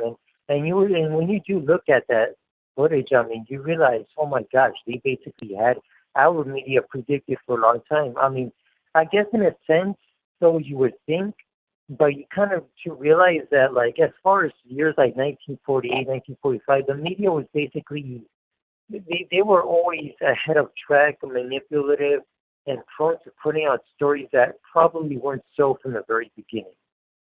Well, let me read the brief synopsis. Here for Newsbenders, it says, an idealistic young television producer is approached by the representative of a clandestine agency offering an unusual job, creating the news before it happens. And it seems a refusal is not possible. So he can't even say no to the job once he's given the inside about how it's all going to work. And yes. Oh, no, exactly. And he gets taken hostage by it because there's personal voice records of him. The agents had records of him cheating with his wife and, reneging various situations and even having other backthoughts. I mean, that's how far they go against him. Well, I'm gonna have to watch this. It was just recommended to me this morning, but what really caught me it was the premise here that they're hired to write the news in advance, and it came out in 1968. And someone said that there's some kind of joke in here about Stanley Kubrick that didn't make sense until he started listening to our recent discussions on the topic. I'm going to see what he was looking for, but basically, this might be one of these movies that kind of puts it out there in plain sight, like kind of like how that Capricorn was it Capricorn 1 with the fake Mars mission? Yeah, yeah, I remember that, how staged it was, and you get that whole Mars background, that whole orange and everything, the rocky road that would look a little bit like, say, I don't know, Newfoundland or something like that. And yeah, I mean, OJ was in it, and they had one of the Brolin brothers in it, and quite frankly, yeah, but yeah, point is that that's exactly how it is. I mean, in a sense, though, good to mention that somebody picked up a Kubrick reference. You know, that's probably one thing that got missed in translation. Yeah, I'm gonna watch it myself, but at a minimum, 1968, that year for it to be coming out, really interesting. And I've been taking a second look very closely at the QAnon script of late because now I believe here that if what we're describing is accurate, that a lot of the news is written in advance, specifically the major transformative events, and if we're accurate that Kubrick had a role in Apollo 11 and 9/11 and other things. It's been pointed out that he has a role in the fake death of JFK Jr. So JFK Jr., for people who don't know, is believed to be QAnon. So this would mean that the whole Trump campaign and QAnon story is probably something that was written back in the 60s. Yeah, actually, certainly. I mean, I don't even think Cambridge. Do you remember Cambridge Analytica, by the way? I'll go more into that in a second. No, fill me in. So Cambridge Analytica was basically a so-called scandal of how Trump managed to get like likes from Facebook by putting all these. He hired multiple agents, including Bannon, and he managed to get the algorithms to point to Donald Trump, vote Donald Trump this, vote Donald Trump that. And quite frankly, there's actually a webpage named exposetheenemy.com or .org, I don't remember, but exposetheenemy.com, and they have like big map connections as to how Cambridge Analytica really took place and who the real Far Eastern connections or Slavic Eastern connections were. And it goes into depth as to how Trump managed to get the vote away from a so-called popular Clinton. But the point of Cambridge Analytica was that he managed to get votes through algorithms. So that's basically the suggestion that the narrative of Cambridge Analytica got in. And I just kind of swore that I don't even think that's enough, because if Trump is that much of a scripted persona in books as far as 1901 and that whole the adventure show within the 1950s to 58, 85 thing, I mean, I'm just thinking like maybe that could be put together and saying that maybe he didn't just build the wall. He also built a sort of network within that wall that would be unpenetrable and that wouldn't really come out, to be destroyed. It would actually be, the cipher would be complete. It would be fully done and nobody would do anything about it. Interesting. Well, this is an idea we've discussed before, that you could find references to Donald Trump or this story as like we've been prepared. Like we were prepared for the moon landing long before it happened. I think we're prepared for every major event. Predictive programming, analyzing the media in this way, has revealed for many that 9/11 is something we were prepared for. Same with COVID, same with pretty much everything. And on this Trump one, there's a 1958 TV show which is based on it's based on, I guess, 1950s. It's out there in Texas, where this con man comes into town. His name is Trump, and he sells the population on a barrier to protect them from a cosmic threat. But there's a few interesting things about this film. One, it came out in 1958, which is part of this pattern of events that involve Donald Trump and 58, or the name Trump. But he sells the population on a wall to protect them from a cosmic threat or aliens. So it kind of echoes with Trump's building the wall to protect us from illegal aliens, and then later building Space Force to protect us from what? Cosmic threats? Yeah, yeah. I mean, it really was out there. I mean, there's somebody that calls it dead knowledge, but I don't know. I mean, this looks very alive, seeing as it's very spotted, templated, and even pushed to us forward as though it were northeast, west, south. Look, yeah, and one more thing, and I brought this up earlier. When you look into this concept, we have things that verify, there's things within the timing, even down to the moment that the sun sets with some of these events that we're describing. But it's worth pointing out that 1968's movie, 2001 Space Odyssey, about the monolith, well, that movie has a number of references to 9/11, which was going to happen 33 years in the future. And one of the things about it is that the monolith is the basis for the Hilton Millennium Hotel, right there at Ground Zero, overlooking where the Twin Towers were. So, yeah, exactly. I mean, you even get the full shape on it. I mean, the very anachronistic, ahead of its time kind of shape too. And I mean, I'm surprised that one didn't come with a full red light the way the Empire State did. But yeah, it's very interesting to note, and not to mention that they even devised a pandemic on Floyd's part, the boss within 21 Space Odyssey. Yes, references to Floyd and even a corona. And then one of the most striking things for me is in the movie 2001 Space Odyssey, when the spacecraft lands on the space station, it actually looks like Flight 175 going into the Twin Towers. It's the same director directed both scenes, the one from the movie and the one from the news 33 years later. Yep, that's the Matrix right there. Yes, I have my suspicions on a number of other popular directors who are also directing aspects of the news. This is Wag the Dog on steroids. It's way worse than that. But the point of it is this. They have to reach the people to influence their minds, and I think that the operation works like this. They get you in the culture, comics, movies, video games, music, to identify with certain ideas or struggles and take sides. Then, the same directors, or with their direction, they sell it to you through the news, so they make it real. It's how news works, and news, therefore, I think is just world view shaping, and that's how it's been used since its inception.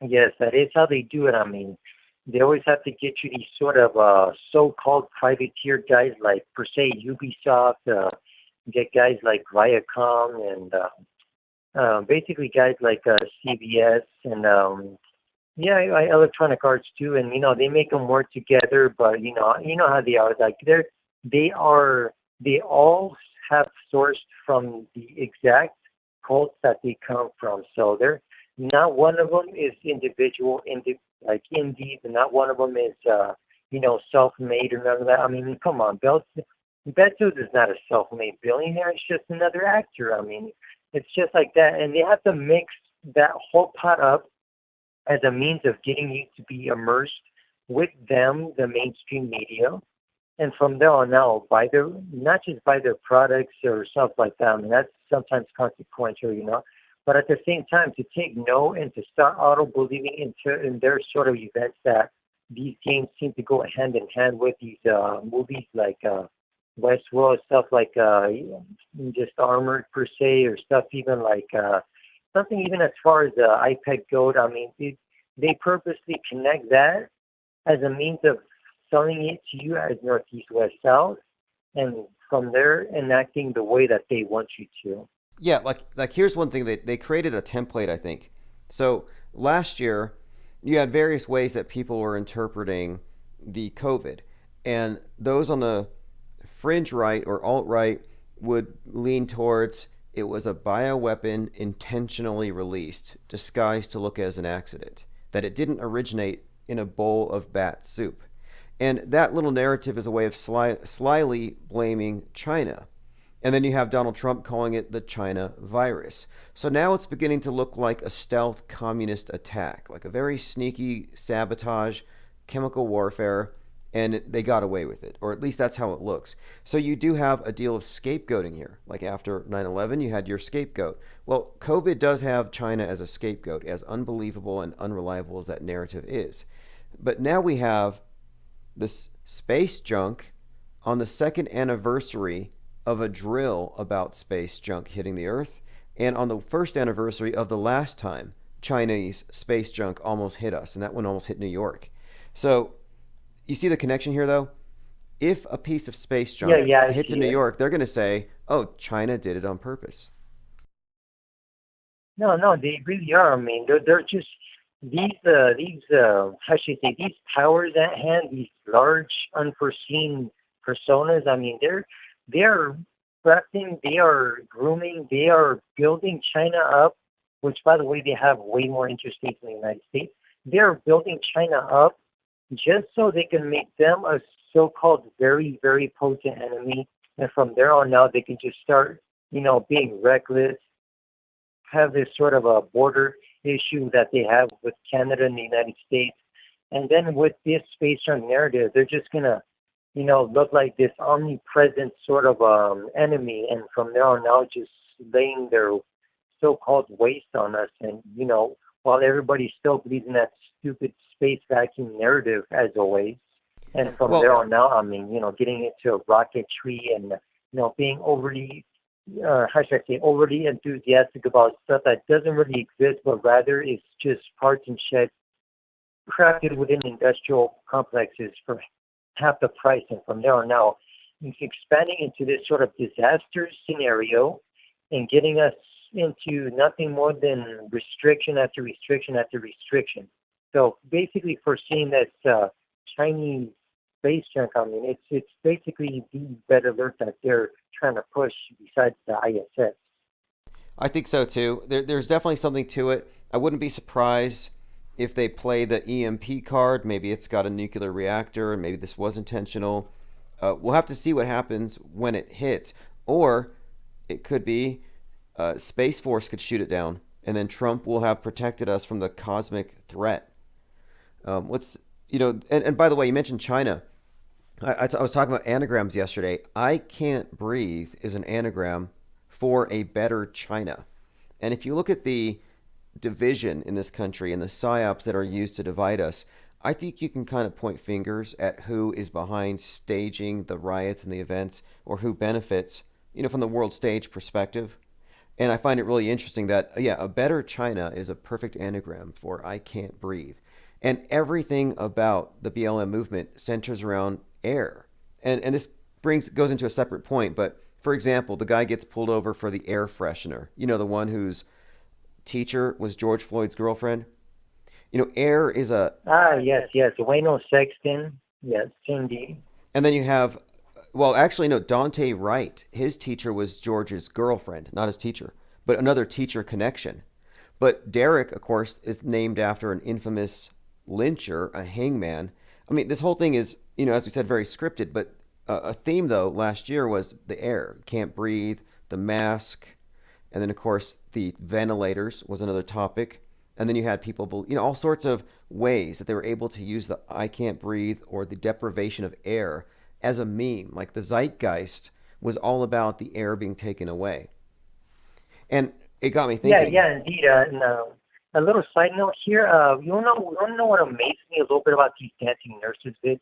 I mean, not one of them have played a track by Chris Brown named No Air featuring Jordan Sparks.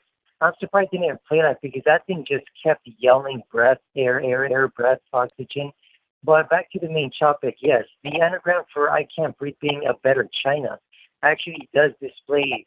It actually goes back to China having very, very low regulations for smog area, and there's been reports previously within the last couple of years. I mean, especially 2013 all the way to 2016, they had reports of Chinese smog all over the place. Like it's almost like full blurry smoke just everywhere around you, because all their factories pump up 24/7, are way more competitive than us, the United States, them, Europe, Japan, and so on. And not only that, but it even spreads to Japan and supposedly, according to the stupid sphere model, according to them, it also spreads to California, but none of us have actually gone there. We've gone there ours more from Mexico City. But point is, I mean, the whole Better China thing is basically the Chinese people breathe on smog every time. So that's another reference that they seem to be hitting at as well. And that's something that It is. cannot be It, overlooked. it is, and this is kind of what I was leaning towards. I'm like, wait a minute. They've made this a constant theme. Now, air quality, these are all important themes because it connects to the green movement, which is we got to regulate capitalism because they're the primary polluters. America does, they blame us for all of it. But the point is, the global warming environmentalist movement as a cover for advancing, of course, the growth of state. You could call it communism, watermelon Marxism. But yeah, again, they're able to use that. So I think it's all connected. And you mentioned restriction, and I think that's what we're actually looking at. They're getting people acclimated to the idea that man is bad for the world, bad for the environment. And I wouldn't be surprised if they, I don't know, pull a trick and say solar winds are pulling away our atmosphere or something. Got to move into a domed city and pay for air. Oh yes, certainly. I mean, within various films, they've always treated humanity as bad, evil, racist, and bigot, and blah blah blah blah blah. And yeah, I mean, the environmentalists have really fallen for that narrative. Like they fell for it so hard. I mean, come on, humanity. Like away from the narrative, humanity is not even bad. I mean, just sometimes people have terrible, sometimes they have terrible personalities, maybe various points of view. I mean, all of it's really, for those that don't really understand, most of it's just polarities. I mean, that's really what we're up against. And quite frankly, there's nothing you can do to change that. Right. And look, this is something here. I came across a couple other things I want to run by you. We've been talking about Kubrick and other directors. You've probably seen this picture of Kubrick standing by Arthur C. Clarke and George Mueller and a few others, a couple of astronauts. But Arthur C. Clarke's the one who said that any sufficiently developed technology would be indistinguishable from magic. And that's what magic shows are. It's an illusion that you can't solve, immediately, that without knowledge as to how they trick your senses. But anyway, I kind of think the media is so sophisticated that people who see these patterns assume it must just be random or coincidence or something. But I think that it keeps them from looking for the hidden hand. So that's kind of what I've been doing here. I know most people are world stagers, but I want to know who the authors are, who the metascriptors are. And I think I have a few ideas, and I'm looking into a few other names. Yeah. I mean, Michael Hoffman II is very interesting as well in that sense. But yeah, the way you mentioned Arthur Clarke, I mean, Arthur Clarke in general, I mean, he is after all an insider, so it really makes sense for him to more or less call things akin to magic. I mean, Houdini, abracadabra, I mean, just phrases such as that, I mean, it really gets you to that conclusion that yes, I mean, a lot of this stuff really is fake. However, it's really the tricks within it that matter. I mean, the moment you see the tricks, the magic no longer applies to you.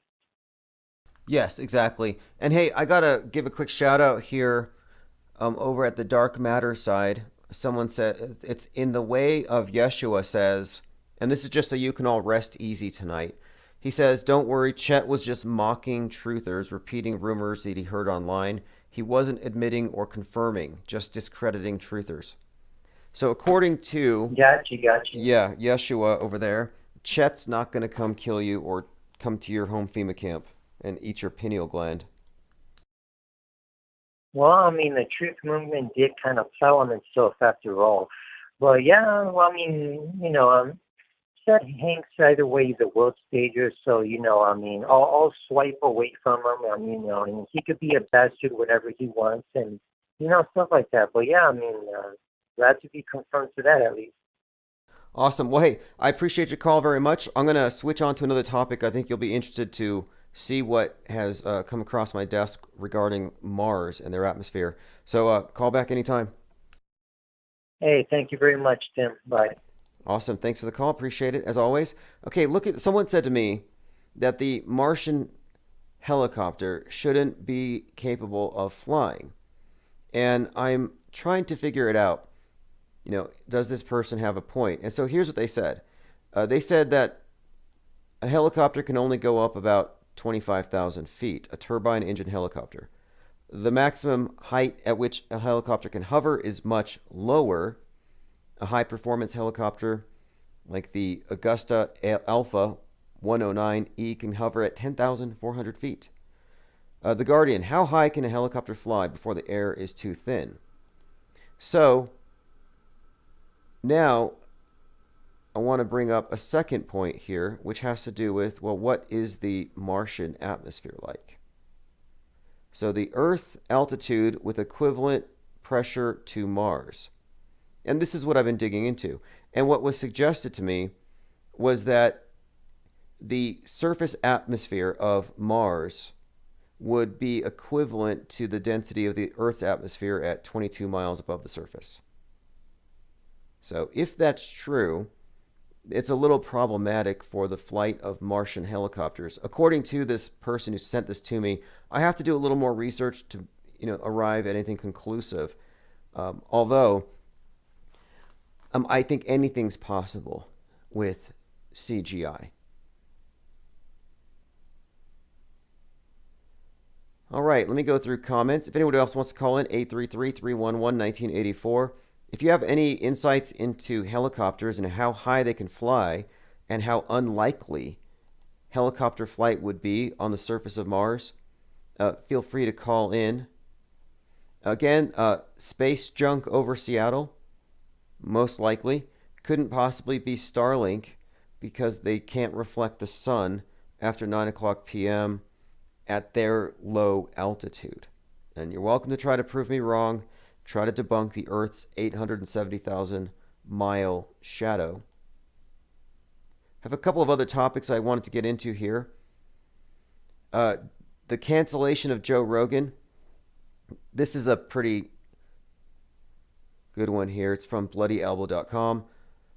How the Joe Rogan experience became a vehicle for disinformation. And I've been looking at this. They said they canceled 42 of his tracks on Spotify. Just happened to say 42, which if you follow this channel, you'll notice the number 42 seems to signify somebody falling, usually, in some capacity. And I thought maybe Rogan's going to be taking a fall for the cause of eliminating free speech. And it's all guilt by association. Rogan was friends with Alex Jones, a troubling snake oil salesman who promotes conspiracy theories like white genocide and climate change denialism. Now, he doesn't sell snake oil. He actually sells, I believe it would be called, he calls it super male vitality, but it's the same formula as Gwyneth Paltrow's sex dust. So Alex Jones would be better described as a sex dust salesman, whatever that stuff is. He also promoted conspiracy theories. It says here, Sandy Hook Elementary and Stoneman Douglas High School, calling them false flags. Despite all that, he said Vegas was real. And Alex Jones, even talked to an eyewitness from the Vegas Harvest Festival shooting October 1st, 2017. He spoke to the guy who was supposedly under some bleachers and then saving some people. The guy he spoke to sounded like my friend Rob Skiba, or our friend, I should say. I could find that clip if you want to listen to it. To me, this totally discredits him. You can't say this one's fake and this one is real because it's the same operation. We're not looking at like the news media's on the outside and reporting things. No, we're suggesting that these are actually being produced through the media, with the media. Now, let me see if I can find the eyewitness that he spoke to. All we had was a phone call, and this was what had him believe that the thing was real. In fact, Alex Jones said not only was it real, but he said that it was being carried out by the Taliban and ISIS and Al-Qaeda. So you had like 3 different groups shooting up multiple hotels, but the news media was covering it up because they didn't want us to know that we're under the jihadist attack. That was what Alex Jones actually said. That's why I stopped listening, except for entertainment. If you're Vegas strong, you're kind of weak on the truth scale. Wes Berry says Alex Jones is Bill Hicks. Well, since you're on that topic, because this used to be controversial before everybody just figured it out, I'm going to ask a question here. This is just objective. And also consider Alex Jones's access to everything. With the money he has access to plastic surgery, to the best foods and everything else. So he can take care of himself. So are you looking at a 46-year-old or 47-year-old or whatever he claims to be? Or are you looking at a 59-year-old Bill Hicks? Again, are you looking at a 59-year-old Bill Hicks, repackaged as Alex Jones with the help of Kevin Booth, admitted on several occasions, including the bio? Or is Alex Jones just aged from inhaling all the chemtrails by warning us about? He's got chemtrail lung. He's been fighting the New World Order. So he's just a little worn and weather-beaten here. He's just on the front lines, and it took a toll on him. It aged him an extra 15 years. Yeah, right. Donnie the Dead says, wasn't Vegas after Sandy Hook? Absolutely. The thing is, if you saw through Sandy Hook, no subsequent shooting should have been getting through your filters. You would have seen the exact same formula, pattern, same hallmarkers of a PSYOP. So you can't be selective unless you're an agent and a gatekeeper. Mary Smith says he's a T-Rex. What does that mean when people say Alex Jones is a T-Rex? I don't get it. If someone wants to call in, are you saying he's a reptile? Generally, on this channel, somebody's a suspected reptoid. We put semicolons before and after their name. 3 semicolons, their name, 3 semicolons. And that's just so people who follow behind you know, like you're marking the trail. We've already been here. Reptoid, move along. Saves us a lot of time. Let me continue here. Despite Jones's reputation, and this is from Bloody Elbow, Rogan still refers to him as, quote, the most misunderstood guy on the planet. By normalizing people like Jones as a lovable lunatic and a harmless weirdo, Rogan has exposed his audience to hate, xenophobia, and radicalization.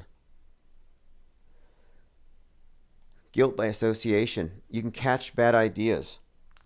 You can't even just talk about them. Can't even just let's just talk about this idea and just see what is good about it, what is wrong about it. Nope. Just spreading the idea. By the way, for the record, Alex Jones is a globe earther. He believes we're on a spinning wet ball hurling through space. He's had Buzz Aldrin on the show. He's had, I think it was it Neil Armstrong? I mean, he claims that his dad knows these NASA characters. Alex Jones said that he and his son, with their telescope, looked at the moon and could see the trails from the lunar rover. So he's gone all out with the space program. Knockout Bear says T-Rex means he can't touch his own. Okay, I've never heard that before, but look, he also didn't fare too well during the lockdowns. And this is why I think that some conspiracy theories are bad for you psychologically if you're, and when I say conspiracy theory, I mean mainstream media primarily. But any theory or any view of the world that says that this is how the world works and it's going to end badly. So during COVID, 6 weeks into it, I was already just concentrating on what I could improve and work on with regards to this channel over at the Discord. We got really busy in the arts. We got into the production of animations. But 6 weeks into lockdowns, Alex Jones was eyeballing his neighbors. And he was losing his mind. He said that he was ready to start killing, butchering, and eating his neighbors. Like he wasn't, this isn't some Jonathan Swift kind of comedy or satire. He was really just kind of, I guess, getting stressed out by the idea that it was all going to end, and this is how he responded. I will eat my neighbors. I'm not letting my kids die. I'm just going to be honest. My superpower is being honest. I've extrapolated this out, and I won't have to for a few years since I got food and stuff, but I'm literally looking at my neighbors now and going, I'm ready to hang them up and gut them and skin them and chop them up. And you know what? I'm ready. My daughters aren't starving to death. I'll eat my neighbors. Again, we're talking 6 weeks into our 2 weeks to flatten the curve. Only 6 weeks and he's already at that stage. I'm like, this is the guy who sells MREs for a living. He sells food for a living. He's got contracts. He's moving mass amounts of storable food in case people ever have to lock down for a long period of time. I mean, they act like they're anti-lockdown, but they're always preparing for a long-term lockdown. The whole run for the hills, the Bubba effect, response to stress, is all about finding a way to safely quarantine from the world. Just seems a little unusual to me that that's the response that they have when they're stressed out. Anyway, let me go ahead and play a little bit more. My neighbors. See, my superpower is being honest. I'll eat your ass. I will. I'm combat model, optimum self-sufficiency. Probably the leader.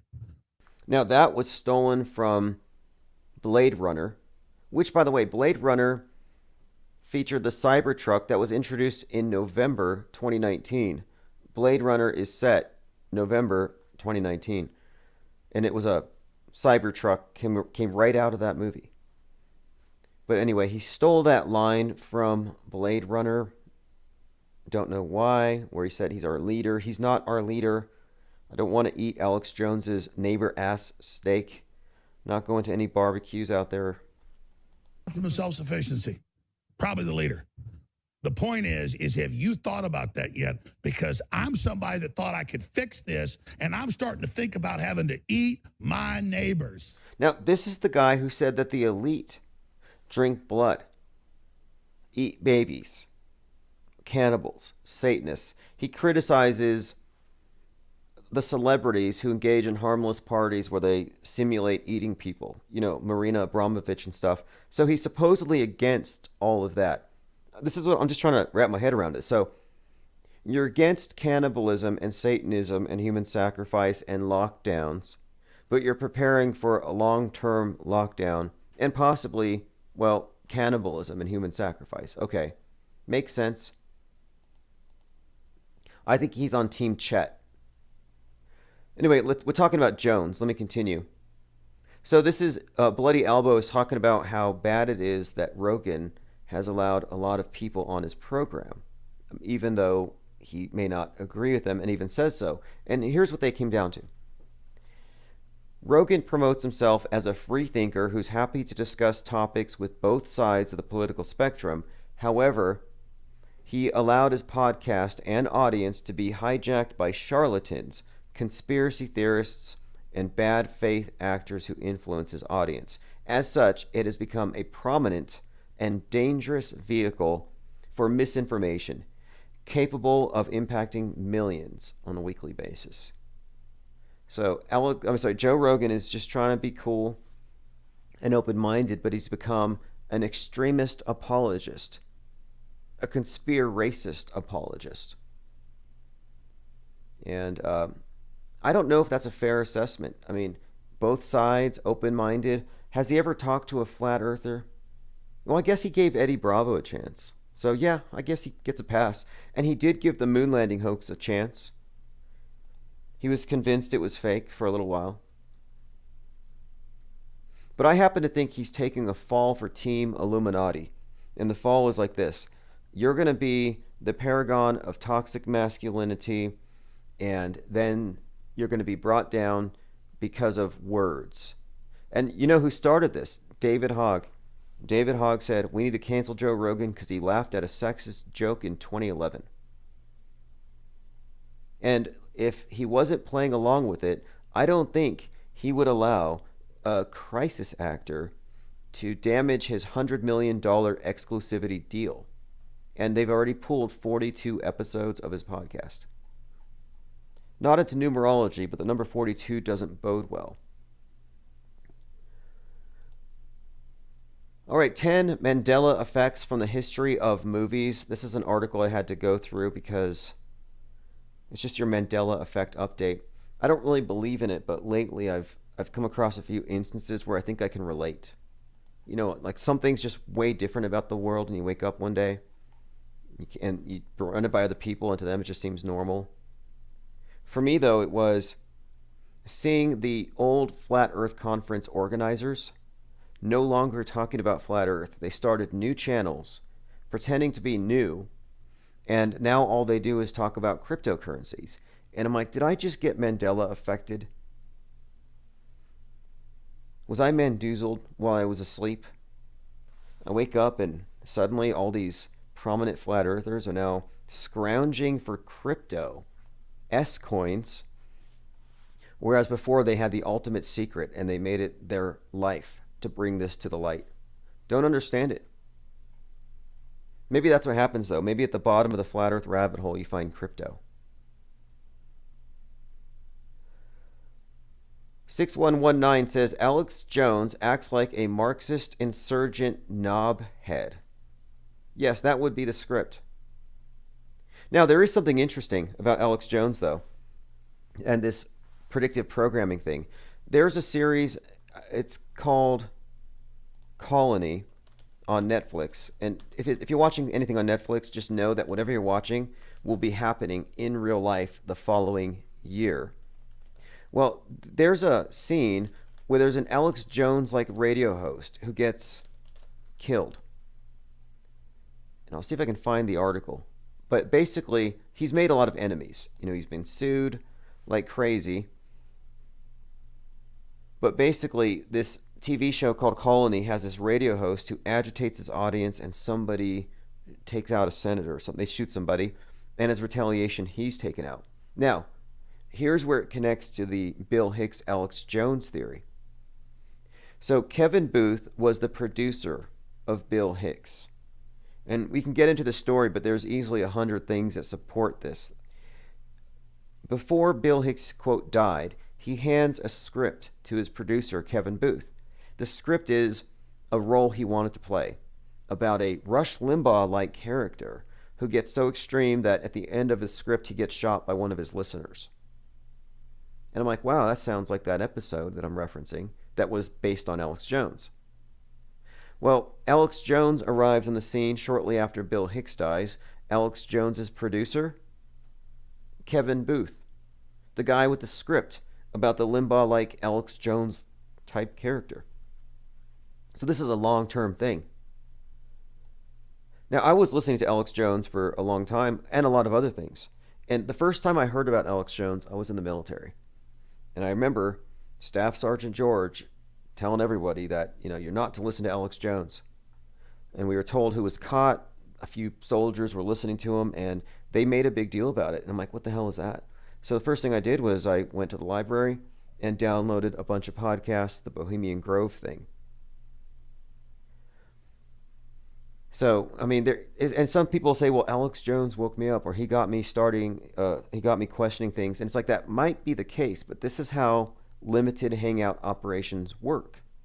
They know a certain percentage of the population aren't going to be spellbound, will see through things. There will be leaks. So in order to control this predictable leakage, they create the leak. It's called a limited hangout. So they are the top of the leak. Top of the leaks. They always have the information that's most out of reach to the other researchers. So they're always the source. And this allows them to control the flow of information, to spread misinformation, to know who knows what. I mean, how many people sent their address to Alex Jones so they can get a bumper sticker that says, stop drinking the fluoride? Well, every one of those persons is probably put into a database if it's not sold. Just a guess. Anyway, Donnie the Dead says, years of listening to Alex Jones is how I branched out and stumbled upon IPS through dark matter. Yes. I have nothing against him. I just think that it's an interesting thing to observe how the system would recruit, or seems to recruit, people who are capable of managing the stray sheep. And that's what it looks like to me. Mary Smith says, is Alex Jones a gateway drug? Maybe before 2016, though, there's a major shift. A lot of conspiracy theorists turned political.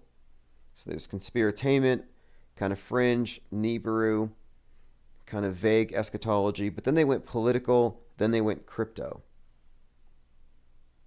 But what happened is there's been a break, I think a big break, where there are people who see through the media itself. They're seeing through the monolith, and so they're not taking instruction or they're not taking all of their information from one world stage source. That's just not that's not how you get the big picture.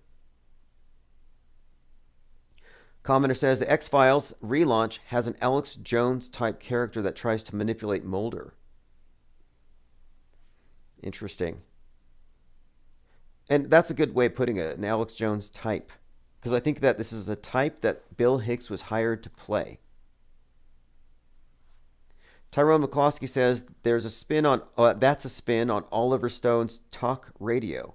A radical radio host gets gunned down by neo-Nazis. Well, remember after Sandy Hook, Jones said that he had a bunch of crazy followers, or rather listeners, who were psychotic. I think that was part of his defense. He said, all my listeners are psychotic. Which I'm sure many of his listeners are. Alex Jones blames conspiracy theory claims on psychosis, that a form of psychosis made him believe in Sandy Hook. And when I saw these headlines, I'm like, wait, he's putting this into the deposition about Sandy Hook that he had a form of psychosis. So he didn't say, oh, I arrived at this conclusion because of the terrible acting, the terrible production, the continuity flaws, the holes in the script, independent investigation, contradictions, analysis. No, he didn't say any of that. He said, no, I had a psychosis. Well, this just so happens to go along with the ongoing psyop that mentally ill conspiracy theorists like to shoot up schools and Walmarts and malls. Invented stuff. But I'm just suggesting that he helped feed that particular narrative, that he helped prop up this straw man. Anyway, let us continue. Like, the only reason I don't believe in climate change is because I had a slight psychosis. I took a hit of something. Like, give me a break. That's not how it works. The reason why you stop believing is because you undo the reasons, or you find that the reasons were not sufficient. But let's get back to the Mandela effect. I got distracted. Okay, so here's a Mandela effect. The original ending of Big. God, I don't think I can read this. Big was about Tom Hanks possessing it's like a 5-year-old, was it a 10-year-old kid in an adult body? And then it becomes a love story. I mean, that's just twisted. Everything Tom Hanks does is twisted. I don't know why he took that role of Geppetto for the new live-action Pinocchio remake. Geppetto, come on. Chet's going to get so mad when people respond to this stuff. Okay, here's one. C-3PO had a silver leg. Apparently, this keeps a lot of Mandela affected awake at night because he has a silver leg. And when they remember watching it when they were babies or 2 years old or 5 years old, they don't remember the silver leg. Well, the reason you didn't see the silver leg is because the leg was reflecting the gold leg and the background. And there are very few opportunities to see it in the movie, so easy to miss. Another Mandela effect, King Kong versus Godzilla. Their special effects used to be so much more organic and real. You could reach out and hug either of these two characters, but the ones in the latest movie, it looks like a terrible video game. I don't think I can watch it. Okay, so this is a Mandela effect about King Kong versus Godzilla's multiple endings. A 1960s sci-fi magazine called Spaceman published an article on King Kong versus Godzilla, raving about how, quote, 2 endings had been filmed. One where Godzilla reigned supreme, and one where King Kong came out on top. If you saw the movie in America, Kong won. In Japan, Godzilla won. Except this wasn't true. Nobody's sure where this information came from. King Kong versus Godzilla had different footage for the cuts, but the endings were identical. So apparently that's a Mandela effect. Does anybody remember Godzilla winning in the Japanese version? Donnie the Dead says, I don't remember the silver leg. You don't remember the silver leg, but you don't not... I mean, how would we put this? Because it's really not a matter of not remembering it. It's like, is it something that you should be expected to recall? And I would say probably not. In fact, this is actually something that was brought up. The actor that played C-3PO actually talked about this. And he was talking about how... Let me see if I can find this. Here we go. March 4th, 2020, C-3PO made publicity appearances with his silver leg. And a lot of people were confused about it. Doesn't mean that CERN screwed up reality and we jumped timelines and now your Jif peanut butter is Jiffy. And Ed McMahon might show up tomorrow with a big check. It doesn't mean any of that. It says the silver leg is visible in C-3PO's first appearance in Star Wars. The first time he appears. Okay, so there you can see it. It's true that it is reflecting. And then you might want to even consider the quality of the television that you were watching when you saw this film. He keeps the silver leg through A New Hope and has it in The Empire Strikes Back. It's particularly visible in the Rebels' Echo Base on the ice planet Hoth. And yep, that's true. Zoomed in. Return of the Jedi, Silver Leg City. So go back and watch Return of the Jedi. C-3PO has a silver leg.